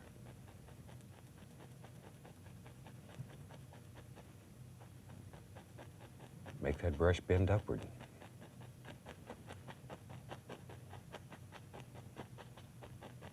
There. Now with a little bit of the Van Dyke brown, we'll put some little banks in here. There we go. Just let them protrude right out into the water. All right. We're beginning to have a waterfall here. Bubbling little stream. Aren't these black canvases fun, though? We have an absolute ball teaching you how to do these. Okay, a little tiny bit of the burnt umber, just to highlight a little.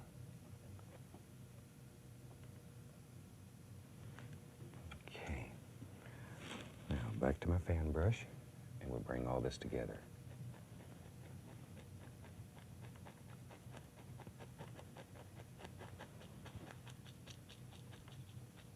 Let it get very dark back in here.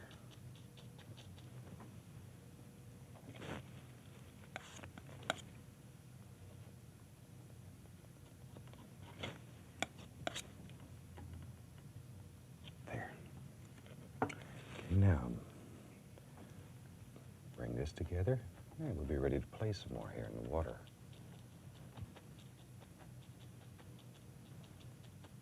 Okay. Alrighty, let's get the old fan brush here and finish up the stream, and then we can play a little bit. I think we have a few minutes here, and we can just have some fun. A little touch of the magic white, firm white, mixed together. And we can begin splashing water all up against the rocks and the stones and the banks here. Let it splash. Maybe once in a while it runs up on there a little bit. There we go. Here's another one of those little stones under the water. You knew it was there, didn't you? You just wanted to see if I'd remember and put it in. There.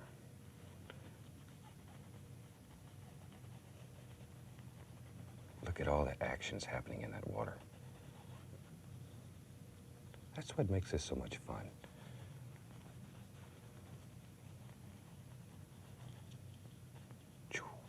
There he went again, right up the side.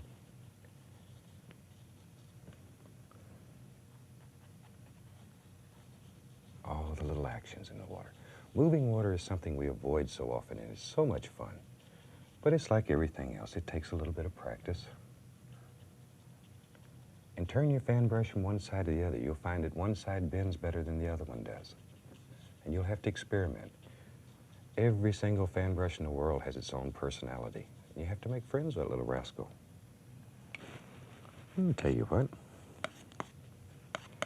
Let's put a happy little stone right out here in the water.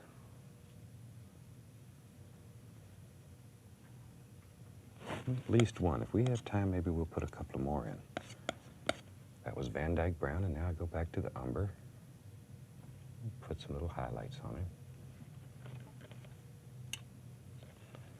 And we'll wrap some water right around that stone. Splash a little bit up here and there, and then, isn't that something?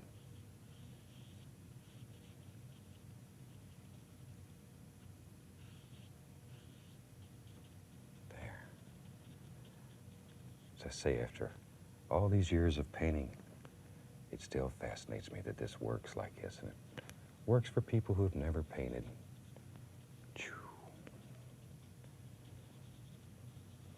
We see it every day in the classroom. Okay, let's take the knife now and just make a few little twigs and sticks here and there. All I'm doing is using a clean knife and scraping right through the paint. Makes it look like little twigs and little sticks.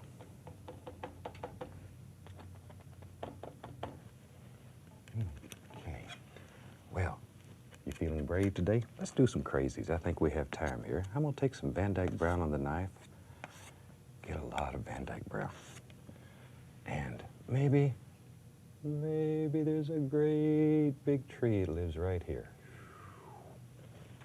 Maybe this old tree, maybe he's tired and maybe he's dead. Let's do a dead tree. He's fixing to fall over and make a natural bridge right across this little stream. And the water will play around him and have fun and just have a good time. You know, probably, to me, one of the nicest sounds in the world is listening to a little stream as it bubbles along, plays and hits the rocks and the stones. In Alaska, I have a great deal of fun going out in the woods and just sitting next to a stream and listen to it.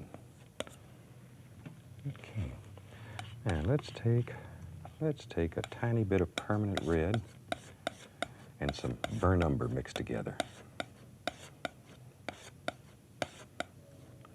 And we'll lay a little bit of highlight on this tree, just enough to get it to stand out.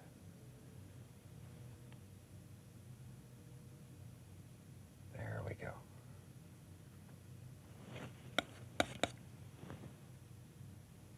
Just here and there. Just where you think light will strike us. Okay. Now the other side, I'll use a little bit of Prussian blue, just to indicate a little reflected light.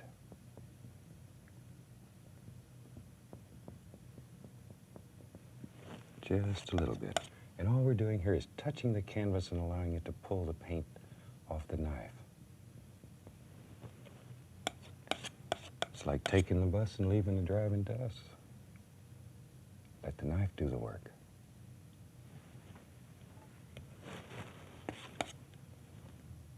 And this is just a little Van Dyke brown. I'm just sort of bringing it all together now to give it a nice bark appearance. All I'm doing is touching and pulling the knife straight out. And let's take the fan brush.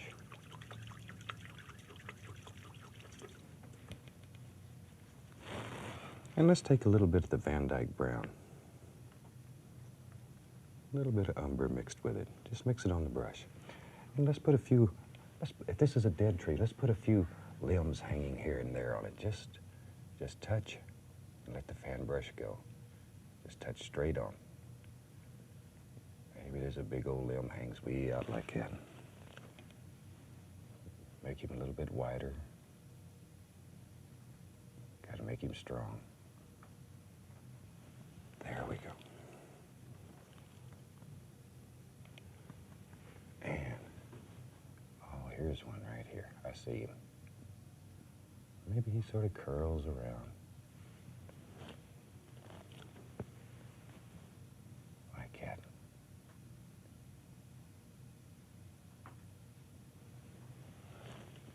I think when I was a little boy, that's the size limb my mother used to get to punish me when I was bad. Whew.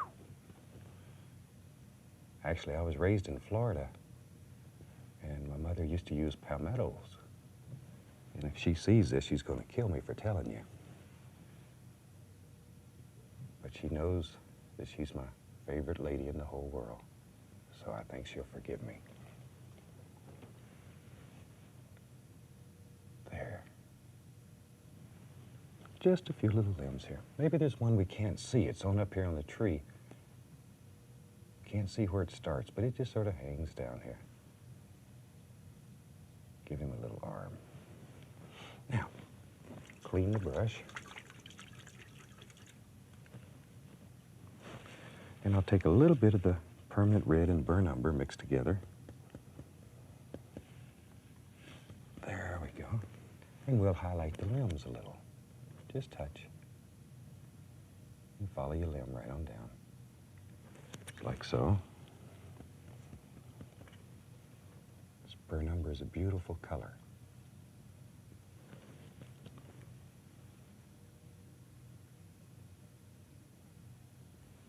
There. Okay, just highlight it a little bit. Just enough so it stands out a little. Doesn't have to be real bright.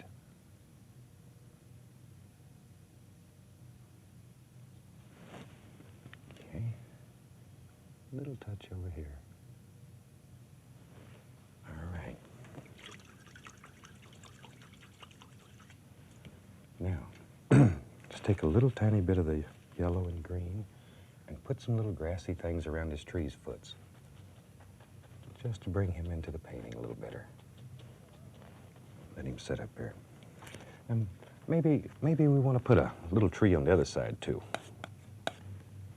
Maybe there's just a tiny little tree way back here in the distance. There we go. Let's get brave. Maybe there's 2 trees. And we'll take a little bit of white and mix it with a little bit of umber. And just touch, just to give some little indications. Don't want to get too bright. There we go. And with the liner brush, let's open the oil here. Take a little bit of the thin oil, Van Dyke brown, a little umber. Just mix it a little bit thin. We'll just put some little indications of limbs on here, just here and there.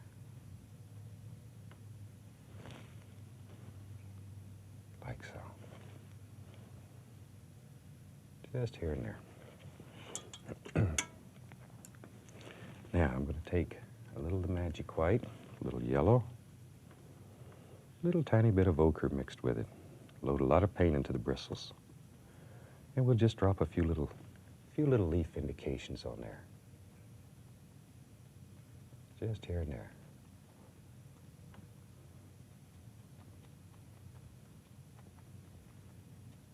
There we go. I think we got him there. Okay, maybe a stick or 2 right here in front of the tree. I think we've about got this rascal finished. So let me take a little bit of thin oil, a little permanent red, and we'll sign this almighty painting and call him done. Mix your paint till it's almost thin as water, then you can just write with it. Shoop, there we are. Just let it go. Next week, if you're painting along with us, we'll be doing a white canvas. So have your canvas ready, your almighty easel set up, and we'll be waiting for you here. Until then, from all of us here, happy painting. Hello, here we are again, ready to go. Hope you have your easel set up and your almighty palette ready. We'll paint a fantastic little picture together. I'm going to have them quickly run across the screen here, all the colors that we have on the palette. So if you haven't caught those in one of the previous shows, you can pick up all the colors that we're using. I thought today we'd do a very quick, happy little waterfall. Last week, if you were with us, we did a waterfall that was way off in the distance. This time, I think we'll do one that's a little bit closer. So I'm going to start today with a little tiny bit of phthalo blue, and I'll mix a little Van Dyke brown with it. And we'll just throw in a quick little sky here. Something about like so. And while I have the blue on the brush, I'll go right into a little bit of phthalo green, and we'll put some water in here. There we are. Just to give us some nice little water indications. Okay. Now, let's wash the brush real quick. We'll move right along. Okay, now I'm going to go into a tiny bit of alizarin crimson. Let's just warm this up a little. We'll put just a tiny bit of crimson right here. A little crimson. We don't want to set this guy on fire. Just want to give it a nice warm glow. A little bit into the water. There. Now let's bring all this together. Just using little crisscross strokes back and forth, sort of like you're making X's. Okay. Just very gently bring that together so it's nice and evenly blended.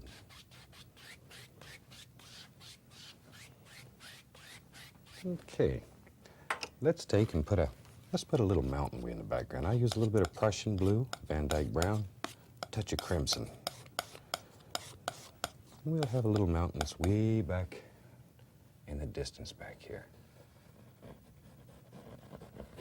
Something like so. Just a little small one. Now with the large brush, I'm just going to take and pull that down so it blends it out on the bottom. There we are. I just want this mountain to literally just disappear right at the bottom there. Okay, I'll take a little bit of white and I'm going to put the least little amount of permanent red in it just to put a little warm glow on the mountain. Tiny bit of permanent red. It's very, very strong. Okay, let's run a little highlight right down through here. Don't want these to be too bright. I want them to be far away. Very soft. Maybe there's a little highlight striking right in here. And right down this ridge. For the shadow side, we'll take a little Prussian blue and white. There we go. And just drop some happy little shadows in here.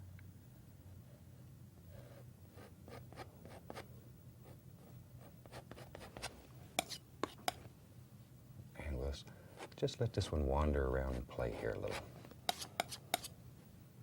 Let your heart take you wherever you want to go. Maybe there's another little peak right there. Each highlight needs its own private shadow, so just give him a shadow so he stands apart.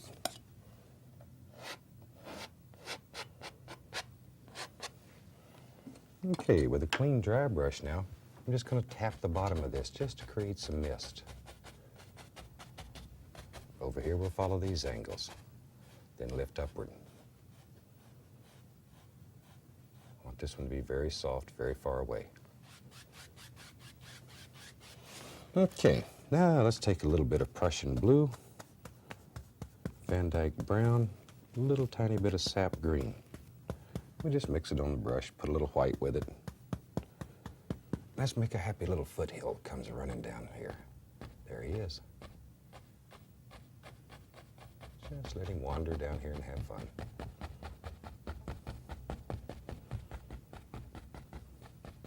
All we're doing is tapping the canvas. Now you can take and lift gently upward to make it look like little trees, way back in the distance there. There we are. Now then, maybe let's do another one. That was a lot of fun. We'll take some blue and brown, sap green again. This one we want to be a little bit darker because it's closer. And we'll just have one run right down through here.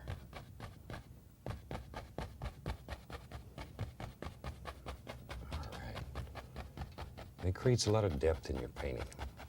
And we can just take the bottom of it and pull down and create our reflections. Gently lift upward, make it look like little trees.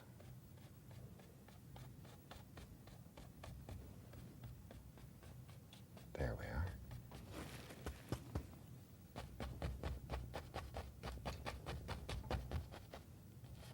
Just make all kinds of little projections back here. Very gently, I'm going to just wipe across to turn it into reflections. Okay, we'll take a little bit of magic white and make a little water line here. This is just straight magic white. Remember our golden rule here, a thin paint will stick to a thick paint. So this is very thin, so it'll stick right on there.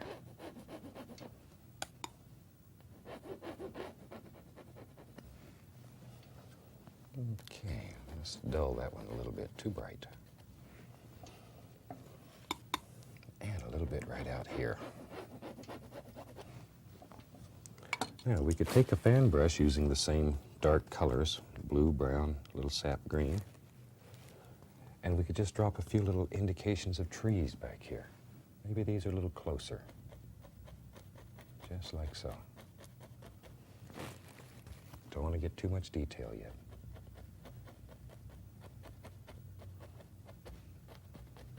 Let's darken this one up, it's closer.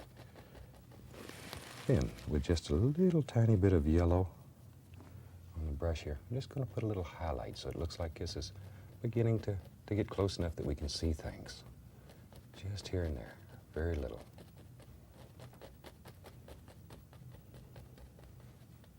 Okay, that gives us a nice background for a little waterfall. Now, let's take the large brush, put some Prussian blue on it, and a little Van Dyke brown. And here we need to figure out where the waterfall is going to be. You have to make almighty decisions when you're the creator. And let's just say it's right here. Pull straight down. All we're doing is applying some dark so our light color will show on top.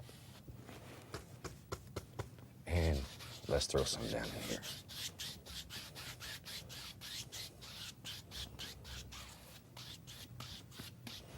Okay, clean the brush, and we'll be ready to go here.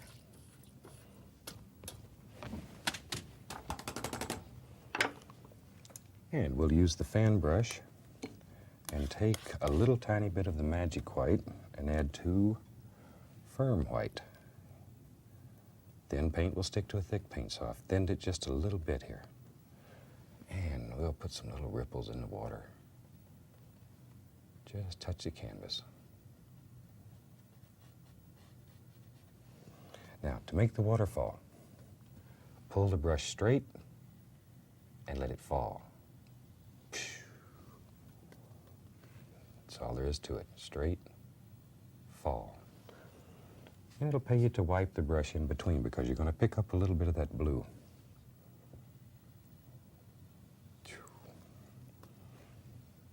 Just pull it over, let it fall. That's why they call them waterfalls. Okay, let's go over here. Pull it over and let it fall.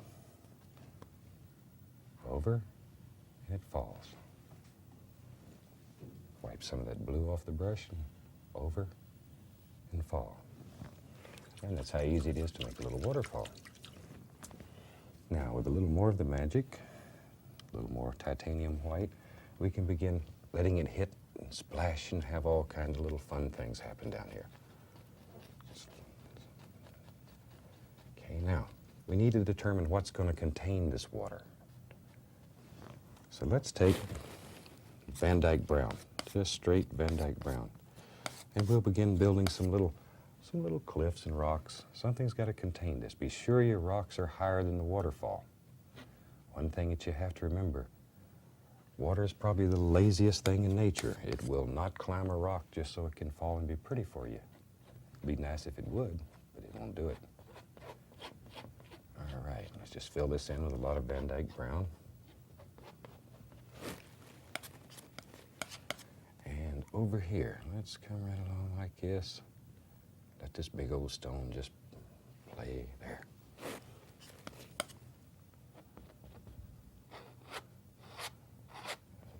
A lot of paint. Just like so.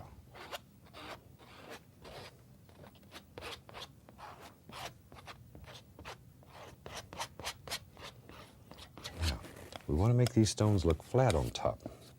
So I'll take a little burn umber, mix it with the Van Dyke brown, maybe just a little touch of yellow into it. There we go. Now, I want to try to make this look flat on top. So this, when it comes across, needs to be like so, to keep it flat. Across here. Just let it go.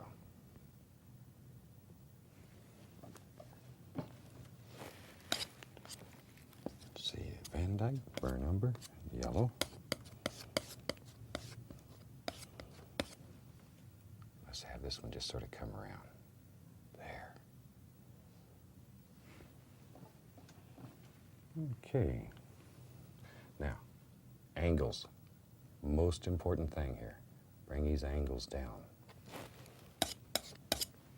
A little bit of light color, just a tiny, tiny bit. Probably the biggest mistake made is putting too much highlight under here, and you lose that beautiful darkness. Just enough to create a little illusion of rocks here.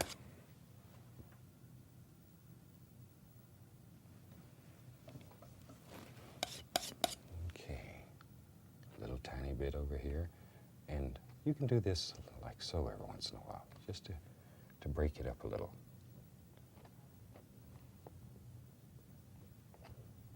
There we are.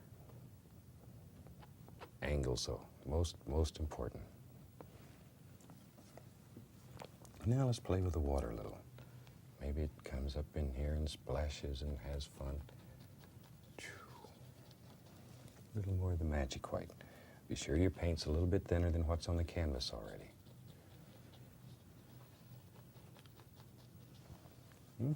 I'm having so much fun with rocks. I think I'll build another little happy stone that comes right out through here.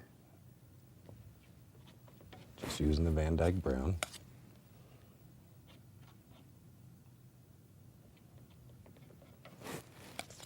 And a little bit of our highlight color. And just let that work and play. A little pull downward. Okay, let's take a little bit of the water over here. And I'm going crazy with stones today. Let's just bring something down like that. Maybe there's a big stone right here in the front. Remember, this is your world, so anywhere you want a stone, that's where it should be. There we go. We just fill all that in. Creates a lot of depth by having all these different planes in the painting. And let's put a little bit of highlight out here on this happy little stone. Just let that knife barely touch. Barely touch. Almost touches the canvas. And we can just begin creating all kinds of almighty stones and rocks. Okay, now let's build some happy little things here. Use some Van Dyke brown, some burnt umber mixed together. A little bit of sap green in it. And let's just put right over here, just a happy little tree sitting up here on this rock.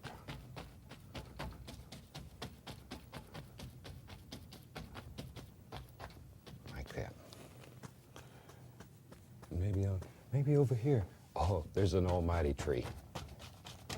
That's where these big brushes really work beautiful, so you make big things.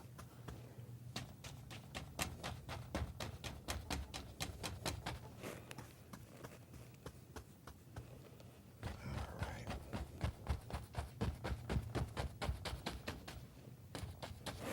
And you have to make decisions here. Where does it go? Where does the bottom of this tree? Let's just let it run right on down here and we'll decide that later. Okay, let's put a few little limb indications back here. Just here and there. Like that. And we'll highlight it with a little brown and white. At least a little touch of blue, just to put a little highlight on there.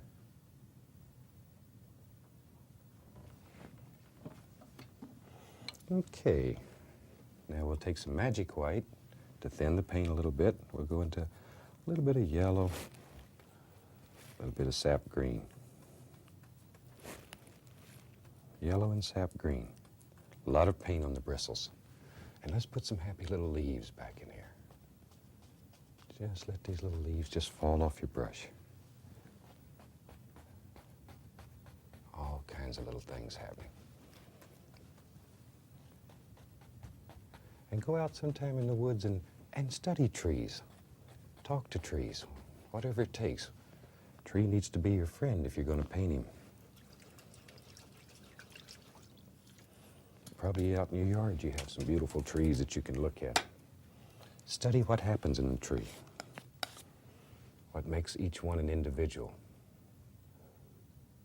Study nature. I really have some hang-ups about nature being destroyed. I would like to see nature remain the way it is. I would like for my son, his grandchildren maybe, when he goes back to Alaska, to be able to see a real moose, not just pictures of one. So appreciate what we have. Let's put a big old tree trunk right up through here. This is just straight Van Dyke brown. There we go.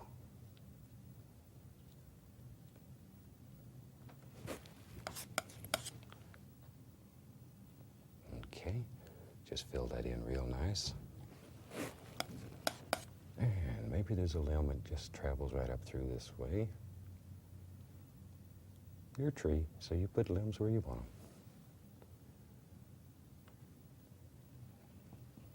them. Okay, let's take a little bit of the titanium white with just a touch of umber in it, burnt umber.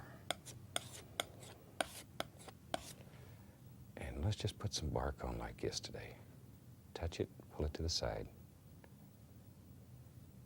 There. Let it run right on up the tree.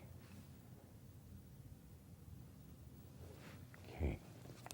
Now, back to the magic white. A little magic white, some yellow. And I want a darker color on this tree. So I'm going to use a lot of sap green on it. A lot of sap green. I want him to be darker than the one that's behind him. And we can throw some happy little leaves right out here. By being darker, they stand apart a little better. There we go. Yeah, let's make a happy little bush right out in here. Let's put some little brighter colors on him so he stands out and shines.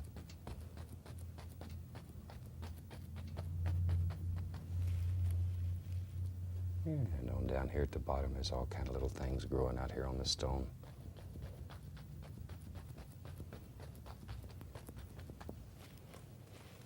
Okay, maybe this one right here and covers up half the tree's foots.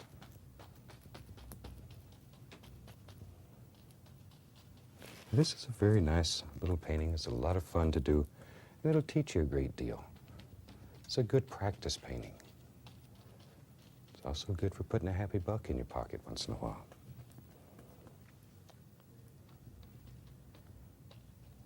There, maybe a little grassy thing over in there somewhere. And you can also use the fan brush if you'd like. And just bring all this together very gently. Maybe right out here, there's a little weed that grows almost on the other side. Okay. Now, with a palette knife, just a clean knife, scrape a few little trunks and limbs in here. One of the important things when you're doing this is don't kill all this dark area. You really need it, otherwise your painting will become very flat. You need the dark. It's the only way you can have light. Okay. Let's go over here to the other side. I think that tree needs a little trunk. Just touch, touch, touch Van Dyke brown.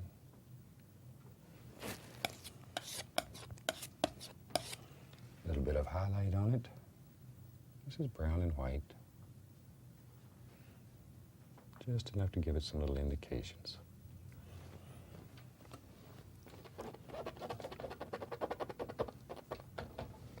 Okay. Now let's highlight that tree. A little magic white, a little yellow and sap green. There we are. And some pretty little leaves out here on this one.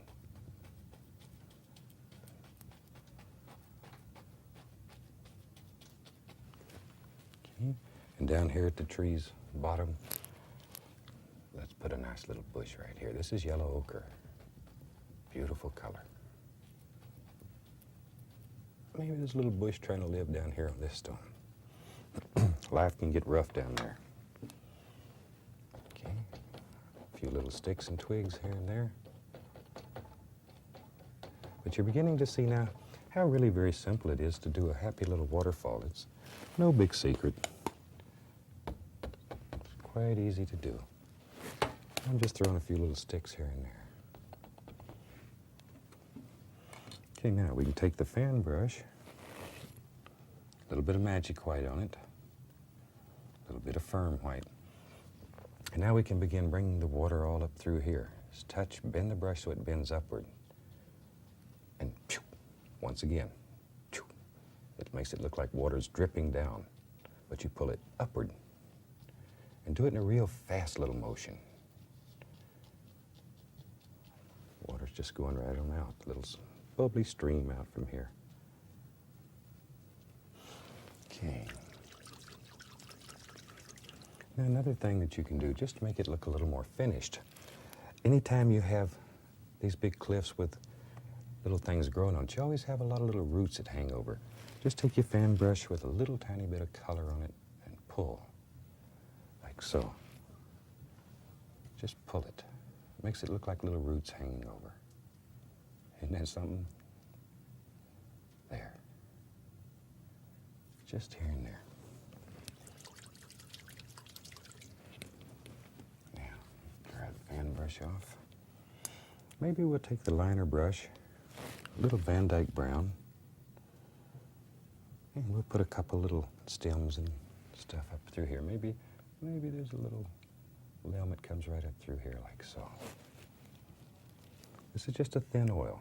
Just about any type of oil will work. Just thins the paint down a little bit. You may thin it with paint thinner if you desire. Be careful because paint thinner will bleed, like ink on rice paper. Be very careful with that. The oil is slick, it moves much easier. And we'll have a limb coming right across the front. When you're doing little trees and stuff, one thing to avoid, don't have a trunk and then limbs coming just off each side, because some of the limbs are in front of the trunk, some are in the back. So have them come across. There we go. That just gives us a little something right there.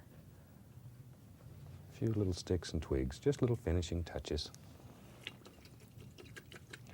And I think I'm beginning to piddle right now. So I'm going to take a little bit of the oil, a little permanent red.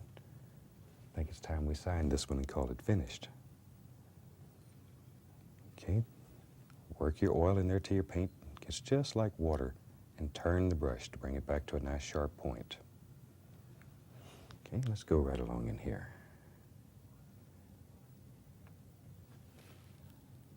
And when you have this oil very thin like this, it's just about like writing with a pen. Another way you can sign your name is just take the back of your liner brush and you can scrape right through the paint. And your signature will be there. Okay. I think we just about have a finished painting here. Now this is a very, very fun little painting to do. It teaches you a great deal, and I hope it helps you. If you've enjoyed this, let your PBS station know. That's the only way we know what you like. Let us hear from you once in a while. So on behalf of all of us here at this station, we'd like to wish you happy painting, and we're looking forward to seeing you again next week. Until then, have a super day. Hello, welcome back again. This being the final show, normally we devote it to a question and answer period, but we've had so many cards and letters requesting that we paint the little picture that you see on the introduction that I thought we'd go ahead and do that today. I think most of the questions in the problem areas we went over somewhere during the series. If you have some questions that we haven't answered, drop me a line in care of this station and I'll be glad to try to answer them for you. Okay, let's paint the one that you always see at the beginning of the show. I'm going to start with a little bit of phthalo blue, tiny bit of Van Dyke brown mixed with it. Okay, and we'll just start right up in here, just making little crisscross patterns. This is a fun little picture. I think you'll really enjoy it. Just let it work downward here. Okay. Now, while we have the brush dirty, I'm going to add a little bit of phthalo green to it, just a small amount. And we'll throw in some water. Okay. Just like so. Now, clean the brush, and we'll go back and blend all this together.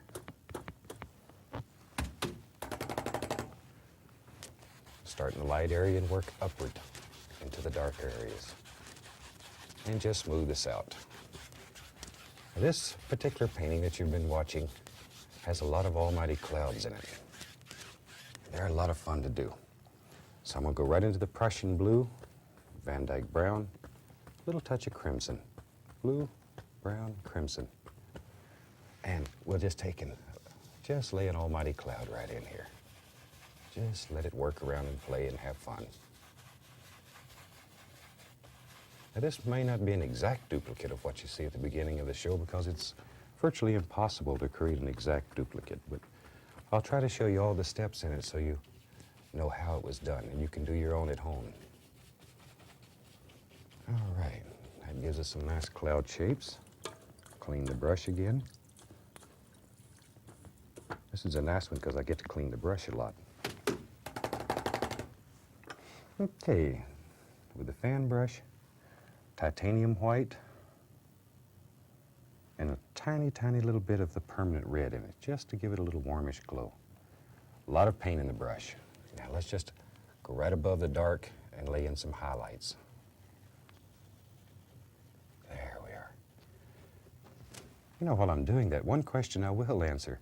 We've got a lot of cards from the last show. My son was on that show, on the last one, and he read the questions to me. So I'll tell you just a little bit about him. He's just about 18 years old, 6'4". He's a black belt in karate. It's bad when you have to ask permission to spank him. But he couldn't be with us this time. He's getting ready to set up a class. He travels with me and teaches this fantastic method. So maybe if we come to your town and demonstrate or teach, you'll get to meet him. And I hope you enjoy him as much as I do. There. Okay, just outline the clouds. Now, very quickly with a large brush, just blend the bottom out, leaving the tops unaffected. Don't touch them. There. Just the bottoms. And don't overwork these things. They're very easy to overwork. There. Now, very gently we lift it up, just sort of fluff it. And don't worry if you pull some of these little stringy things up in the sky. They'll go away. Clean, dry brush. Just gently blend it. Very gently. You almost let a hair touch the canvas. There we go.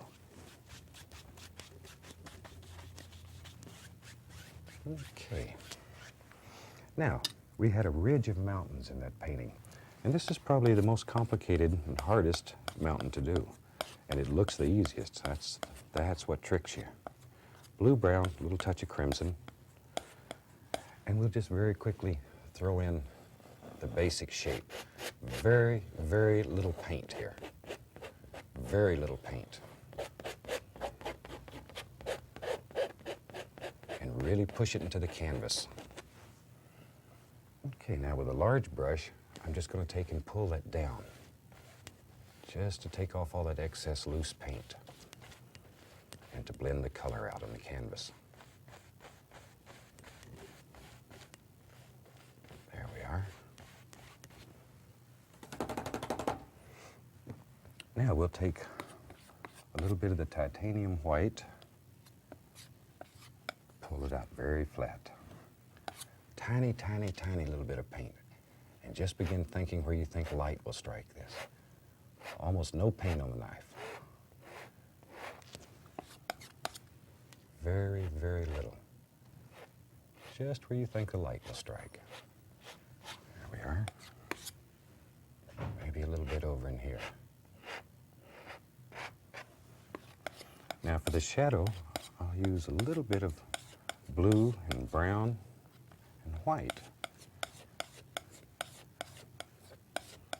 There we go, just to make sort of a bluish gray color.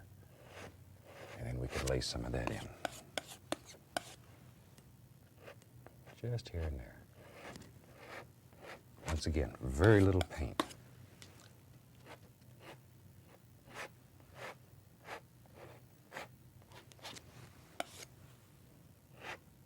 There we are.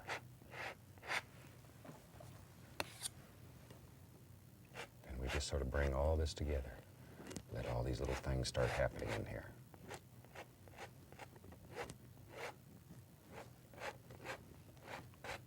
And when you're doing this at home, you can put all kinds of little details in here. They sort of get upset if I go over 30 minutes here and yell at me a lot, so just want to give you a brief idea of how this was done. Okay. Now, maybe there's a little something that plays right along in here. Just like so. And you can put these little peaks and stuff wherever you want them. There's one. These are very quiet, soft little mountains, far, far in the distance.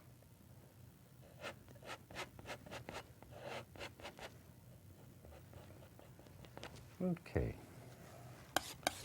Maybe a little shadow right in here somewhere. Now, with a clean, dry brush, I'm going to just tap the bottom here and diffuse it. Don't want to destroy it, just diffuse it. Just like in all the other mountains we've done, always follow your angles. And then lift upward, still following the angles. Most important that you follow those angles. And just bring all this together. And that gives us a nice little ridge of mountains back here. Okay, let's come forward, and I'll use the same colors. That was Prussian blue, Van Dyke brown, a little bit of alizarin crimson, and let's take and put an almighty mountain right up in here. Just let it go. Push that paint into the canvas. Get strong with it. Really push it in. I want this one to be darker because it's closer to us. So I use a little bit more paint. And then pull it, just to get that excess paint off there. All right.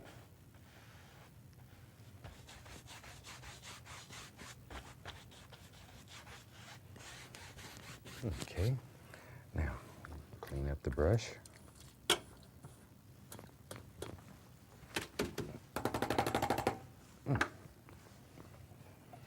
Now a little bit more of the titanium white. We can lay some little highlights right along here. Just let it flow with the mountain. Follow the angles in your mountain. There. Let it go. And this is a very, very delicate touch. Very delicate touch.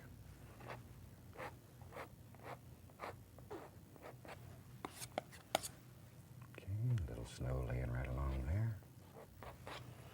And for the shadow color, we'll take some Prussian blue, Van Dyke brown, and make us up a shadow color. We want this shadow color to be lighter in value than the base coat that we've put on, so that it stands out. And we can just lay in some happy little shadows here and there. Just let them roll off your knife.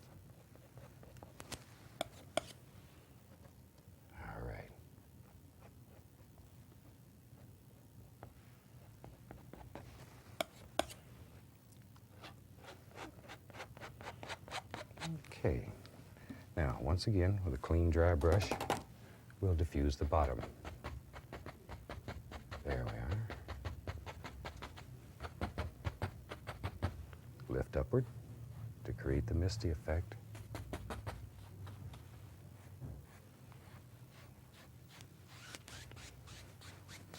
And we're ready to move right on along now. I'll take just a little bit of the Prussian blue, Van Dyke brown, and sap green in about equal parts. Blue, brown, and green. There we are. That'll be our base color for our trees and stuff. And let's take the fan brush loaded full of paint, and we can begin laying in just little indications here. There we go. Just keep the brush moving. Just keep them moving. There. Okay. And we'll make a little foothill right through here. Just drop these in. And wherever you think they should be, that's where they should be.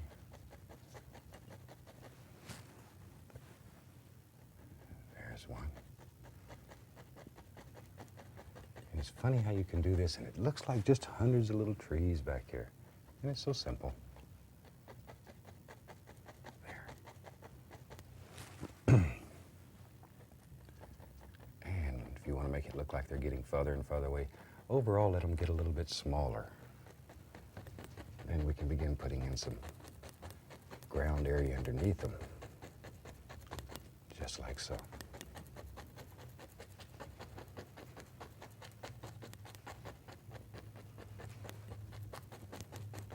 Now, we had a few of them that was a little bit closer, a little more detail in them. That looks like a good one to bring a little closer, so we'll just take it, give him some little branches. Just back and forth with a fan brush, making it bend downward. Maybe you can put one right there.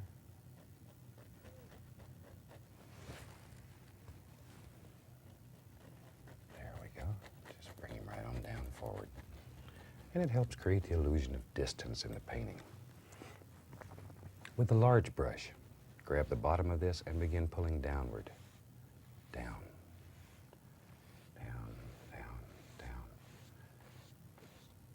And this is where you make your reflections and have a general idea of where your shoreline is going to be. Come across.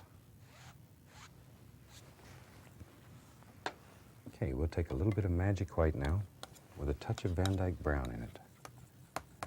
Just mix it up good, and we can begin laying a little waterline in here. Keep these lines basically straight so your water doesn't run out of the painting. Nothing's worse than having a wet floor because the water ran out of your painting. All right, now I want to make a separate little projection right out here. So all I do is take a little dark, just bring it right on out like that. See how easy that is? Grab a hold of it, pull a little bit down so we have some reflections for that part. Cross. Back to our magic white. And we can throw a happy little water line right in there. And maybe there's a couple little ripples on the water here and there. There we go. Now let's take a little of the magic, a little yellow, and some sap green. Mix a lot on your brush. And we can put a few little highlights in here. Just touch. Let it follow right down the angle that you have. Darker, darker, darker as it comes around the hill. You want the top to be the brightest and gets darker as it comes around, so it makes it look round. This way. Maybe there's a little back in here. There we go. Okay. Now we can begin putting in some trees and stuff. Let's have a nice tree right here. I think I'll just continue to use a fan brush today, since I've already got it dirty. Just lay it in.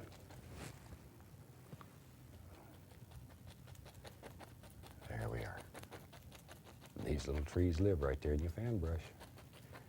You just got to outsmart them, push them out. Maybe there's one right there. Back and forth with a fan brush. I use the same corner of the brush all the way through the tree. Just add more pressure as we work downward.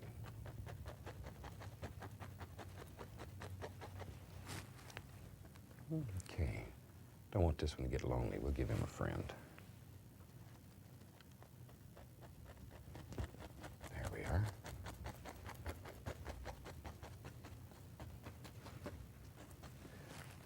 And I think we had a large one on the other side. So let's come right over in here, and we'll do an almighty tree right along here. There we go. There.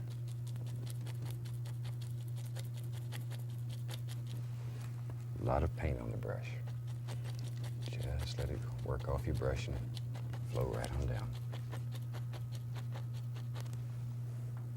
Okay, that brush is getting too slow. Let's get an almighty brush here. I'll use the large one and just go right through the same color. And let's just pop us in some little bushes and trees and stuff. Just like so. And while we have paint on the brush, just reverse it and drop some right into the water. That'll end up being our reflections. Okay, a little more paint, and we'll let this one just wander right on down the canvas. Like so.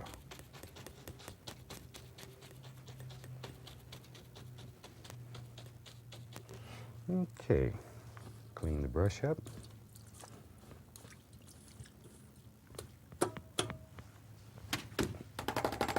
Give it a good wrap. Now, let's put some trunks in those trees. I'll use some burnt umber, a little touch of white in it. And let's go right up here and let's put a happy little trunk here and there.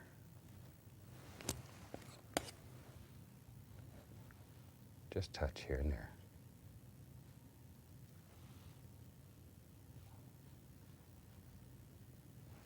Okay, we'll scratch a few little limbs and bushes. Okay, let's have a little sap green and yellow mixed on the fan brush. And let's highlight these trees just a little bit. Now, if your light's coming from the right, you want the right side of the tree to be a little brighter than the left. Okay. Don't kill all that beautiful dark color. Leave that dark in there. Otherwise, it'll be flat. You want dimension, depth in these paintings. Okay, let's go over to this old big one over here and give him some nice little shiny highlights. There we are. Clean up the fan brush.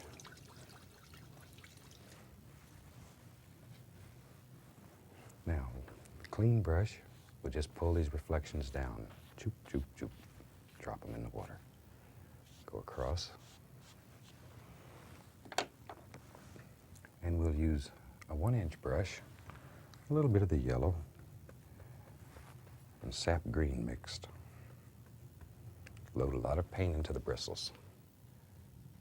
Push those pretty little leaves right off the brush. Okay. There's another one right there. Now, if you want to reflect him into the water, that's all you got to do. Just drop him in. Maybe another nice one right out in here. Like so. Now, let's go over on the other side of the canvas. And let's put a happy little bush right there.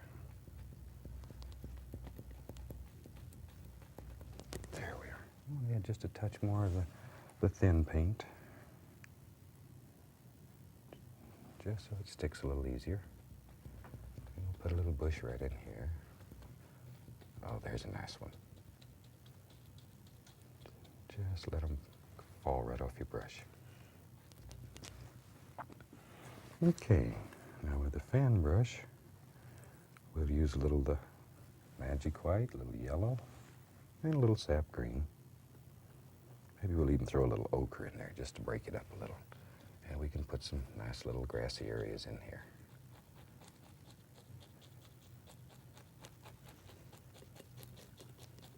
Just little soft things happening.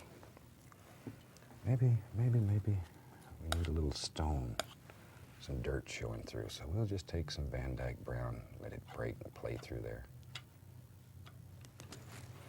And we'll highlight it with some brown, white, and blue. Very little blue, though. That blue is strong. Just enough to give us a little bit of color. And then bring it together. Just bring it all together.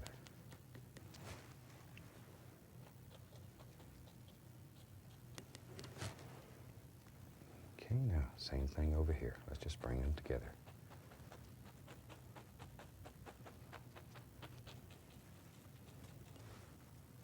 Okay, let's take and put some little reflections into the water. Now, with a clean, dry brush and the lightest touch imaginable, pull straight down and very, very gently go across to make those nice mirrored reflections. And we can take a little bit of the Van Dyke brown, put us a bank over here on this side.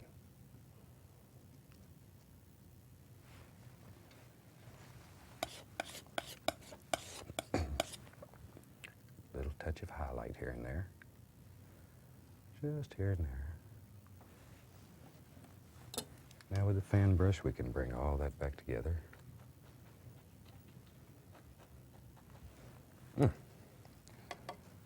It's coming along quite well. A little bit of magic white to make us a waterline underneath here.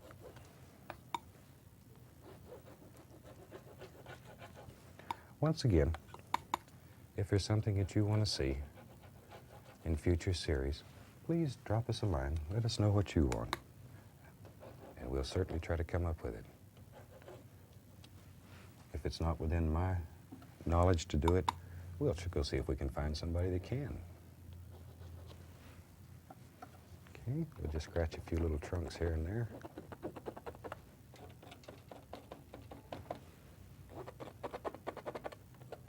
Like so. And one or two over here and there. Now, with the liner brush, and a little bit of the brown, a little bit of oil on the brush. There we go. Let's just throw a quick little happy tree right there. Just an old stem's laying there. I think we had one in the painting that you see in the opening. There we are. Something like that.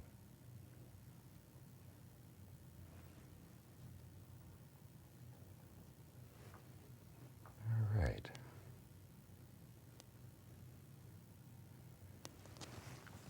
I think we're about ready for a signature on this one. A little bit of the thin oil. Permanent red. Bring the brush to a nice sharp point with very thin paint. And let's just go right up in here and put a happy little signature in here.